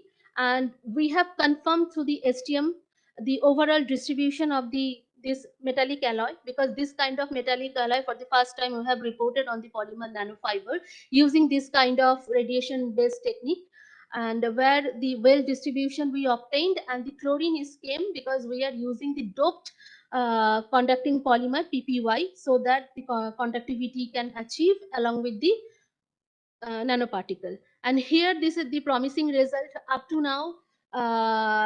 This multimetallic alloy showed very higher 40 millimole per hour hydrogen generation, which is 5.7 times higher than the pure polymer. So that was our approach to improve the catalytic activity of polymer itself. And we have compared with the commercial catalysts like other carbon supported platinum along with the other polymer, and also the common carbon support like carbon nanotube, reduced graphene oxide along with the polymer. So this study also proved that in comparison to other very famous carbon support like carbon nanotube, reduced graphene oxide or black carbon, these polymer supported, particularly polypyrrole and polyethylene supported materials are working very well. And it is very important to compare the photocatalytic performance on the basis of quantum yield and IPCE. I'm not going into the details of scientific interpretation, only where I can highlight here that in comparison to the reported gold modified material like graphitic carbon nitride, very famous graphitic carbon nitride, and along with the TiO2, our produced material show very high amount of hydrogen generation, which I compared in terms of micromole, because most of the material reported in the literature are micromole, where we receive in CGCRI, we obtained millimole level of hydrogen generation under the similar reaction condition. And we have tested also the stability, because it is very important parameter that whether after the long irradiation with visible light and cycling, the structural modification is happening or not. But successfully we have shown that there is no change in the XRD pattern and as well as the morphology, because it is very common consensus that when people are handling with polymer, they are thinking that polymer are not stable. But as per our experience that we have studied with thermal characteristics also, after the deposition of metal or metal oxide on the polymers, these are very stable up to 600 degrees centigrade. And here we are focusing on the low temperature technique like water splitting at room temperature. So there is absolutely no issue of thermal stability of polymer, and structural and radiation damage also may another point. So that part also we have satisfied. And why this improved catalytic activity happening? So these are on the based on photoelectrochemical measurement, and as I told you that these are relatively new in this field. So we have studied through the electrochemical study, where we just characterize the nature of the material and along with the charge carrier species. So we are able to calculate through Motschotsky analysis what is the charge species. So you can see that on in comparison to polymer, this trimetallic alloy modified material shows very high charge carrier concentration. So which could be the one reason, and having high photocurrent response and as well as photocurrent density in terms of trimetallic alloy. And we have explored this mechanism on the basis of energy level diagram through band gap calculation, where we found that due to the presence of gold nanoparticle, as it has a plasmonic, so that is Schottky barrier forming, and this internal field actually accelerate the electron, and gold itself used as an electron reservoir. So there is some article are reported about the hot electron, but here actually the recombination of hot electrons are very fast time scale. So we are not giving explanation on the basis of hot electron. So here we are just focusing the mechanism on the basis of Schottky barrier, so that there is a electron transfer and charge transfer is happening. So, and also due to the high charge carrier concentration, we improve the catalytic efficiency. So this is a timeline for the polymer nanohybrid for hydrogen generation. We started from 2015, where the idea came from that this could be used as a photocatalyst. I would like to tell you here that this kind of polymer also started using in 1985, but in the other form, not in the nano region. And even Professor Rezin from Oxford University, he is also working on porous polymers, which are also demonstrated very good catalytic activity. And from Germany, Professor Bettina also working on the porous polymer and conjugated, very much complicated functionalized polymers, and which are not which require very sophisticated technique to fabricate, and many expensive chemicals are required. But our system is relatively very simple. Using only the simple small monomer, we can polymerize at room temperature, and sometime at low temperature like 5 degrees centigrade to fabricate, and we are able to modulate the morphology also. And keeping in mind the cost effectivity, we moved from plasmonic to copper oxide, where we even observe more higher catalytic activity. And recently we have collaborated with Istituto Italiano di Technology from Professor Balzani group in Italy, where we found femtosecond resolve transient photo absorption to explore the mechanism in details for the electron transfer. And as well as we have collaborated with for XPS analysis in UK, Liverpool University, Professor Dhanuk, to calculate the ionization potential and secondary electron cutoff and valence bond XPS, to exactly calculate the band gap, which are overlapping well with our analysis from XPS and electrochemical. So these are all the validation. And we have a joint consortium project with IIT Delhi, where we have sent our sample for the further electrochemical measurement, where we observe the similar trend and similar value of photocurrent and performance, which again they validated our material. So CGCRI also last 5 years, one dedicated DST Inspire Fellow Sushmita Bera is working. She recently submitted thesis. During her thesis, she actually developed many kind of bismuth based heterostructure, starting from type 2 to Schottky junction. Actually, we didn't plan exactly for the PN junction, but we strategically choose the two semiconductors and match the conduction valence bond and check whether what kind of electron transfer mechanism we observe. So we validated all the material along with the absorption, because our motivation is to generate visible light, active photocatalyst.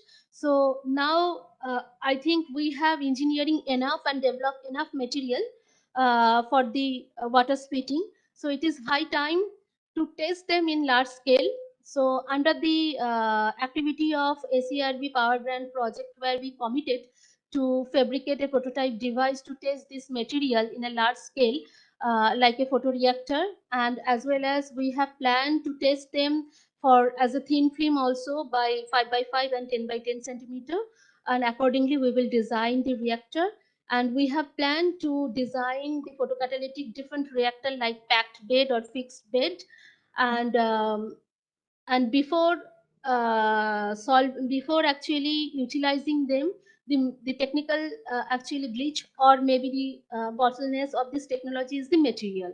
So we have to have solved the basic problem of high efficiency, low cost, and better design. So reactor designing is very important in this aspect. And as I have already shown some motivating example in global and as well as in India's scenario, this field is growing very fast. So I hope in few years maybe we will be able to make this technology also feasible for solar hydrogen production. Finally, I would like to thank our director madam, Dr. Suman Kumari Mishra, and our HOD, Dr.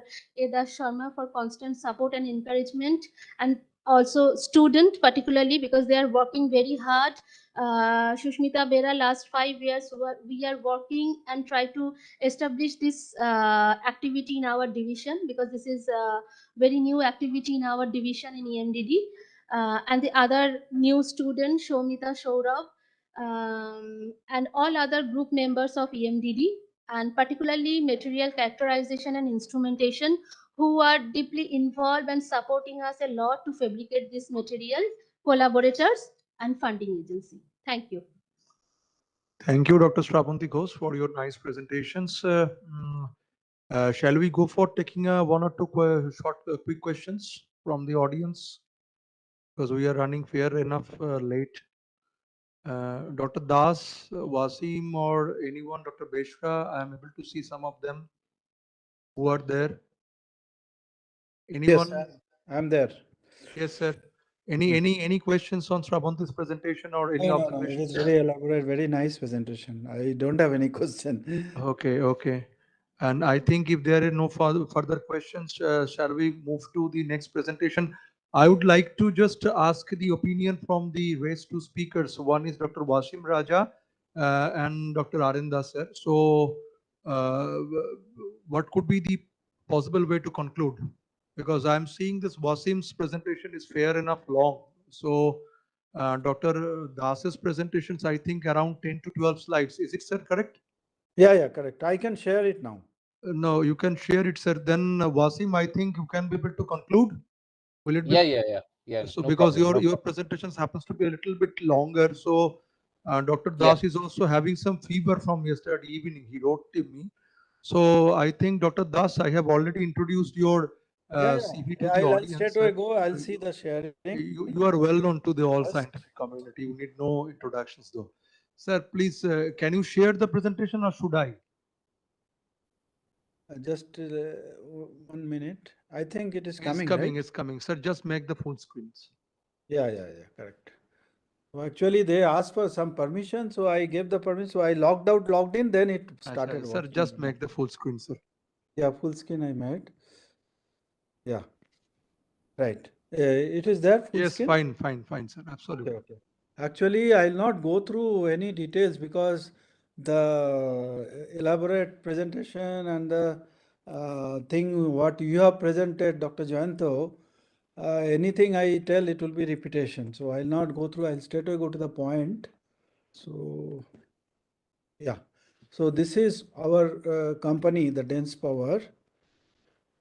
So we are basically microstructural control, power generation and oxygen separation process. We have a TCE, Tata Consulting Engineers project on sponsored project on zeolite manufacturing for medical oxygen concentration apart from our CSIR. And we are in a very good innovative ecosystem of ISC campus where robotics, microfabrication and all testing facilities are available to us.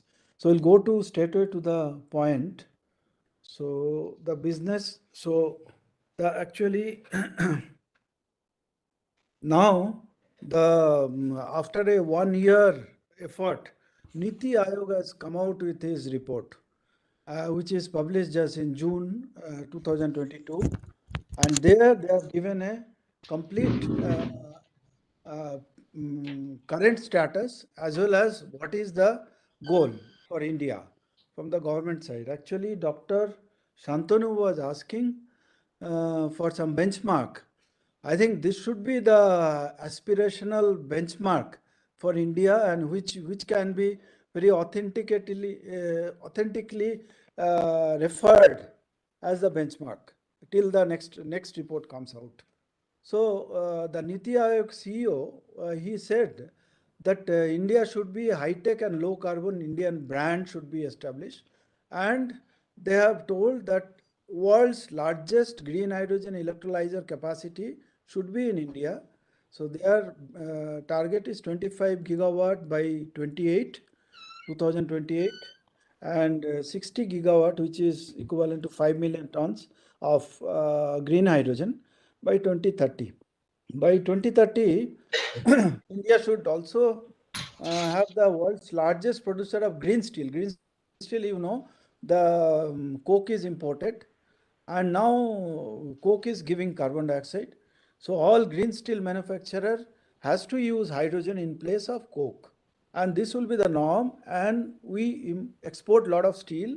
We may not be able to export steel if you don't go for hydrogen green steel, hydrogen reduced green steel. So the target for the government, so they have thought all these things, and the green steel target 15 to 20 million tons by 2030, but they have not given how much green hydrogen is required for that. Then they have a target for green ammonia. Green ammonia is another very important fuel, which is becoming very important for marine application, and they require around 100 gigawatt targeted green hydrogen. And they said that 1 billion investment into hydrogen R&D is required for that. So, but it is not a just one-off project, one-off report, because this call to take green hydrogen leadership to the world, to decarbonize, and to build a world's hydrogen hub and high-tech and low-carbon India brand. All these statements were given by our Honorable Prime Minister in last year, 15th August, in the historic place of Lal Killa. And what is key takeaway from this is not green hydrogen. He has very specifically mentioned hydrogen 212. That means $2 per kg hydrogen. And now, after that, whether it is MNRE or any other government agency, they only talk hydrogen about green hydrogen. Many people are camouflaging with blue hydrogen, other hydrogen. A lot of colors has come, but government agencies, they will go for green hydrogen. Otherwise, there is no point in doing hydrogen. So that means the success of hydrogen, because government cannot keep on giving subsidies for all this huge quantity of energy, like they are giving for PV, and they cannot give. So that's why they have fixed the rate at $2. And subsequently, within 1 or 2 days, the industry leader, they also know the business much well. After 15th August 2021, within 2 days, industry leader came out and they said they want to give hydrogen 111. That means $1 per kg hydrogen by 2030. And this $2 is for 2026. So unfortunately, this report, Niti Aayog report, is not considering SOE. They are only considering alkaline PM because those are mature technology. SOE is yet to be matured because field trial is going on and they are eliminating the issues, which is in very advanced stage. But since the data was not published, they could not give that.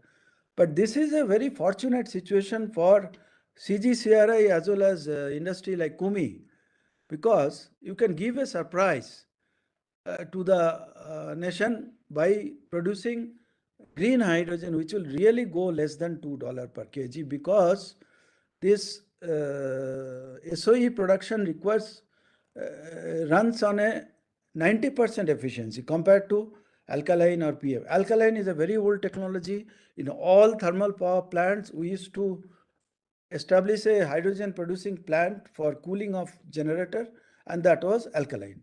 And we used to have a lot of safety arrangement because of alkaline nature, but it is a low efficiency process of making green hydrogen. And PM electrolyzer is a princess. Like, they require a lot of jewelry of gold and platinum and things like that. So that is the issue. So if you look at the critical parameters or critical performance milestone of the electrolyzer, SOE stands far better than these two current technologies. In fact, after this last year 15th August address, many companies have gone abroad, and they have gone abroad for shopping plants and industries. They have acquired the plants mainly for alkaline, because that is easier to make. But that is not what my opinion, it is not long-standing because of efficiency and the cost. And finally, they have to come back to SOE. So you have a lot of opportunities to present there, like critical parameter, all critical, like sustainability, like in PM or even alkaline fuel cell, there is a lot of requirement of nickel. PM, there are requirement of platinum, iridium, and we require a huge, a super pure water, and that water treatment plant is also very expensive. And because of those materials, it is energy security wise is not advisable. And where we can generate, we can develop the SOE with lot of invention. CSIR is already projected and it is well documented, patented and published. A lot of pockets of excellence are there in the field of SOE, like indigenous raw material. CGCRI has NAL also. They have developed the indigenous raw material. It is actually not a noble raw material, not a noble metals, but it is a normal ceramic material. But they have developed the process with SHS and other methods, much cheaper and much high performance. So the technologies or the knowledge is available with CSR. Now only thing is required is industry has to innovate.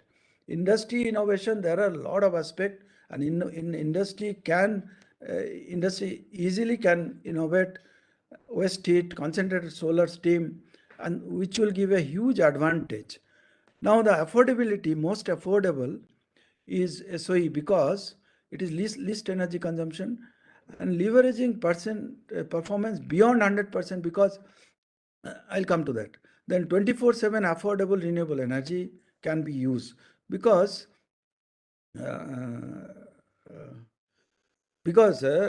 when you invest in an electrolyzer, the cost has to be recovered. If you only, and for green hydrogen, we have to use renewable energy, either wind or solar. Now, wind or solar is not available. Sunlight is not available 24 hours. Wind is not available 24 hours all the season. So we need to operate is 24/7. For 24/7, we have to store the electric energy. And electric energy storage by battery system is very, very expensive, which is not at all affordable. That is the reason why you are not making PV substrate also. So now, because of SOE's advantage of higher temperature, there we can use instead of water, the steam, and steam can be generated very cheaply, very inexpensive way by concentrated solar power and waste heat. Lot of waste heat is available in the industry. So it is the innovation of the industry to take care of that part. If they take care of that part, even the performance can go beyond 100%. Because you know the COP, there is a term called COP, coefficient of performance, like your water heater or room heater, you use 1 kilowatt hour energy to generate 1 kilowatt hour heat.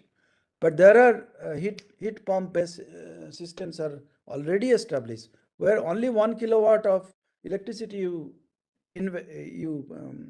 input, but you get 4 kilowatt hour of heat or 6 kilowatt. So 400% to 600% already commercial products are available. So those innovation, will leave it to industry.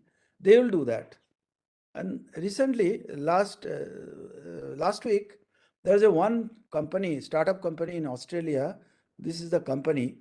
They got a huge funding of $1 million funding for developing an alkaline fuel cell, alkaline electrolyzer. They claim that they can use 41.5 kilowatt hour only required for a kg of hydrogen, which is normally industry alkaline is 52.5 kilowatt hour per kg. So which is around 75% efficiency. Now the startup company says they can do 95% efficiency. And actually the hydrogen content 39.4 kilowatt hour per kg, which is 100%. But I'm sure, and they projected, because there is a queue in funding that startup company because of this advantage. And they said that for 1 million ton of hydrogen, they can save for 3 gigawatt of energy because of this efficiency.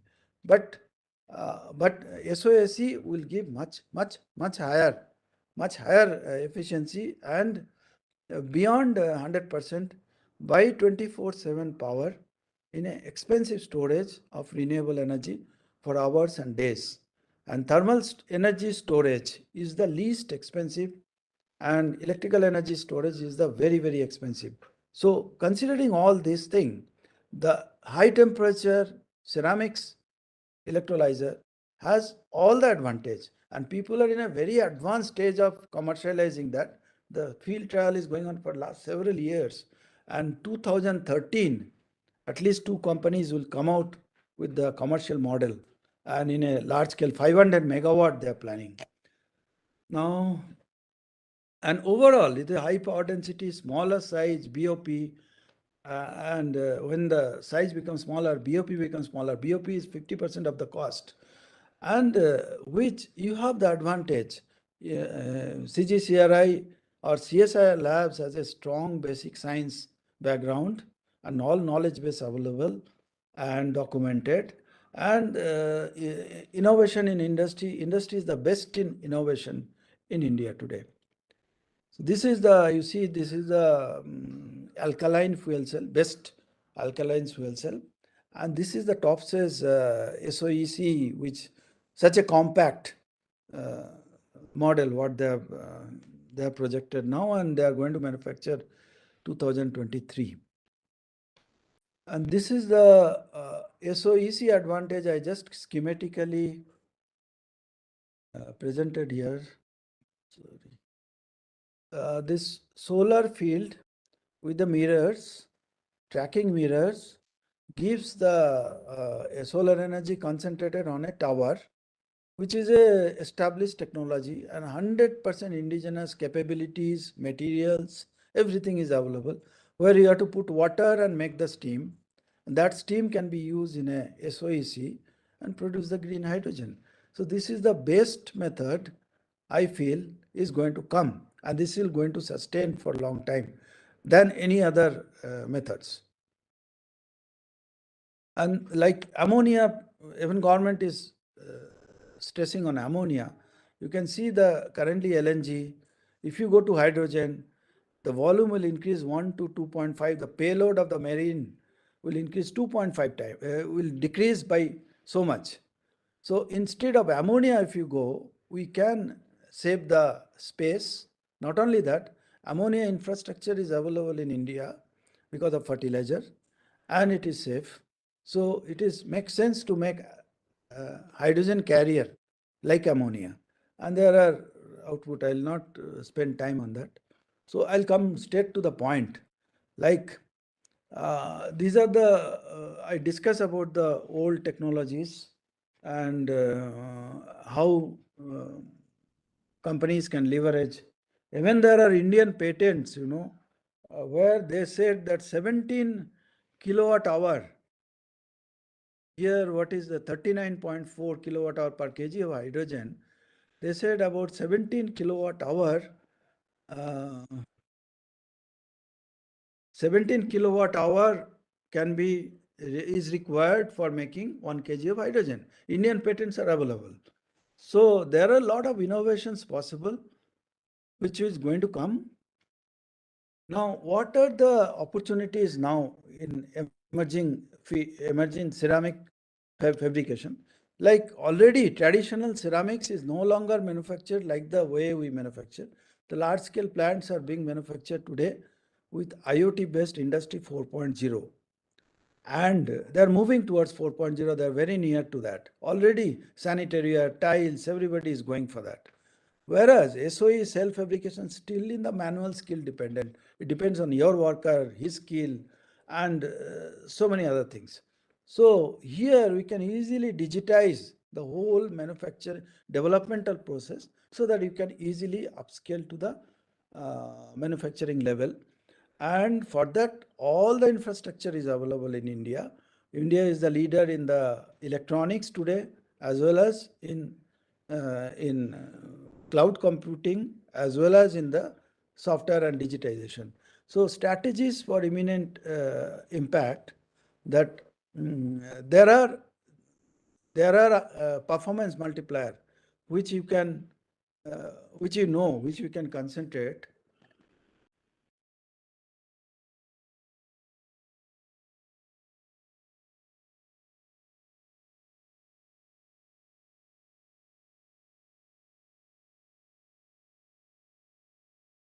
Like, as you also told, that tailoring of TPB was not taken so seriously nowadays, till now. And there is a lot of opportunities left there, because so far it was some statistical improvement.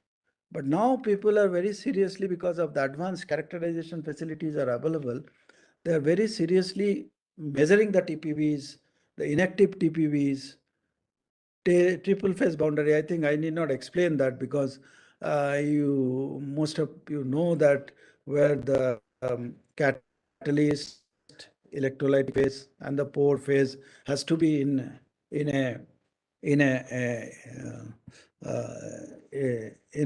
point where the actual energy transfer will take place there.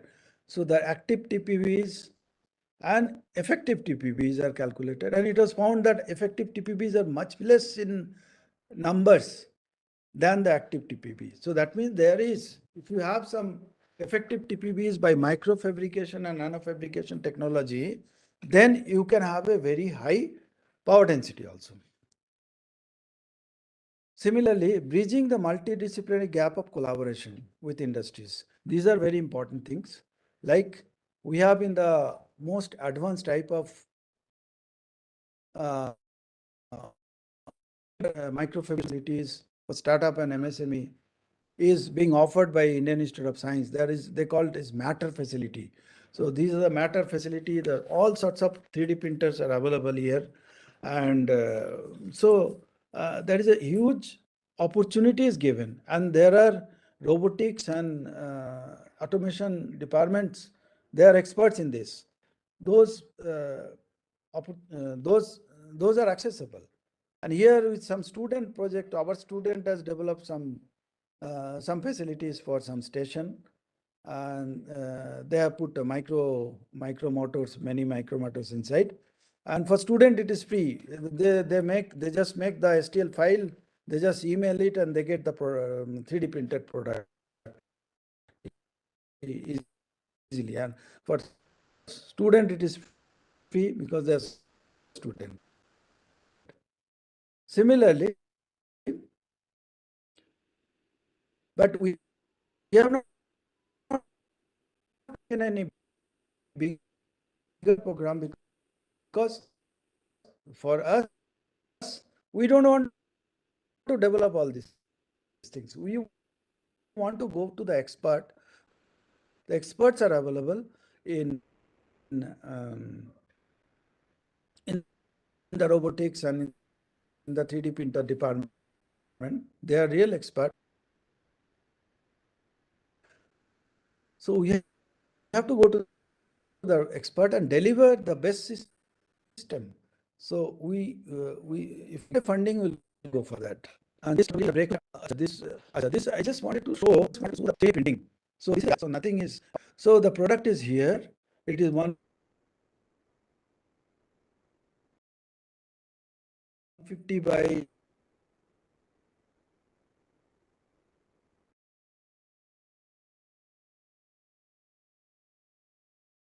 millimeter size, and which is used in the Tata Steel reheat furnace in Jamshedpur.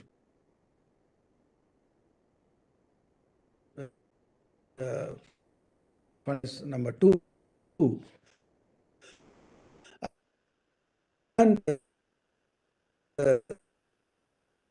sir, your voice is somehow cracking, sir. There is a die. Now it's fine. Hello? Here we used to make 6 months to 8 months to. Yeah, the voice is breaking, Dr. Das. Because it's very complicated. Your voice is breaking, sir. With the replica of the Sir, your voice is breaking. Between there are a lot of process involved, which was done entire to make up the any problem. Okay. Sir, your voice is breaking somehow. Now it will be all right. There is some issue in that. Okay. Now I fine. think it's okay. Yeah, now it is okay. Yeah. So now it is okay. Now we are gone back. So we have disconnected or what? Presentation is visible. Presentation is visible. Yes, sir. Yes, sir. It's fine. Fine, sir.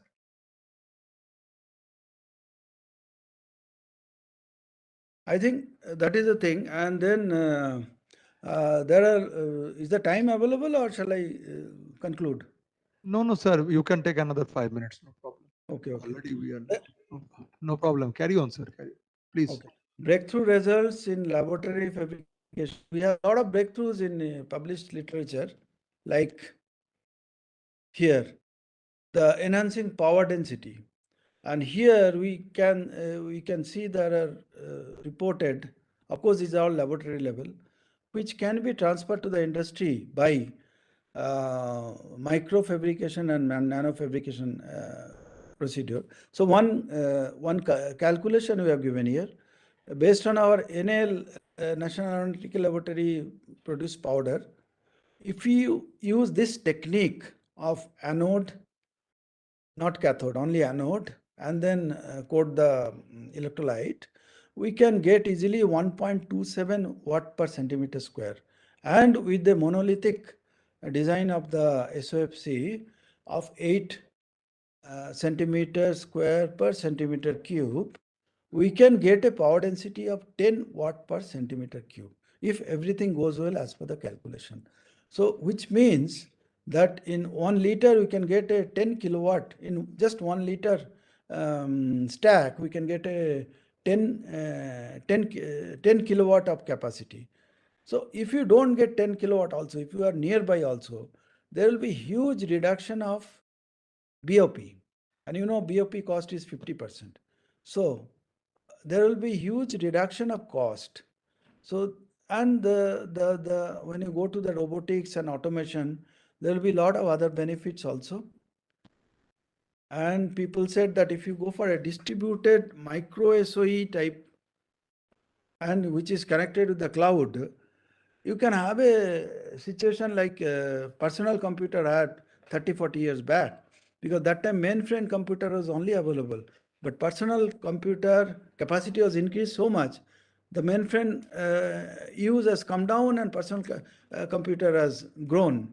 So similar things may happen with the microfabrication technique, and we can have a distributed SOFC, and there high temperature ceramics will give the advantage of, there are many advantages will be there. And India is totally poised for that. Last 5 years, I just put a figure, we have grown from 29 billion electronics manufacturing to 70 billion in just 5 years. We have reduced the import, we have increased the export, and one of the major SOFC manufacturers in the world, megawatt this year, next year target is 1 gigawatt. The entire electronics is going from India. So the opportunity is there to reduce the cost. So there is a huge opportunity as far as green hydrogen is concerned to make a lower cost, higher efficiency green hydrogen, easily meeting the $2 per kg target. So I'll just conclude here. The SOEs are emerging as more energy efficient with better material security. It is not only the energy security we are talking, because 86% energy we are importing, but we are only using water and solar. So it is a energy secure thing. And not only that, material security is also there if you go for SOE. Now, digital manufacturing can multiply the performance of current SOEs.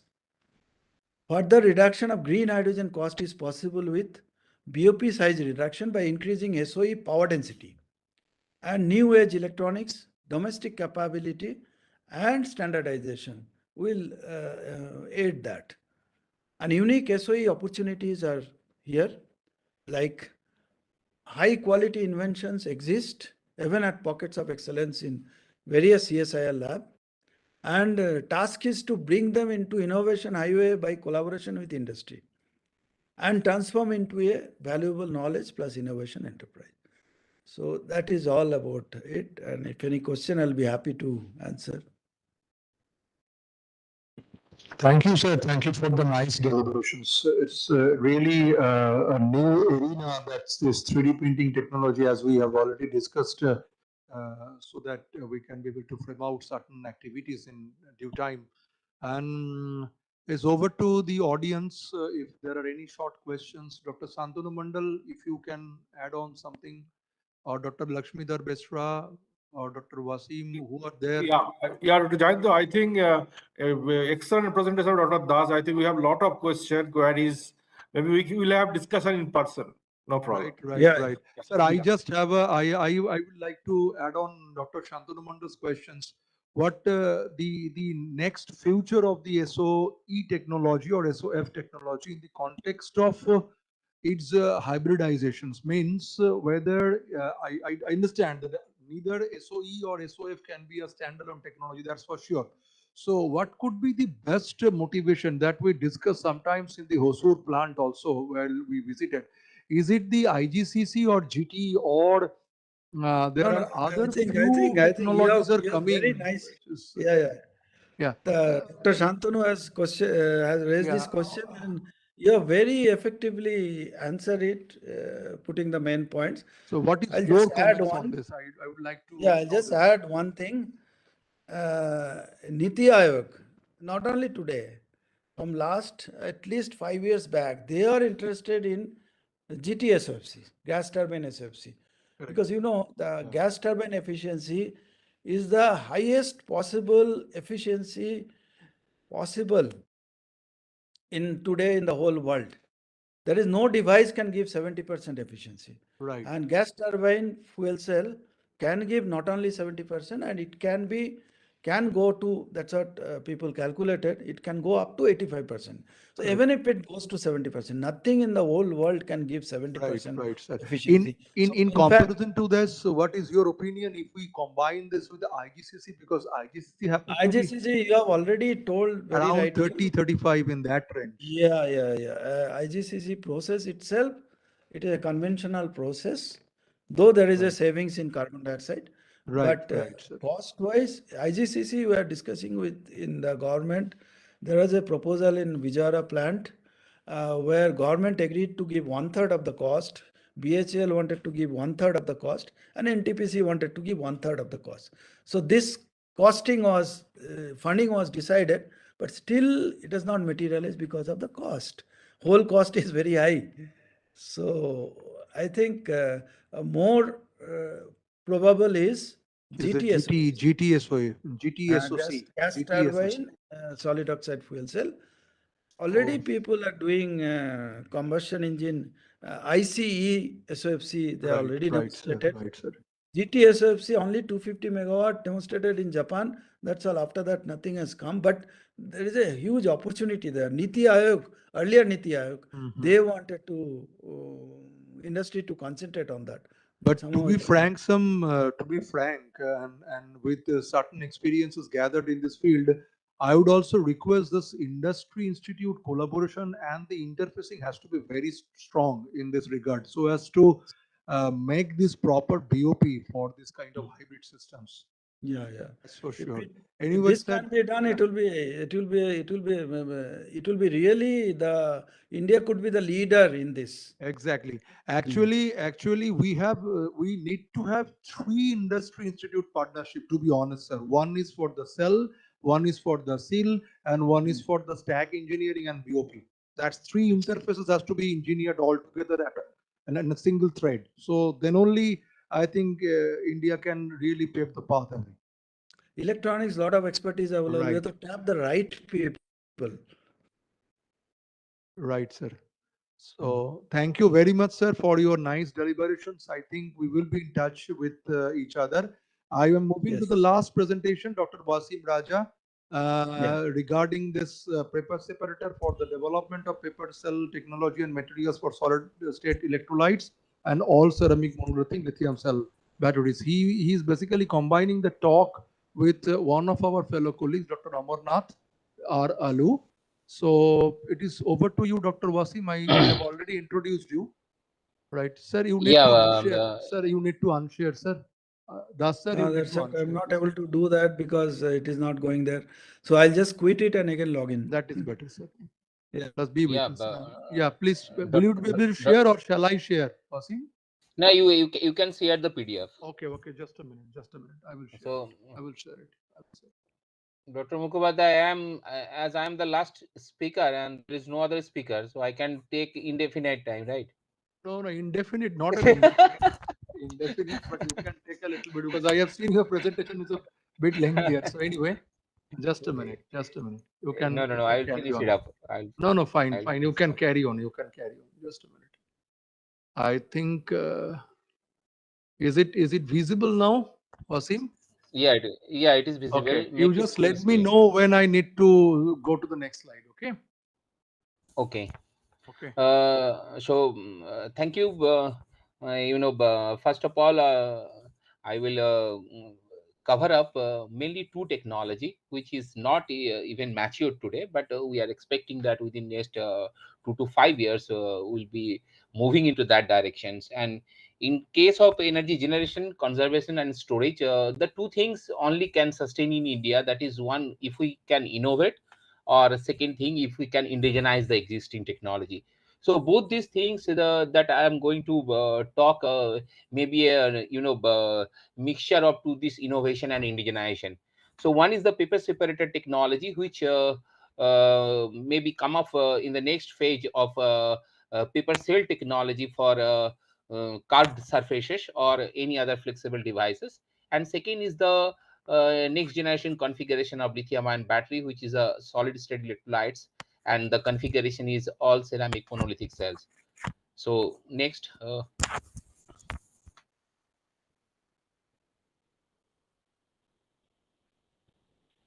hello. You are audible. You are very much audible. Please. Yeah, move it. Yeah, so I'm not going into the details, but the separator which has been currently used in lithium ion battery technology is a polypropylene or polyethylene based.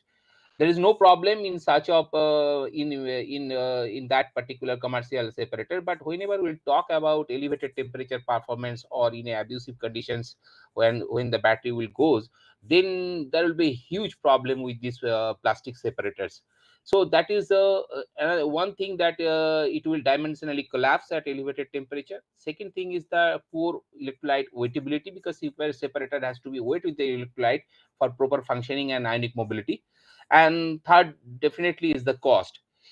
So if we want to develop a separator materials, so there are several parameters that we have to optimize. One is the stability in the electrochemical environment. Second is the thickness, it has to be as low as possible. Porosity, pore diameter, permeability, the mechanical strain that is required for during cell fabrication process. Electrolyte weightability is the parameter, and definitely the safety, in terms of safety aspect, the dimensional shrinkage and the flame retardance property that has to be inside a material, but it is very difficult to club all these properties in a single material. So we have tried this research, we have started this research to develop a new kind of separator since 2017, and currently we are in a very advanced stage where can compete with the commercial separator in a new way and new innovation. So next up.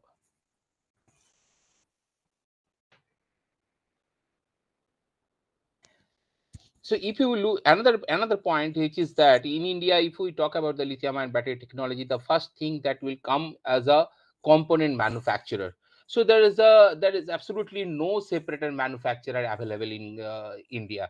And if we look at the commercial separator, that all are basically three giant companies are making. Those are Celgate, that is Nanopore and Proton. All these three companies have taken the whole, almost all commercial share for manufacturing polypropylene based separator.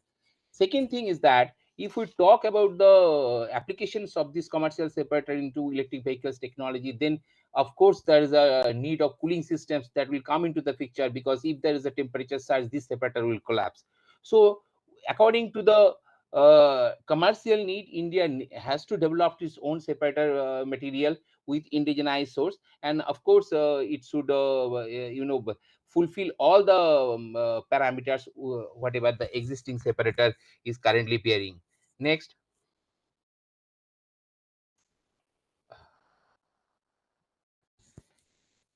So CGCRI is working since 2017 to develop a engineered or functional separator from a commercial paper.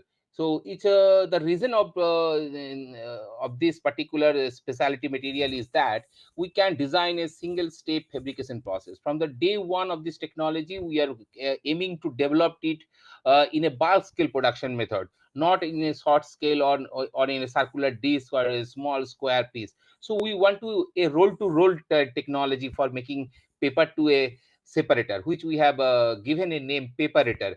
And if you go to the recent publications, you will get all the micro details. So I'm not going into the details. Second thing is that it is made of paper and ceramic materials. So all the compositional entities are cheap and available locally. And this paper separator which we have developed can give us a high porosity thermal stability up to 200 degrees centigrade. It had excellent electrolyte wettability, and above all, the flame retardability. It doesn't catch fire. So all these positive features we have inbuilt in this paper-based ceramic separator.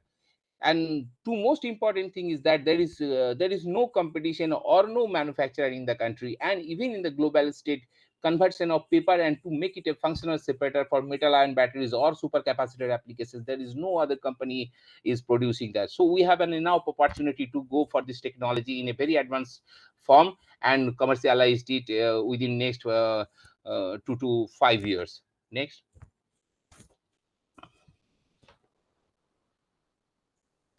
So the development of this paper to paper separator technology started with the FTT project sponsored by CSIR in 2016 to 18. At that time, we also developed a separator fabricator machine, because that machine has also been designed according to the process we developed, and we come up with a separator which is a 60 to 70 micron thickness, and we gradually optimize all the synthetic parameters and process parameters, and also the finished products aesthetics. All parameters has been controlled on a 60 to 70 micron thickness level. Then we got our DST project in 2019, which is an extensive financial support has been given to standardize this separator for metal ion battery and supercapacitor applications. And gradually in 2021 to 22, in this last couple of years, we have successfully dropped down the separator thickness to a level of 20 to 25 micron with the same commercial specification that is available in the current international market. So it is a journey from 2016 to 2022. With these things, we have developed separator in a bulk production facility. We have developed the machine where the separator can be fabricated, and also we are matching all the benchmarking or internationally available parameters for a separator materials for any metal ion batteries and supercapacitor applications. Next. So within this span, we developed 4 kind of separators. One is the thick separator that can consist chitosan polyvinyl acetate and barium titanate based compositions, about 70 to 60 micron thickness. Then we drop down the thickness to 20 to 25 micron, which is another compositions we have optimized. Is a PVDF and styrene butadiene rubber and barium titanate based ultra thin separator. Then we moved to another unique product where clay came into the picture, where we have now optimizing the process of making a paper clay separator, which is more cheaper than the other tools. And currently we are in a mode to develop a flexi electroactive separator, which can both work as a separator and electrolyte in solid state battery or metal ion batteries. Next. So the opportunity is that if you look at the paper manufacturing industries in India, they are basically concentrating in four major category of papers, which correspond to a newsprint, another corresponding in the printing technology, and also they are making some specialty paper where we can put this paper separator in that particular category, which is a huge 36.77 billion market by 2027. So this separator or advanced functionalized paper separator is treated as a specialty paper for paper manufacturing industries. And we have also already communicated ITC and JK Paper Limited. And what during the interactions with the industry, what we came to know that these machines which we have developed for separator fabrications can be retrofit with their existing lineup, so that they can generate paper separator as one of their value added product, which can directly consumed by the battery manufacturer or the battery developer who are working in the country. So it is also going to be beneficial for the paper making industry, which can deliver this as a paper separator or functional material for lithium battery or any metal ion battery application. Next. So this is a type 1 separator which I have already talked on. It is a 70 to 60 micron thickness chitosan PVA and barium titanate based compositions. So there's a huge scale of optimization has been done last 3 to 4 years to make a complete homogeneous paper separator which can perform all or which can meet all the physical properties. So I'll go into the things. Please change the slide. Yeah. So this is what the thing says. Raw materials, this is the second largest polymer available in the globe. And of course, cellulose, which is the mother composition of paper separator, and very small amount of ceramic is needed because that ceramic is basically resisting the dimensional shrinkage and maintaining the separator integrity or cellulose integrity in the separator matrix. And there is another ceramics can also be inserted in case of SiO2 or barium titanium oxide. So those ceramics and polymer composite that is coated on the paper can give us a functional separator. So on the basis of that, we have developed two types of separators. One is barium titanate based and another is SiO2 based, silicon oxide based. And so many parameters have been optimized, and after that we have come to know into a real separator performance. So Jayantula, can you skip a little bit faster? Shall I skip this? Yeah, please skip this. Okay, this one. Is We this can okay? skip it. We will directly come to the electrochemical performance. Okay, fine. Yeah, please. Fine. Next. Yeah, please keep. Here, While we are working with a paper separator, which is paper is directly coming from the market, and yeah. So seen that the paper itself has some impurity level according to their electrochemical, according to their application domain. They are modifying the papers commercially available, and with that we have to go to the separator matrix. So there's a process called sizing of paper where we are anchoring all the impurities that coming from the commercial paper, and after that we are building our coating solutions and making it a compact separator for battery use. And if you look at the thermal profiling, the below the scale is the commercial separator. There is a polypropylene based PP or PE based separator. So that can easily melt after 125 or 120 degree. Whereas you can directly go with this separator up to 200 degree, and even we tested at a 350 degree centigrade. So this is the elevated temperature performance where this paper separator can withstand a temperature around 300 degree or 250 degree centigrade. Next.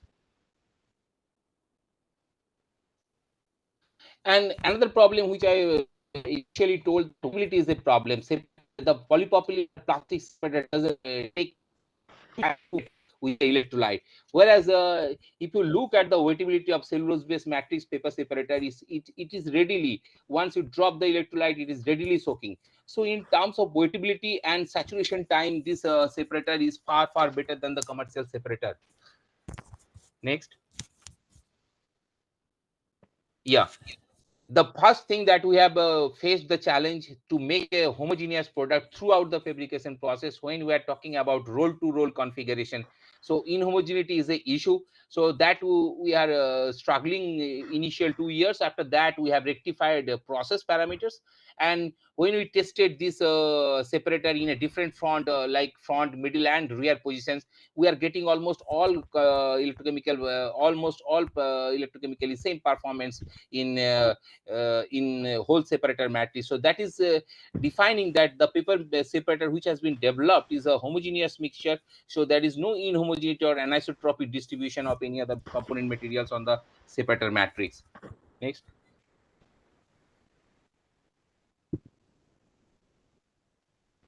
Next.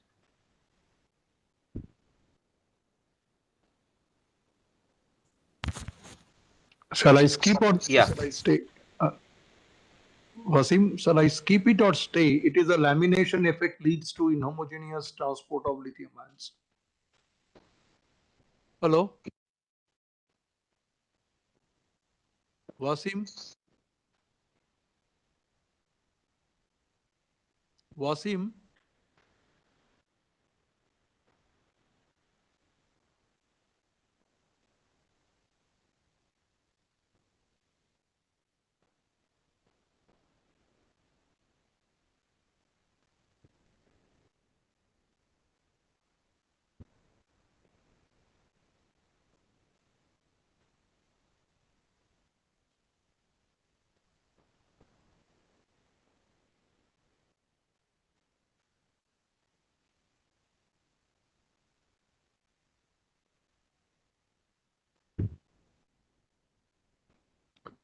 Wasim?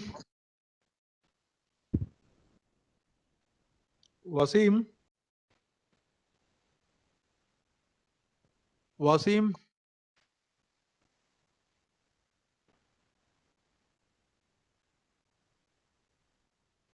Kindly once log off and log in.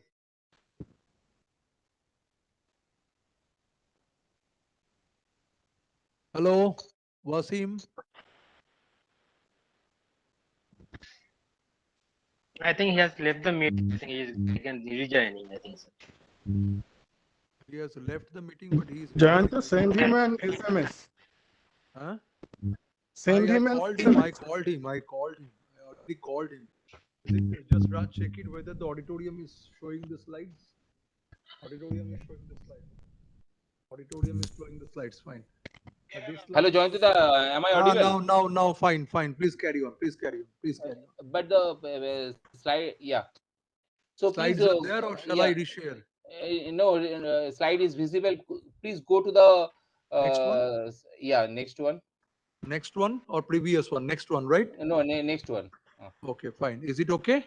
Yeah, I think Yeah. yes.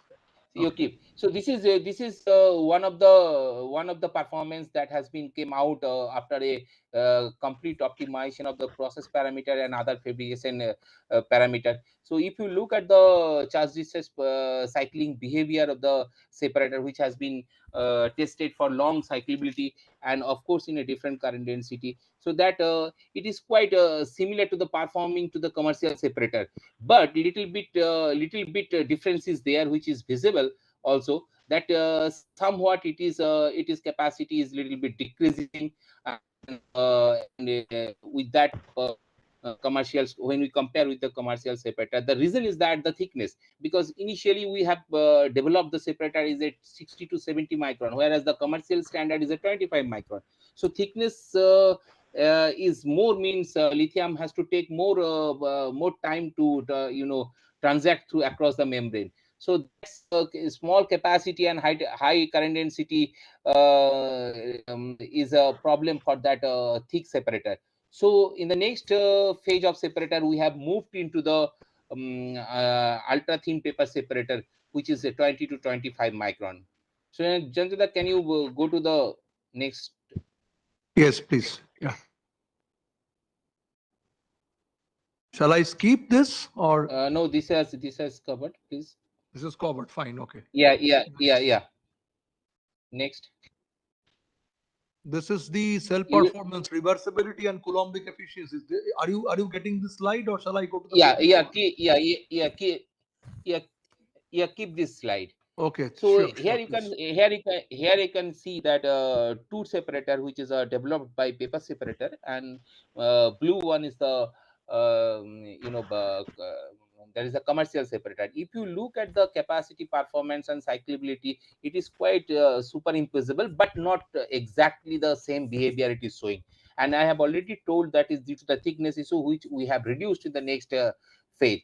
But if you look at the other parameters which are far better than the commercial separator, and if you look at the long term cyclability, the Coulombic efficiency is almost 95, more than 95% in almost all cycle number. So this is what the primary achievement on the paper separator in first 2 years. So what we learned from that, we learned that we have to reduce the thickness, we have to optimize the tortuosity of cellulose matrix, and also we have to do some engineering so that long-term cyclability will not be a problem. Then we go to the next phase of developing ultra-thin paper separator. Chandra, can you move this thing? Yes, is it audio visible, Wasim? You Mechanical can change it. You properties. can Skip yes, this. it Shall is I visible. skip this? Shall I skip? Next. Okay. Yeah, Reparator next. charge. Yeah. Okay. Sorry. Yes. So Yeah, I will keep this. Keep. next. Okay. No, next. Yeah. This Yes, one. Ultra. yeah. So this is the next phase where we understood that thickness is a problem, and we have to reduce that thickness, and that has been come up with the ultra thin paper separator development program in the next couple of years, where we have dropped down the thickness to a 25 micron, and also we have to change, because handling of 25 micron paper in a roll to roll basis is a very difficult program, and we have changed a lot of parameters in the process, and also we have changed some designing aspects of the fabricator, and ultimately land up with a 20 micron or 22 micron paper separator with 3 different compositions. So this separator is almost performing a superimposable behavior with that of commercial separator, both in terms of electrochemical performance as well as physical performance. Next. Yes. So if you look at the close view of the separator, I am not going into the technical things, but if you look at the schematic presentation, there is a paper, and on the top of the things we have given a sizing layer. So that is the controlling parameter which is controlling the porosity, because paper is a large pore spaces are there, and the pore is also anisotropic in nature. So sizing is taking care all these surface properties, and after that we are building up ceramic layer, and again the ceramic is directly exposed to electrolyte. So on further that we have building a top layer which is called lamination layer. So it is although looks like a monolithic design, but if you closely view that, there is a sizing, there's a lamination layer, there's a ceramization layer. So all these three makes you a separator which is chemically sustainable inside the lithium ion battery environment, and also give you the complete comparable performance with that of commercial standard. Next.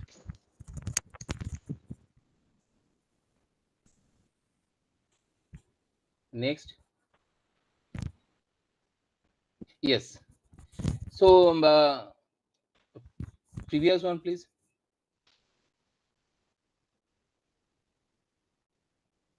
Yes. Yes, this is the development of ultra-thin paper separator, UPS. Type Yes. Okay. Yes. So if you consider this is the drastic extensive electrochemical studies that has been taken care of, and up to 300 cycles it has gone without any kind of chemical degradation.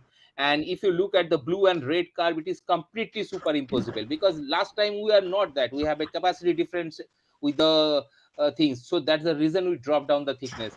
And once we have come up with these things, so the commercial standard and the developed separator is paper separator is almost performing the same manner. In terms of electrolyte window, because lithium ion has to perform as a 4.5 electron volt, so with that particular electron potential, these materials and these composite materials is stable. So all these things make this separator is a complete alternative materials with the existing commercial technology. Next.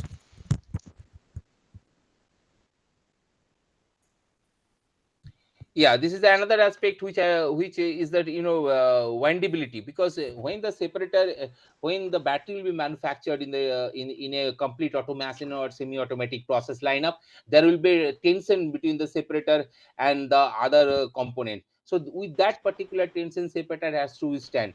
And regarding the previous type of separator, this separator is almost 10 times more powerful in terms of mechanical stability. And the machine directions, we are getting almost 50 megapascal, which is highest for all the reported cellulose ceramic separator in the literature. And we are further want to increase at a level of 80 to 85 megapascal, which we are currently doing. So in terms of mechanical stability, which was another drawback for the cellulose separator, which is already overcome, and we are moving to a mechanical tension around 80 megapascal for battery windability and other parameter adjustment. Next. This is one of the curve, but unfortunately for these things, I cannot show you the video. The flame proof video can be seen. This is not taking a flame on a complete exposure under UVL V0 protocol. This separator is, and it can easily sustainable up to 250 degrees centigrade. The weightability is absolutely fine. If you pull, if you drop an electrolyte, it is immediately soaking. So contact angle is almost next to nothing on the dropping of electrolyte. So this separator has covered up all the demerits. That is the previous one. So that is the thing, that this three layer design is working well inside the battery, and in both in terms of electrochemical and other physical parameters. Next. So this is the performance matrix. If you look at the thickness, and this the blue lines is the international benchmark line, and red is the commercial lineup, and green is our CGCRI developed separator. So if you look at the thickness, we are completely matched. Porosity, we are far behind the far above the commercial one. In case of thermal stability, it is absolutely thermally stable separator. In case of weightability, we are at least twofold in saturation time and also in electrolyte superability parameters. We have a contact angle that is almost zero. We have a mechanical tension which is yet to achieve, because we are in a 50, we have to achieve at least 80 to 85. And it is a completely flame proof separator.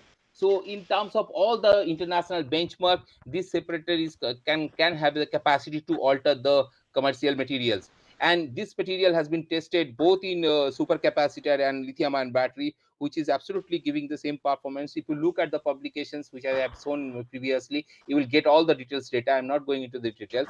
And we have now sent this separator for sodium ion battery testing in Delhi IIT, which is one of the consortium partner in DST IIT project. Next. So next is the clay separator. I'm not going into the clay separator. I'll directly come to the solid electrolyte design portions. So Jonathan, you can please go to the solid electrolyte portion. Okay, fine. Shall I? Right. I think yeah. Is it the slide? I think so. Yes. Yes. Yes. Yes. So in another program, we are developing solid state electrolyte materials, which is a lithium lanthanum zirconia based electrolyte, which is a ionic conductivity in the order of 10 to the -3 to the -4 Siemens per centimeter. So these materials has a potential for a solid state battery design. So based on that, we are making two kind of configuration in solid state batteries. One is the ceramic based and another is the glass based. Dr. Amarnath Reddy, who is working on the glass based electrolyte, I think he is also present, but may not be able to comments on that.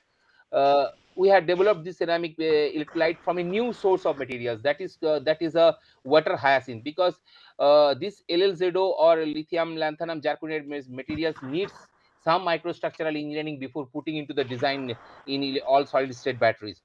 Next.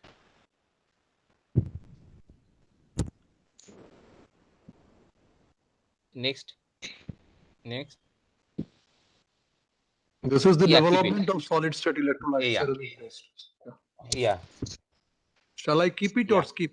So yeah, you can keep it. So this is the thing where we are using water hyacinth. As you know, water hyacinth is one of the water devil that has been polluting a lot of water reservoirs from starting from the West Bengal to Karnataka, Kerala, and all over the India itself. So this is treated as a water devil. A lot of programs has been initiated to treat this waste material for designing fiber composite. So what we have done, we have taken this fiber of water hyacinth, and we have seen that this fiber can be mimicked, and we have developed this solid state electrolyte by mimicking those cellular intercellular structure of water hyacinth, which has come up with a beautiful microstructure in a micron level, and this has performed in a solid state cells extraordinarily when we have cycled this material with lithium anode or metal ion batteries. So this is what the innovation we have done for this solid state electrolyte design. Next.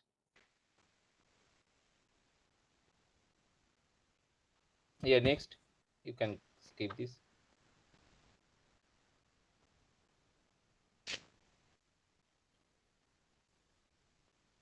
Next. Next. Shall I go to the next? Hello? Next. Yeah, next. This is yeah, next, please. Shall I keep these or move forward? Next. Yes, forward, please. Yes, I think we have to keep this. We have to keep this.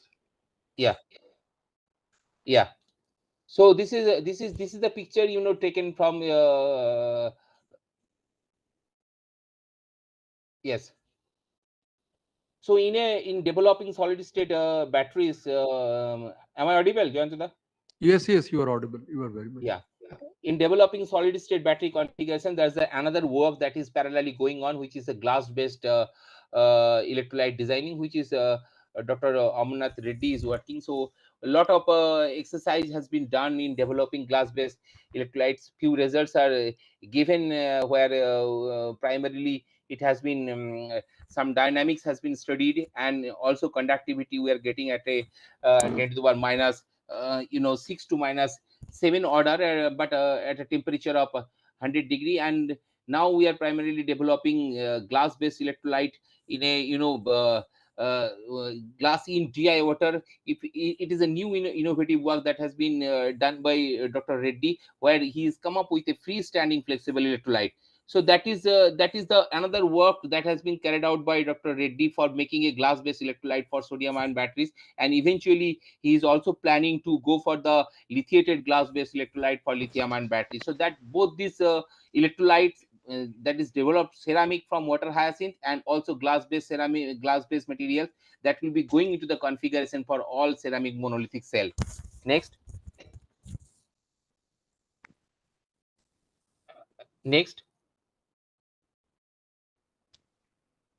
Yes, please. So as I initiated my presentation, that this paper separator, we are although finding an alternative of commercial PP based separator and indigenize this product in India, and also putting novelty to come up with a advanced separator for metal ion batteries. But this is not only to develop component, but on the basis of this paper separator, we are also planning to go for the flexible paper cell technology. So that is the completely paper based material, where the we are also planning to develop some ion conducting, that is electronic conducting paper, with the help of CNTs and other compositions. And the separator which will be used for this paper cell technology, that is the electroactive separator that currently we are working on LLZO based electrolyte. So it is a flexible design, and it is a paper-based technology which can be produced in roll-to-roll form. So that technology is under under study, and we are successfully developed a electroactive separator which is currently under testing, and hopefully that within 1 to 2 years we will be able to make a coupon type paper cell for our future technology for flexible and curved surfaces. Next.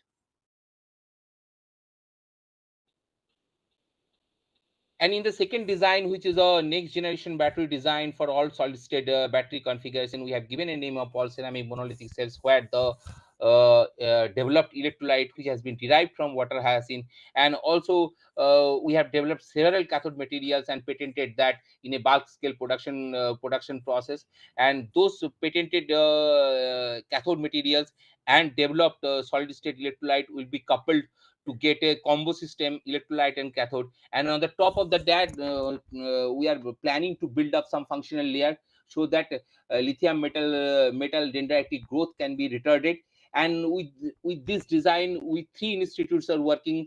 One, we have talked to the St. Petersburg, Russia, and also Nanjing University, China, where this CGCRI and Petersburg and Nanjing University has taken up a challenge to develop this new configuration, and we have submitted a BRICS project on that, which is a very advanced stage of approval. So 2 technology that we are planning, one for the paper cell technology based on the paper separator, another is the water hyacinth derived lithium zirconium oxide based electrolyte materials, which can give us a all ceramic monolithic cell. So with these 2 things, I'm going to conclude my lecture, and I think please go to the last slide. Yeah. So this is something that we are working with, because we are working with mainly 3 industries. Epsilon, which is the second carbon manufacturer in India. We are working with the bat salts, which are the company who are designing manufacturing machines for lithium ion battery and other thing. And definitely Tata Steel, which deliberately want to aggressively pursuing the research on lithium ion battery. Recently, we have a joint discussion with Tata Steel, where Tata Chemicals has some byproduct of iron, which can be utilized by CGCRI for making a battery grade lithium iron phosphate, and the product and a process will be designed. Based on that, a semi-bulk scale production facility will be established, and those things will be supplied to ISRO and other ARCI and Bharat Electronics for the testing. So this is the end-to-end material synthesis to battery fabrication. So this project we have formulated, and even we hopeful that within 1 to 2 years we'll start this program. And we are currently optimizing Tata's different iron based output materials for lithium iron phosphate making. Next. So I thank you all for your kind patience, because it was not able for me to present from a low bandwidth network connections. And I thank to DST for their support for carrying out these paper separator research programs. And also I'm thankful to my director for present these things, and the organizing committee, especially Dr. Mukhopadhyay. Thank you all. Thank you, Wasim. Thank you very much for your presentation. So I will make this auditorium open for 1 or 2 quick questions, because we are running very late, almost 2 hours late than the schedule. So beforehand, Dr. Amarnath, you were there. I'm able to see you. Dr. Amarnath, yes, Amarnath, how are you? Actually, Dr. Amarnath Reddy is the scientist, senior scientist here, who is mainly working on the solid oxide cell based the sealant for the solid oxide fuel cell technology and solid oxide electrolyzer. So he has a great expertise on development of various sealant materials, and along with that, he has the startup activity for glass-based electrolytes, which Wasim has already shown. So, Amarnath, if you have any comments on this, please put forward your comments to the audience. Thank you so much for explaining about my work. Thank you so much. Yeah, actually, I've been working on both glass sealant materials and as well as glass-based electrolyte material, as Wasim has already mentioned. So thank you, Wasim. So you have presented well even my work also, even in my absence. Thank you so much, Wasim. Yeah, thank you. Thank you, sir. Amarnath. Thank you, Amarnath. Yeah, thank you. Thank you. Yes, yes. I know you are far away, but this is the help of this online that we can take everyone on board. So thank you, Amarnath, for being with us. And is there any question from the audience, Dr. Shantanu Mandal, Dr. Arendas, or any other audience from the speaker sides or from general I'm audience? fine. Okay. Okay. Then I think we are already running so late. I will hand over the dais to Dr. Abhijit Das Sharma, who is also on travel. Dr. Amarnath is on travel. Our director ma'am is on travel. Dr. Das Sharma is in travel. So the whole responsibility is on my shoulder to conclude. Now I request Dr. Abhijit Das Sharma, who happens to be the co-patron of this industry meet. Dr. Das Sharma is in Delhi now. So nice to see you, sir.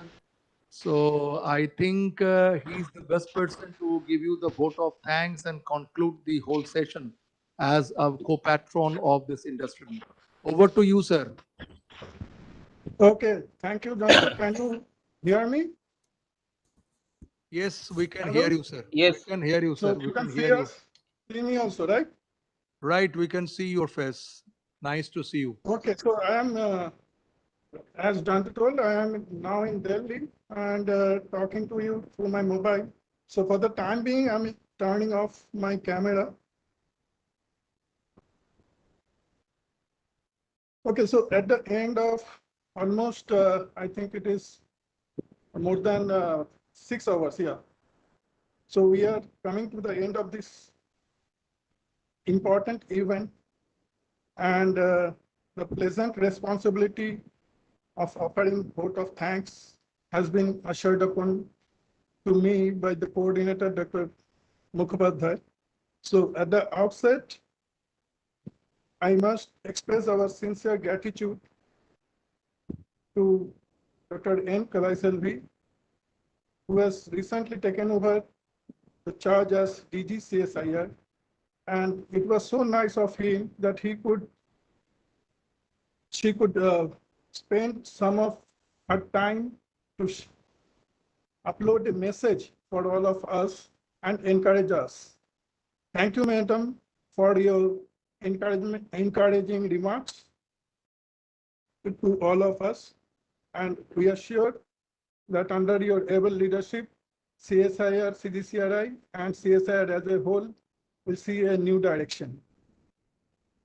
Then I must express my sincere gratitude to our director, Dr. Suman K. Misra, who offered the welcome address to the gathering. And she was instrumental in supporting all our activities ever since she joined. Thank you very much, madam, for all your support that we enjoy. It is really nice to work with people like you.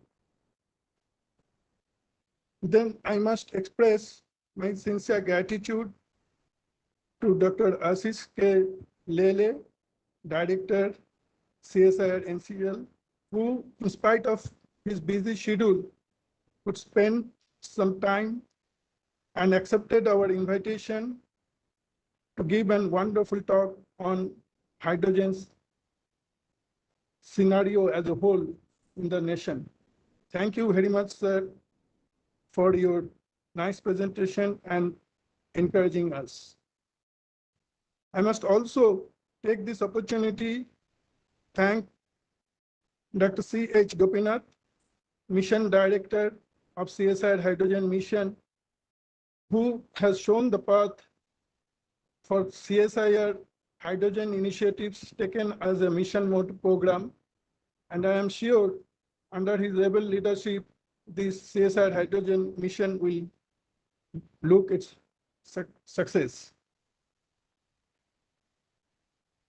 Now, the main people for which this industry Connect event is being organized at the industry people. In this connection, we are very much fortunate to have representations from 4 major industries like ONGC Energy Center Trust, Kiyomi, Dense Power, and HPCL. I express my sincere gratitude to Dr. D. Parvatalu, who in spite of being in USA and at the early hour of around 1:30 or 2 a.m., maybe in USA, he delivered an excellent talk on hydrogen energy. I am equally thankful to Dr. Sam Rao and Dr. Shantanu Mandal for their presentations and their forthcoming activities, collaborative activities with CSIR labs. We look forward to work with you together in future, sir. Thank you for your presentation and being with us. Then I must express my sincere gratitude to Dr. Aren Das, who had shown an excellent, innovative way for fabrication of these devices in an excellent manner. I look forward to you, sir, for your guidance in future in all our researches so that ultimate institute-industry collaboration can see a fruitful result. Thank you, sir, for being with us. I take this opportunity to express my thankfulness to Dr. K. Narayanan and Dr. Malay Pramanik of HPCL. Dr. Pramanik made an excellent presentation on battery technology and the relevant technologies on SOFC and other materials that they are doing at their R&D center. It is really heartening to see the facilities they are developing with us, and we look forward to the working together with HPCL in future under the consortium project as mentioned by Dr. K. Narayanan. Thank you, sir, for enlightening us with your activities. Then coming to our own CSR fraternity, I express my deep sense of gratitude to Dr. L.D. Besra, who took our invitation which was sent very late, but Dr. Besra accepted this and delivered a lecture that on the activities that is going on at CSR IMT, and I'm sure with the fruitful collaboration with CSR labs like IMMT, the SOFC and SOEC technology will see a great success. Coming to my own departmental colleagues like Jayant Mukherjee, Shravanti Ghosh, and Mir Wasim Raja, I am very much thankful to them for their excellent presentations, highlighting the activities that we are doing in this important area of energy at CSIR CGCRI. So thank you all. And finally, for organizing such an event, the coordination with the various stakeholders is extremely important. In that sense, I'm very much thankful to the coordinators from CSIR headquarters and equally thankful to the coordinator from CGCRI, Dr. Jayant Mukhopadhyay. So it has been a tremendous team effort that has seen this event a great success. So with these few words, I thank you all to be with us, and we look forward to working together to make this SOFC, SOEC, and related technologies, energy-related technologies, and indigenous technology a success in the coming years. Thank you all.